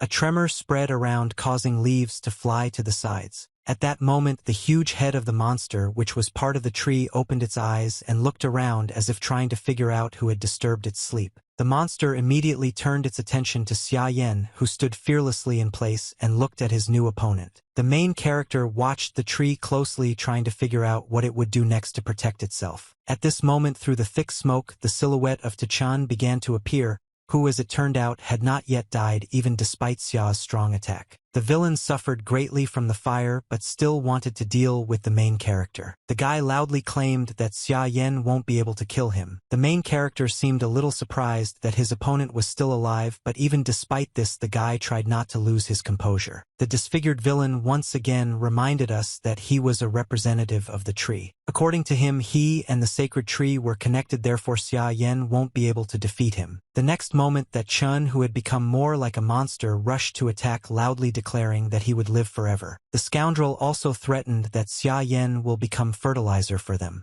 Despite this, the guy continued to stand unshakably in place, not at all afraid of the approaching danger. Suddenly, the main character put his hand forward and made a loud snap of his fingers, which was accompanied by the appearance of bright sparks. At the very last moment, the guy only slightly moved to the side, thanks to which Chun flew past him. Immediately after this, the villain was again enveloped in the scorching flames that were created by the main character. While Chun was burning in the fire, the unperturbed protagonist asked the villain to watch the flames and not allow them to spread. Then Xia Yan turned to the sacred tree and fearlessly declared that it was even worse than other monsters. To this, the monster only responded with a smile that people were very tasty. The next moment, the tree branches pierced the survivors, thereby taking control of their bodies.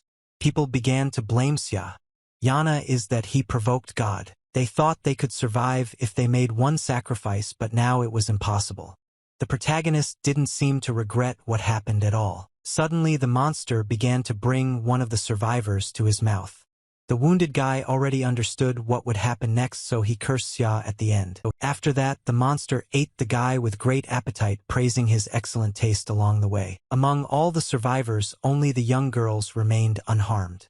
They did not understand why everyone insulted the main character, because this tree was definitely a monster. One of the women, with tears in her eyes, replied that even if the tree was a monster, they still couldn't escape because of the zombies that surrounded them. The zombies still couldn't get close to the tree, but they meekly waited for the opportunity to attack people so the survivors couldn't escape. Soon the tree decided that it was time to eat those same girls, so it directed its branches towards them. Seeing this, Xia Yan immediately decided to intervene and began to use fire and sword to cut down the branches of the monster tree in order to save the girls. The main character managed to resist the monster without any difficulty.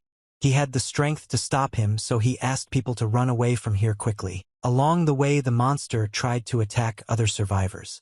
Seeing this, people were very scared and asked for help. Xia Yan, of course, responded to this call and began to chop down the tree branches with his fire sword. People were amazed by the guy's unusual abilities and watched with bated breath as he confronted the monster. When it became relatively safe around, the survivors began to run away from the tree while Xia Yan covered their retreat. Seeing this, the people who were enslaved by the monster tree began to beg for help and ask the main characters to cut the branches that were stuck in their chests. Meanwhile, the people who were running away from the tree ran into a wall of bloodthirsty zombies that blocked their path. It seemed that now there was nowhere to run. Seeing this, the people enslaved by the monster began to laugh loudly and claim that no one would be able to escape, not only their new god would save them. These people also claimed that the other survivors would not be able to escape and they would all die along with them. The aggressive zombies had indeed almost reached the people, but just at that moment the main character got down to work. Xia Yan quickly flew into the crowd of monsters and began to mercilessly use his abilities against them. The survivors were amazed by the guy's strength and were filled with hope, but the people enslaved by the tree could not believe that Xia Yan will actually be able to resist the zombies. At this time, the main character was not distracted and focusing all his attention waved his fiery weapon. The guy only needed one sweeping movement to neutralize several dozen bloodthirsty monsters at once. Once the job was done, the protagonist put his weapon on his shoulder and looked around. Xia Yan quickly realized that the danger to people had passed, so he breathed a sigh of relief. As soon as all the enemies were defeated, the guy turned to the astonished people and asked them to quickly run away from here. Having accepted all the thanks from the saved people of Xia Yan, slowly walked towards his main opponent. The people enslaved by the tree could not believe that the guy really managed to deal with all the zombies.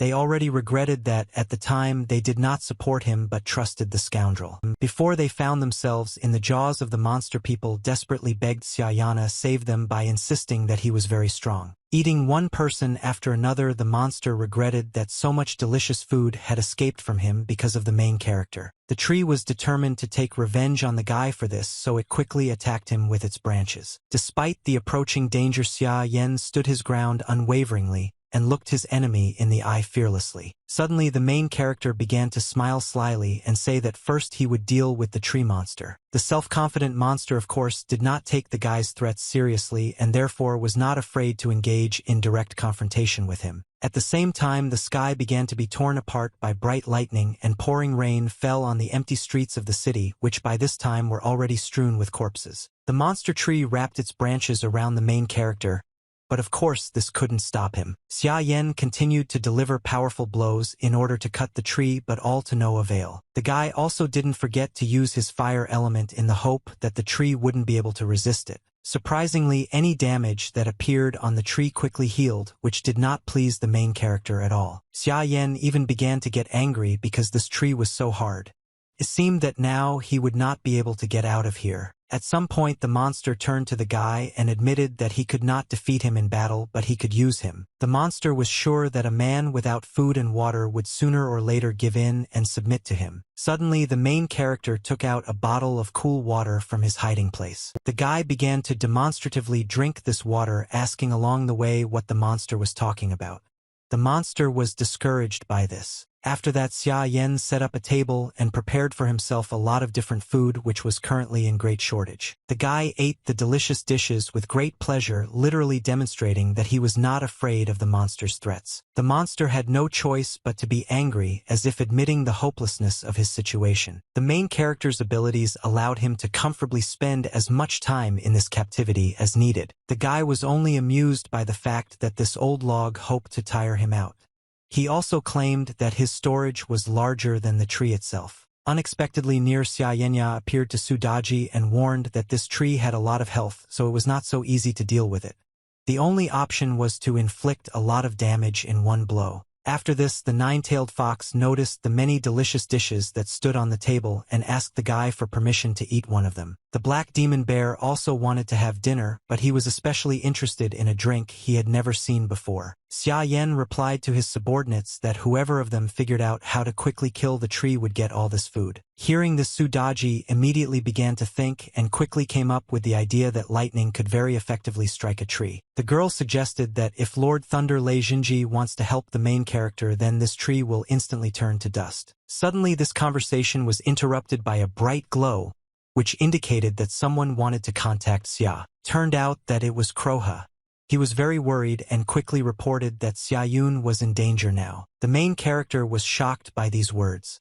He was very afraid for his sister and wanted to know all the details. For this, Xia Yan immediately raised his head up to look at the sky. The branches of the monster tree were not tightly adjacent to each other, so the main character could see everything. A huge bloody moon, a symbol of the coming apocalypse, still hung in the sky above the city. The little one told the boy about everything that happened and how the demigod descended from the sky. Yamada no Orochi quickly began to fall to the ground right where the shelter in which Xia was hiding was located. The little one claimed that unfortunately, he would not be able to cope with this demigod alone. That's why the turtle begged the protagonist to come to the rescue and protect Xia. Suddenly Kroha screamed loudly in pain, after which the connection with him was broken. Sudaji was completely shocked by Yu and thought that all this was very serious. The girl was sure because they had no choice but to resort to radical methods.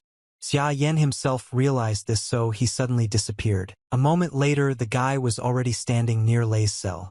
Jinji, however, the thunder god, claimed that he didn't care what the protagonist said, because he would never obey him anyway. Xia didn't say a word. Yen suddenly opened the cage as if trying to free Lei. Then the guy calmly stated that now he did not have time to argue with the god of thunder. Next, Xia Yan, he recalled that as the ruler of the great prison he had the right to manage it and had the ability to call on prisoners. In addition, the main character was the master of all the prisoners and could not announce their immediate execution. At this moment, the guy looked very determined, so Lei Jinji had no choice but to fix it for him. The thunder god didn't answer Xiaoyu, but he clearly had no intention of arguing with him anymore. Finally, Lei Jinji knelt down, thus showing his favor to the protagonist. The god of thunder looked closely at the guy and understood that he was now very serious in his statements. Lei Jinji was afraid that he might die today, so he decided to submit to the prison warden. The prisoner turned to the main character and asked him to give him his order. Thus Xia Yan finally managed to subdue the rebellious Lei Jinji, thanks to which he had the opportunity to save his sister. Meanwhile, the bloody moon illuminated the empty streets with its light and added horror to everything that was happening. The tree monster, having overheard the conversation of our heroes, was surprised that the great Yamada no Orochi descended to earth so early and considered that now Xia Yan will definitely get his punishment.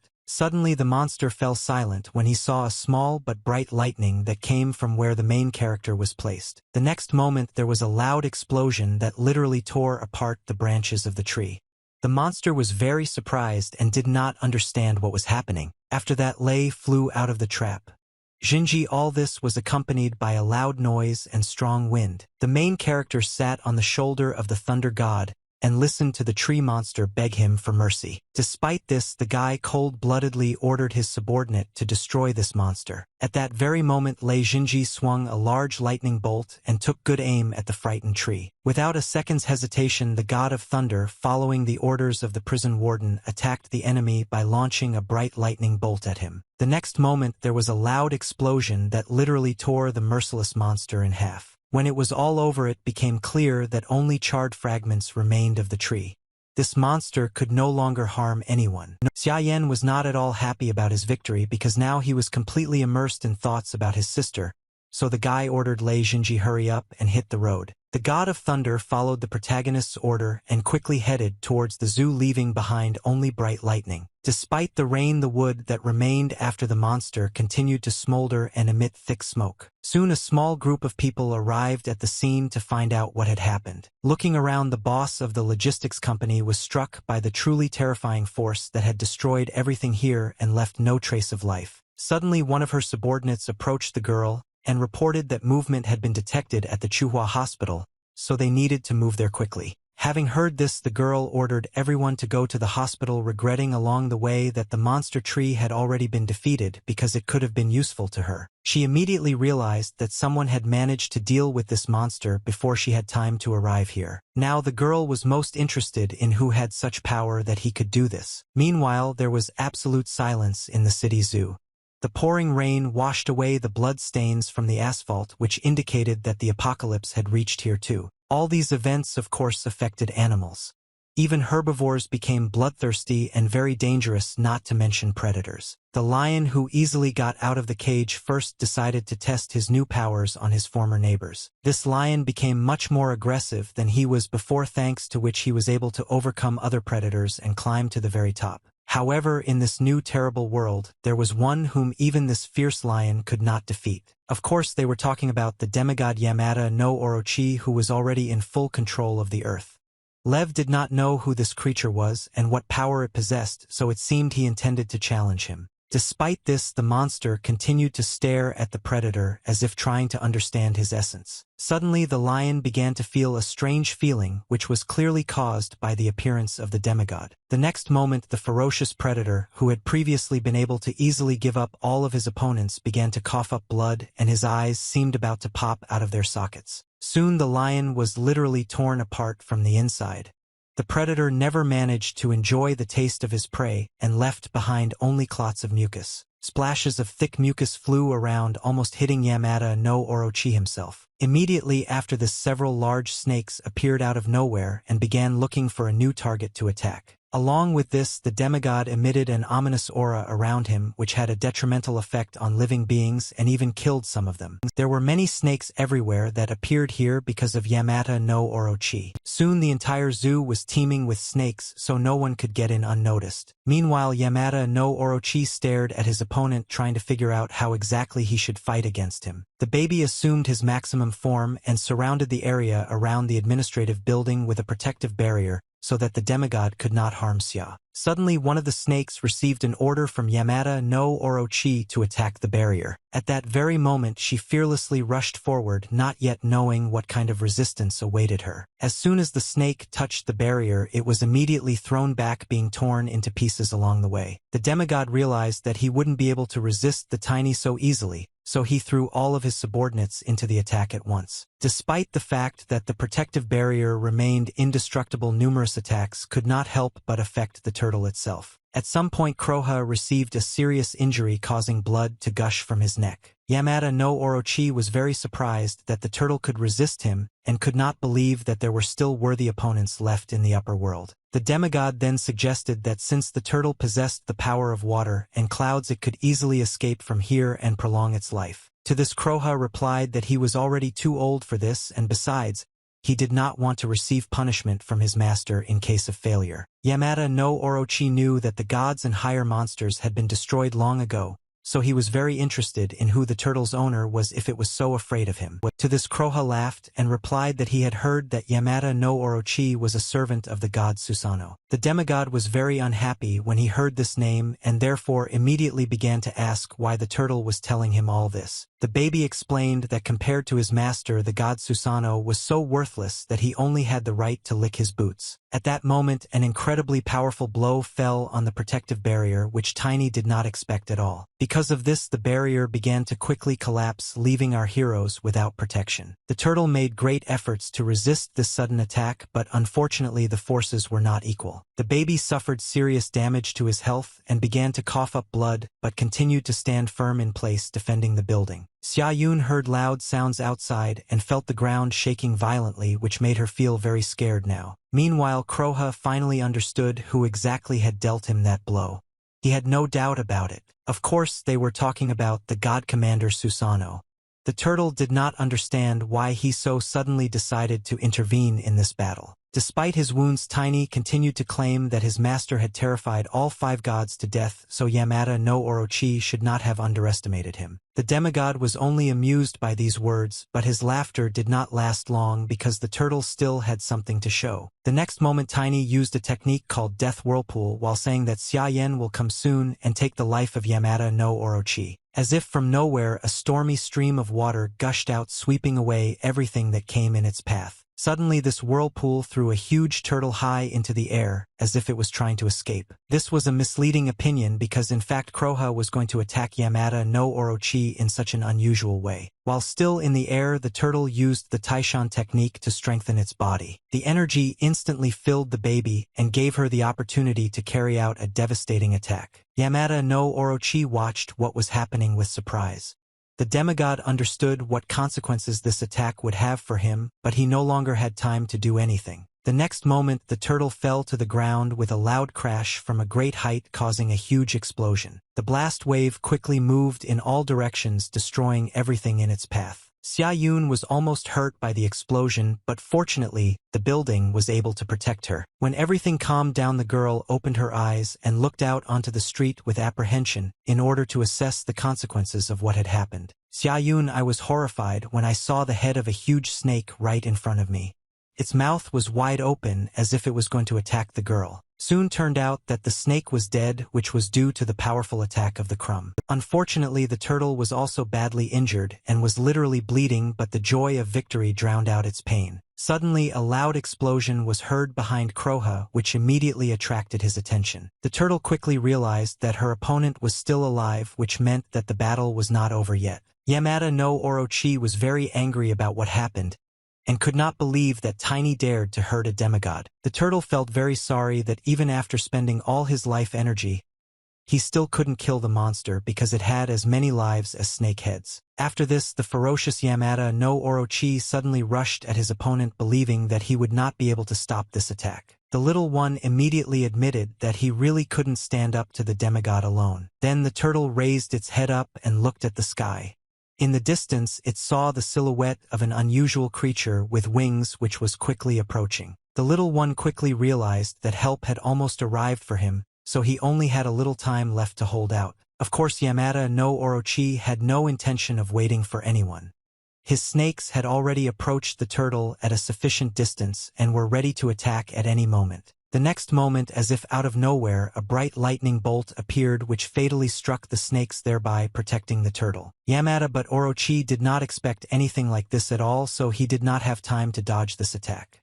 The villain was thrown far back, but he was still alive. Having quickly come to his senses, the demigod looked at his snakes with horror, and was horrified by the fact that after the strike they all literally turned into smoldering coals with lightning speed. Soon after, Lei appeared before the villains.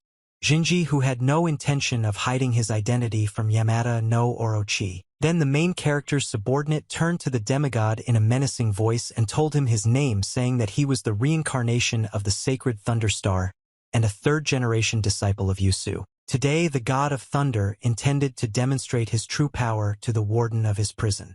His target for this, of course, was Yamada no Orochi. In a matter of seconds, Shinji concentrated a huge amount of energy in his hands, thanks to which he was able to prepare everything necessary for a powerful attack. Seeing this, Yamada no Orochi became very scared and immediately began to try to negotiate with the thunder god, but he was not going to listen to the scoundrel. The next moment, Shinji mercilessly attacked the demigod with his lightning, the bright light from which quickly spread throughout the area. Yamada no Orochi didn't even try to dodge this attack.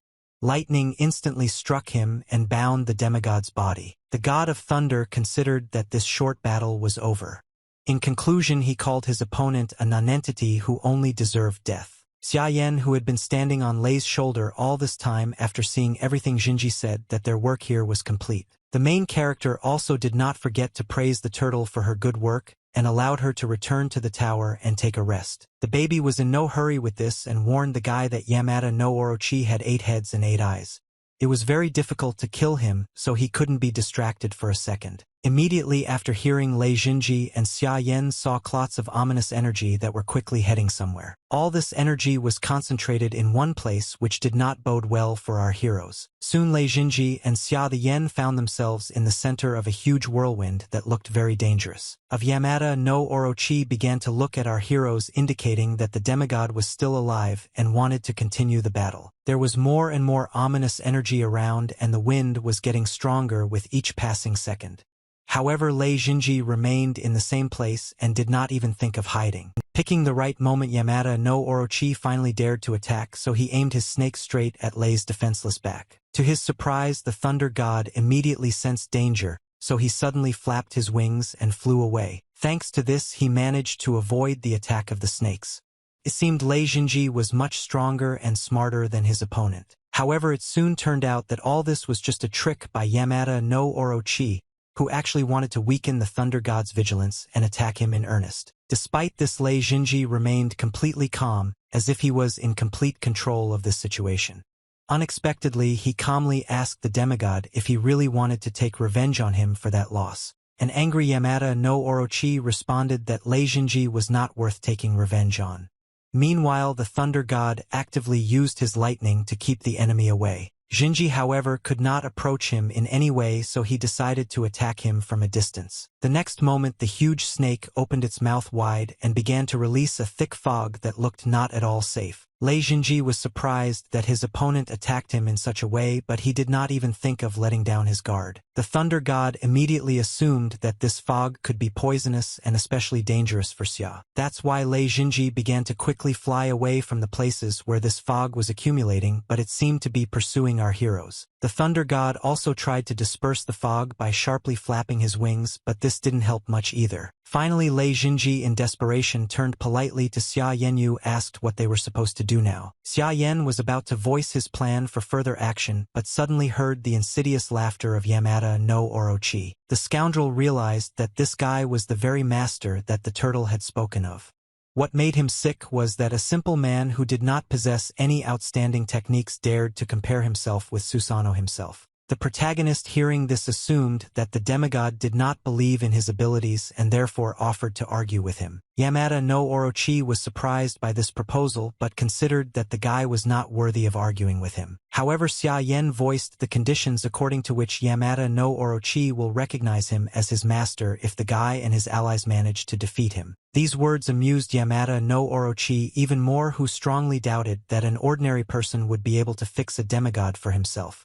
The villain believed that the guy himself did not understand what he was saying. Next, Yamada no Orochi stated that the protagonist dared to challenge him, but he would not receive death for this. Instead, Xia Yan knows only pain that was previously unknown. Despite these threats, the guy remained absolutely calm and confident. He believed that since the scoundrel did not refuse directly, it meant that he agreed to the terms of the bet. Yamada no Orochi laughed again and expressed a great desire to see how a guy who was not his equal would try to defeat him. Unexpectedly, Xia Yan, with a sly smile on his face, said that the snakes were still quite good except for their intelligence. The guy believed that Yamada no Orochi had deliberately split into 5 heads in the hopes of thus avoiding attacks and preserving his strength. The next moment, the main character confidently pointed his finger at one of the heads and demanded that his opponent not dare to hide from him. By this, which directly indicated that Xia Yan guessed, however, Yamada no Orochi himself assumed that the guy only wanted to intimidate him in this way. In response to this, Xia Yan advised the scoundrel not to turn back if he did not want to see his ally behind him. Yamada no Orochi seemed to be scared upon hearing this, but soon he believed that the main character was only lying to him. The demigod claimed that the gods and great demons had long been destroyed and that a common man would never be able to defeat him. The villain was sure that the guy, like other people, was simply trying to play mind games. Soon Yamada no Orochi decided that it was time to end the conversation. In the end, he only threatened the main character that he would quickly send him to another world. Yamada no Orochi was about to rush at his opponent, but suddenly something stopped him. A voice behind him greeted the villain. The bear demon began to say that his old bear body was not in the best shape, but according to the prison warden, snake venom could help him, so he wanted to borrow it from Yamada no Orochi. At this very time, people in another part of the city quickly ran forward in order to break away from the zombies pursuing them.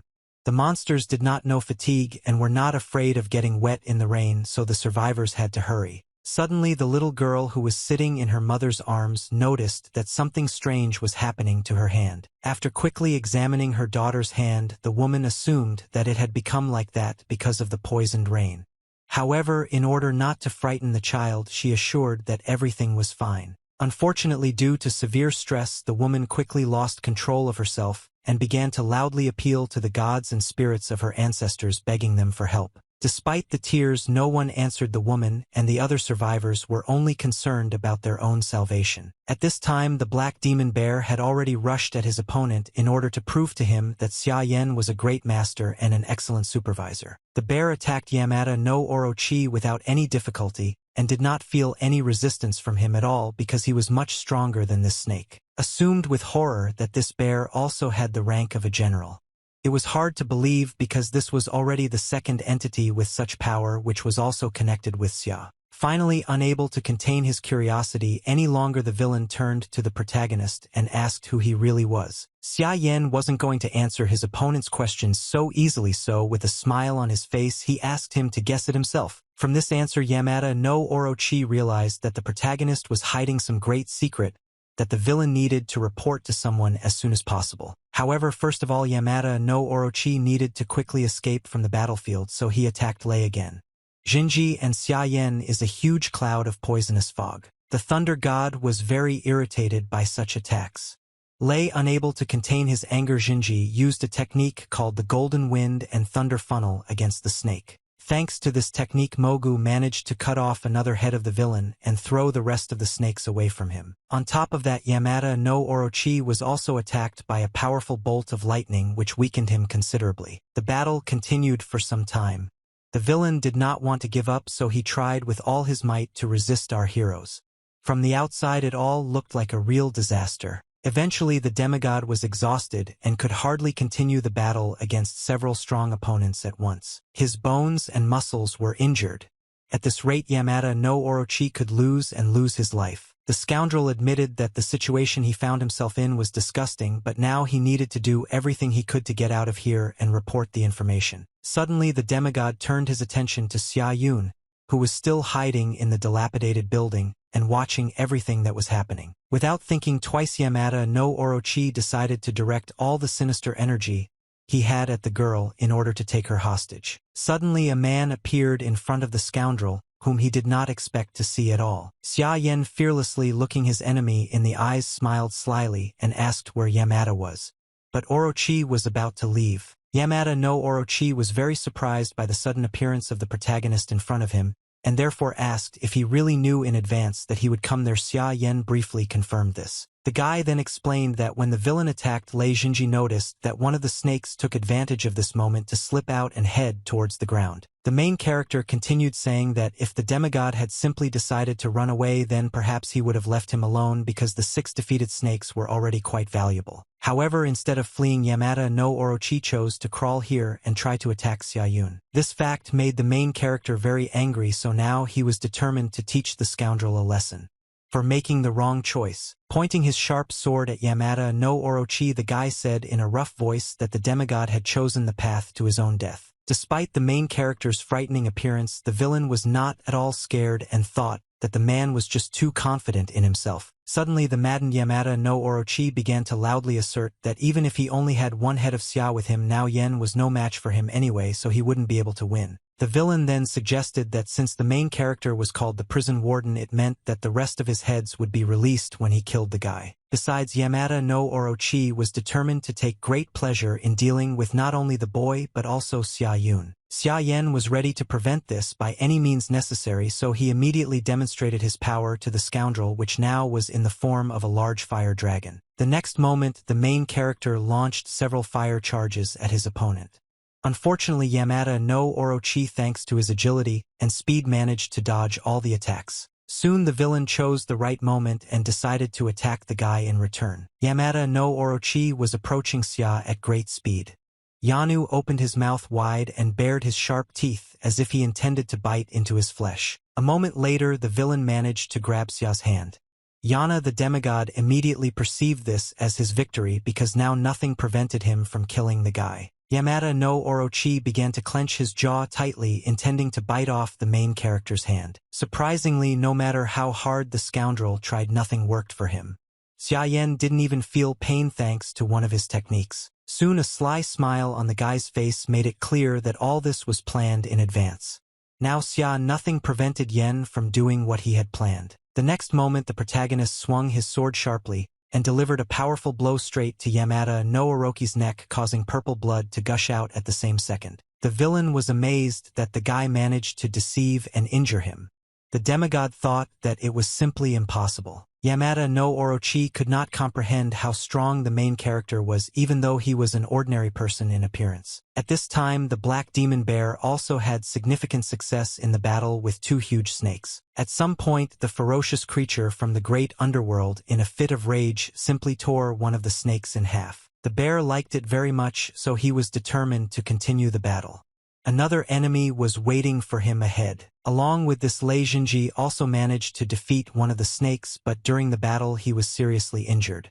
There was a huge wound through his chest, but even this could not kill the Thunder God. However, Lei Jinji couldn't continue fighting in this state, so he spent some time restoring his body. Soon the bleeding stopped and only a large scar remained from the through wound. After this short pause, the Thunder God was ready to continue the battle, so he took a fighting stance. Lei Jinji hoped that the last snake, which contained the power of Yamada no Orochi, would be smarter than the rest of its allies. Yamada no Orochi realized with displeasure that at the moment he only had 4 lives left, so he needed to escape as quickly as possible. The villain also understood that the main character still had a lot of energy and a body of amazing strength, so he could not allow this battle to continue. In order to defeat Sayana did not engage in direct confrontation with him, Yamada no Orochi began to think about what the weakness of people was. Very quickly the villain realized that the key to his meal was a human soul.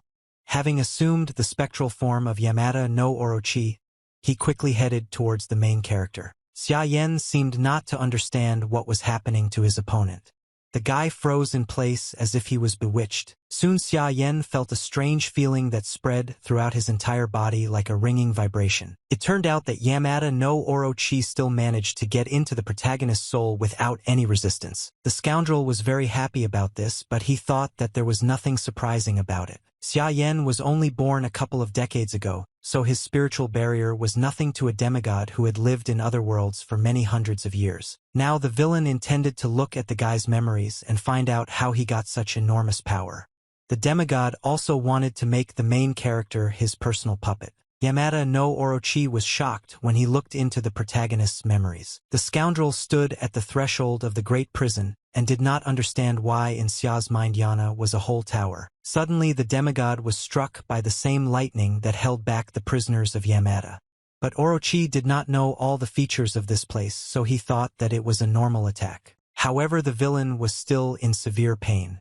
Now he needed to hide in a safe place as quickly as possible. Luckily, Yamada no Orochi quickly found a hole in the base of the tower, which was his true salvation. The demigod decided to use it without even realizing what was waiting for him inside. Having penetrated inside, Yamada no Orochi first of all caught his breath and came to his senses, simultaneously rejoicing that he had finally been saved. The villain could not believe that just 2 lightning strikes had taken away such a significant part of his soul.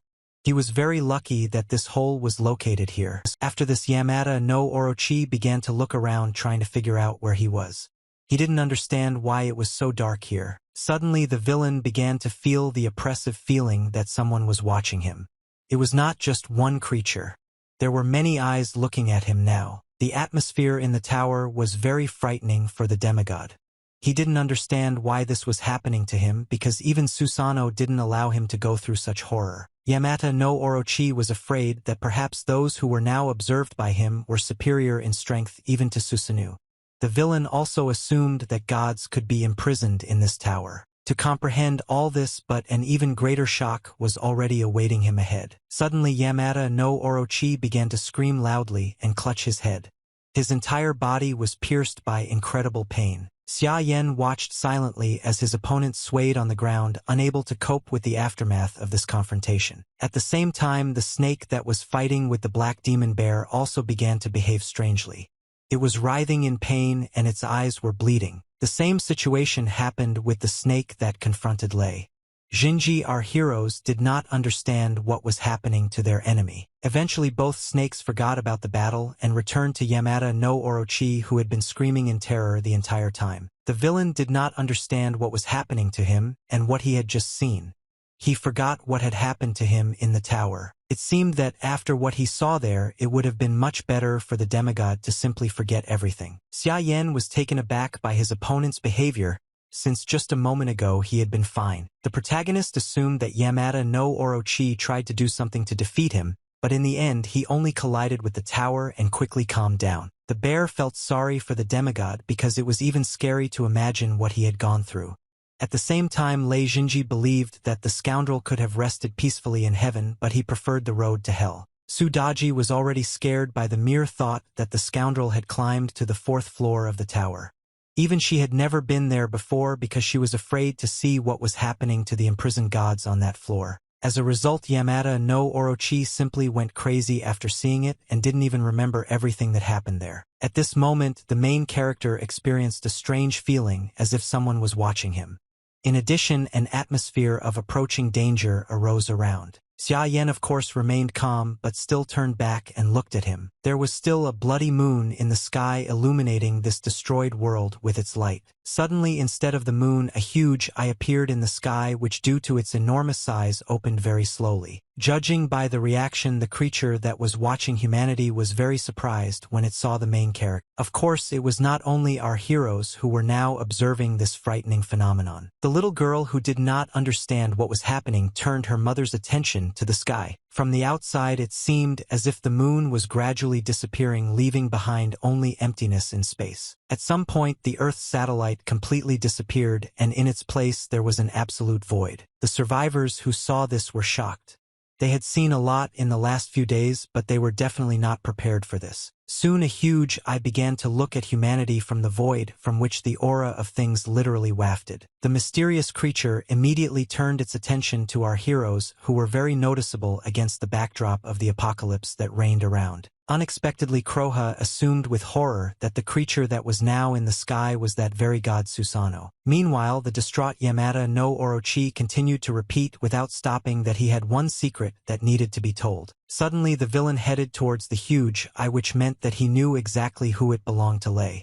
Shinji tried to stop the demigod. At that very moment, an unprecedented force helped the god of thunder, knocking him off his feet and pressing him to the ground. The creature in the sky with its emptiness had a huge influence on our heroes and made them experience incredible horror. However, the demon bear believed that they couldn't just continue to stand there and do nothing, because at this rate Susanoo could resurrect and come down to them. Xia Yen felt that he needed to intervene urgently, so he had already prepared his fire sword. The next moment, the protagonist quickly rushed at Yamada no Orochi and cut off his head with one swing. After that, the guy grabbed the soul of the demigod because it could still tell Susanoo about his secret. To prevent this from happening, Xia Yen placed the soul of his opponent in a tower and imprisoned it there. Yamada no Orochi was placed in a cage and thus became another prisoner of the 6 great hells. The villain was of course very surprised by this, but now he could do nothing about it. At the same time, Xia Yen was pleased with the work done and believed that the problem had already been solved. His subordinates were very happy about this, and breathing a sigh of relief, claimed that with the powers of their prison master nothing was too much for them. However, the joy did not last long.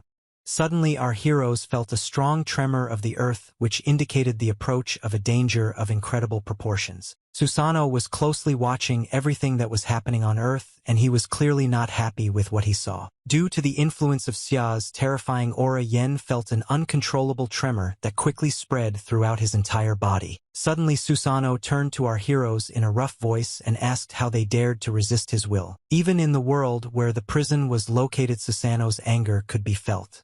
Now the lightning around the tower flashed even more often and strongly. Along the way, God has already descended on Earth to teach our heroes a lesson for disobedience. As a result, Xia Yen had to move into the world of his prison in order to think everything over in a safe place. Soon the guy warned his subordinates that his energy had almost completely disappeared, so they all had to quickly run away first while he covered their retreat. Sudaji insisted that the situation was dire, so the prison master needed to come up with something urgently. Xia Yen immediately began to remember that, in his previous life before reincarnation, he saw a bunch of demigods of the general rank. Yamada no Orochi was supposed to ascend at midnight, but this time, because he was summoned by Sun Tion, he ascended earlier than expected. That's why Susanoo, who had gone out of control, also arrived. Now the entire dimensional barrier was destroyed. The main character didn't know what to do because the terrifying gods who were supposed to ascend one by one were now going to come in a crowd. The baby believed that according to fate, humanity should have had time to gather strength just enough for them to defeat the gods, but now this was impossible. The turtle was afraid that if the barrier was destroyed and the generals broke through here, humanity would fall. Xia Yen watched what was happening with great concern, but he could not even imagine what would happen next. The next moment, Susanoo decided to attack. Xia released a charge of destructive energy at him. Barrier around himself as quickly as possible, but it seemed that he would not have time to do this due to a lack of strength. At that very moment, a huge explosion occurred at the very epicenter where the main character found himself. Xia Yun, who was still in the zoo's administrative building, was also unable to escape the effects of this attack. The blast wave threw the girl into the far corner of the room and hit her hard against the wall. In addition, a deafening sound was heard in Xia's ears. Yun is in severe pain. Without wasting time, the girl used her abilities to create thin but sharp needles that were supposed to help her. The first thing she did was prick her ears with these needles. This was supposed to protect them from even louder sounds. Then also to protect, Xia Yun quickly stuck the needles into the most important organs and body parts. The girl suddenly realized that her brother took all the damage from the explosion on himself, so she began to worry a lot because she didn't know what state Xia was in now. Xia Yun timidly looked out onto the street, not yet knowing for sure whether it was safe there. The girl was very scared when she saw her brother. She did not understand what condition he was in, which made her even more scared. When the smoke cleared, it became clear that Xia Yan just lay on the ground and showed no signs of life. Xia's eyes, Yun began to have tears in her eyes.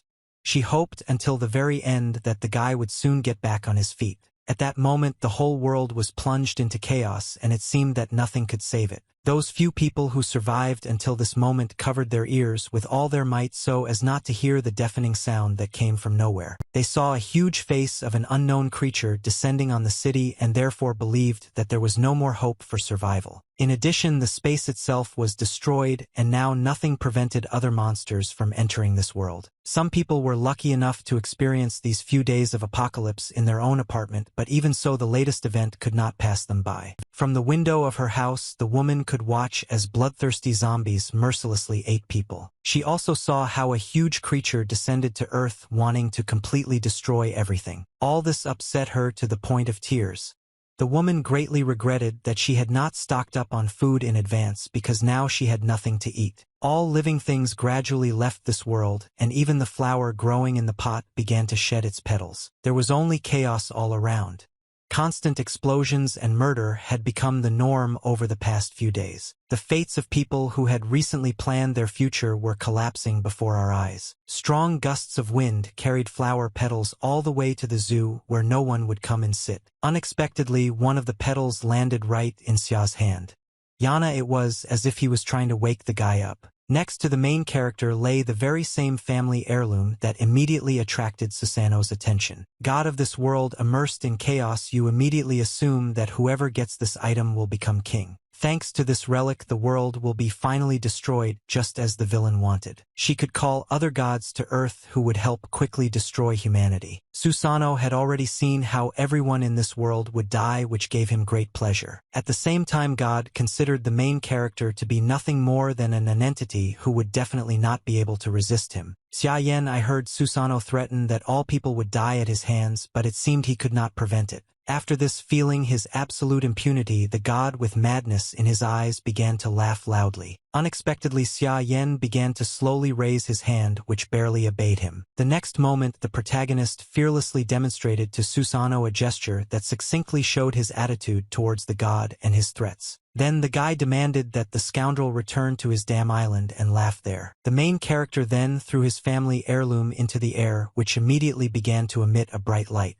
A huge beam of light shot straight into the sky and drove the ominous darkness out of this world for a few seconds. In the rays of this light, a mysterious man suddenly appeared who was supposed to change the current state of affairs. A young guy with long hair appeared out of nowhere, but he knew his purpose well. This man was emitting a bright light around himself. He appeared here clearly to confront Susanoo. The scoundrel, seeing this guy, was horrified and began to claim that what was happening simply could not be real. God carefully examined the guy who appeared and could not believe that he had managed to incarnate so quickly. Anyway, Susanoo thought it was too late for anyone to stop him, but the mysterious guy had a different opinion. Suddenly, he created a huge bow that would help him in the upcoming confrontation. The guy himself called it the beginning of dawn and was ready to fulfill his destiny. Now Hui had to give birth to the 10 lights and then kill the monsters that tortured people like Feng Tun Sushi and Zhao Qi. Susanoo was shocked that someone actually challenged him and decided to stop him. Hui, meanwhile, had already created a huge arrow from the fire while asking that the next time the god saw someone's house, he would remember his manners. Then the guy loaded his bow with an arrow and pulled the bowstring with the power of his mind, taking good aim. The next moment, a shot was fired which was aimed straight at Susanoo's head. The villain refused to give up so easily, so he made a desperate attempt to defend himself from this arrow. Taking a deep breath and loudly declaring that he was a god, the scoundrel created a barrier in front of himself that was supposed to save him. As expected, the flying arrow easily destroyed this barrier and continued its flight towards its target. Susanoo's right eye causing him incredible pain. At the same time, Hui mockingly took Susanoo's previous words about him being a god. This time loading 3 arrows into his bow at once. The guy claimed that he had killed many gods and that Susanoo was the weakest of them. Hui felt that continuing this conversation was pointless, so he intended to kill the scoundrel right now. The next moment a shot was fired which, as it turned out, hit the target exactly. Susanoo screamed loudly in pain and no longer looked so confident. Then the villain quickly moved away from the broken barrier so as not to be subject to any more attacks. As a result of this short battle, Susanoo was blinded in both eyes but still remained alive. The scoundrel was very happy about this and laughed loudly, believing that now he would be safe. God claimed that he was currently protected by a world barrier through which Hui would certainly not be able to break through in order to kill him. Despite his lack of sight, Susanoo immediately sensed that his opponent was suddenly right in front of him, which shocked him into silence. Hui, of course, had no intention of stopping there, and was determined to take back his victory, so he was here now. Suddenly the guy began to take out a black sword from the relic, which was blazing with a bright fire. The scoundrel immediately felt the pressure that came from this sword, due to which he assumed with horror that the guy was holding the Haoyin sword. The presence of this weapon led Susanoo to the idea that this guy was none other than the Emperor of Humanity. Hui recalled that tens of millions of years ago, he led the gods into battle against Susanoo, and then they managed to imprison the villain in the outer dimension, creating a barrier to protect all the creatures of this world. When this happened, the Emperor of Humanity warned Susanoo that when the world barrier collapses, destruction will come to his life as well. The next moment, the Emperor of Mankind swung his sword and literally cut the villain in half. At that very moment, a colossal amount of energy was released from the hole in the barrier and entered the human world. This energy, like a wind, dispersed all the ominous aura that filled the planet. People watched what was happening in amazement, not fully understanding whether this was their salvation or a harbinger of even more terrible troubles. After that, it suddenly started to rain even though the sky was clear. This surprised people because it was the most harmless thing they had seen in recent times. Soon the survivors realized that it was not rain but the blue blood of a monster that was pouring down on them from the sky. From this, people assumed that the terrible god had been defeated and now his blood was dripping onto the earth. That fell around made many people come to their senses after they were deafened by the recent loud sound. One of the survivors began to get very nervous when she somehow did not find her daughter next to her. The woman looked around in panic, trying to find her. Suddenly she saw her child next to a crowd of bloodthirsty zombies. This scared the woman very much, but she could no longer do anything to protect the child. Surprisingly, the little girl was not afraid at all and did not even pay attention to the monsters. Instead, she drank the blue blood that had collected in her hands. The woman tried to call her daughter and warn her of the danger, but she seemed not to hear her. Suddenly the girl turned to her mother and with a smile on her face said that everything was fine. At the same time, her eyes emitted a bright, mysterious light. The child assured that he would be able to cope with the danger thanks to the abilities that had appeared in her. The next moment, tentacles with jaws emerged from the girl's back and began to mercilessly eat the zombies. Thanks to the rain of blue blood from Susanoo, many people received superpowers and could now easily resist the eternally hungry zombies. At what point did one of the survivors feel that his abilities were being strengthened? In addition, all of the man's scars healed as if they had never been there. All of this was inexplicable, but it played into the hands of humanity. The man joyfully exclaimed that the heavens were favorable to his fate. Now Haogu was ready to confront the dead and fight for the future of humanity. The man fearlessly rushed into battle despite the fact that just recently these zombies were very dangerous and instilled terror in people. Everyone who watched this battle called Haogu the strongest and believed that his abilities were a real miracle. At this time, another group of survivors stared at the sky because important events for humanity were still taking place there. Now the sky seemed to be divided in two. The broken barrier allowed one to see what was happening in another world which had previously been inaccessible. The Emperor of Mankind was still in another world.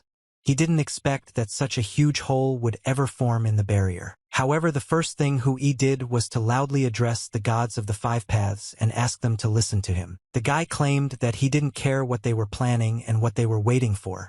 It was he who built a barrier around the human world and therefore demanded that the gods not be able to even come close to him. The Emperor of Humanity also asked the gods to be obedient and wait until the barrier was restored. In order to give his words more significance, Hui threatened that anyone who did not obey him would perish in that very second. The guy then said that if there were tiny demons who could still get into the human world, they would be received as invited guests. After hearing this, the gods retreated into the depths of their world, and now nothing prevented the Emperor of Humanity from getting down to work. After quickly examining the whole, the guy concluded that there really was complete devastation here, so he should intervene. For Hui, all this was at the wrong time, but he still had to use one very valuable item. Without hesitating for long, the guy took out a small stone and threw it towards the barrier. At that very moment, a huge hole in the sky began to close, becoming smaller with each passing second. The Emperor of Humanity managed to return to Earth before the passage to the world of the gods of the five paths closed. The guy, of course, regretted that because of all this he didn't have many heavenly stones left, but it was worth it. Soon the rain stopped, allowing the sun to fully illuminate the world that had survived the apocalypse. The once bustling streets were now completely empty and devastation reigned all around. However, this did not stop Hui from enjoying the beautiful sunrise. The guy claimed that he would never get tired of the human world. Hells appeared right in front of the Emperor of Humanity, but this did not seem to surprise him at all. The Emperor of Mankind addressed Xia Yan, said that he did everything that he asked, but there were no guarantees that the evil gods would not return again to destroy everything. Hui believed that if the villains decided to take revenge and attacked at the same time, the human world would definitely collapse. To this, the main character responded only that deceit was inherent in human nature, and he expected the same from the gods. The guy also believed that after such a battle, the gods would at least not be in fear for long, and Susumo's death would serve as an example for them. Hui was surprised by the main character because in a moment of despair, when he was starting him with his body, instead of being scared, he began to receive it. Then the Emperor of Humanity asked why the guy was so sure that he would come to his aid. Xia Yan, he replied that in the great prison, which had 5 levels, many dangerous monsters were imprisoned, so there must have been gods to guard it. The main character didn't know exactly why all the prisoners couldn't just break free and escape. However, he was willing to bet that there was a power locked inside this tower that could destroy them all at once, and even Susanoo could not control it. Hui praised Xiayana for his resourcefulness and added that they could never allow the tower to fall into the hands of scoundrels. Then the Emperor of Humanity began to assure that if his soul had been preserved in a greater number of fragments, he himself would have broken through the barrier and killed all the gods and demons. In order to rid the main character of doubts, the guy unexpectedly handed him fragments of his memories in the hope that they could give him answers to some questions. The soul of the Emperor of Mankind was severely damaged, so now everything was in Xia's hands. For a moment, the protagonist doubted whether he had the right to take on such responsibility. Finally, the guy plucked up his courage and shook the hand of the Emperor of Humanity, promising that the world of people would never fall.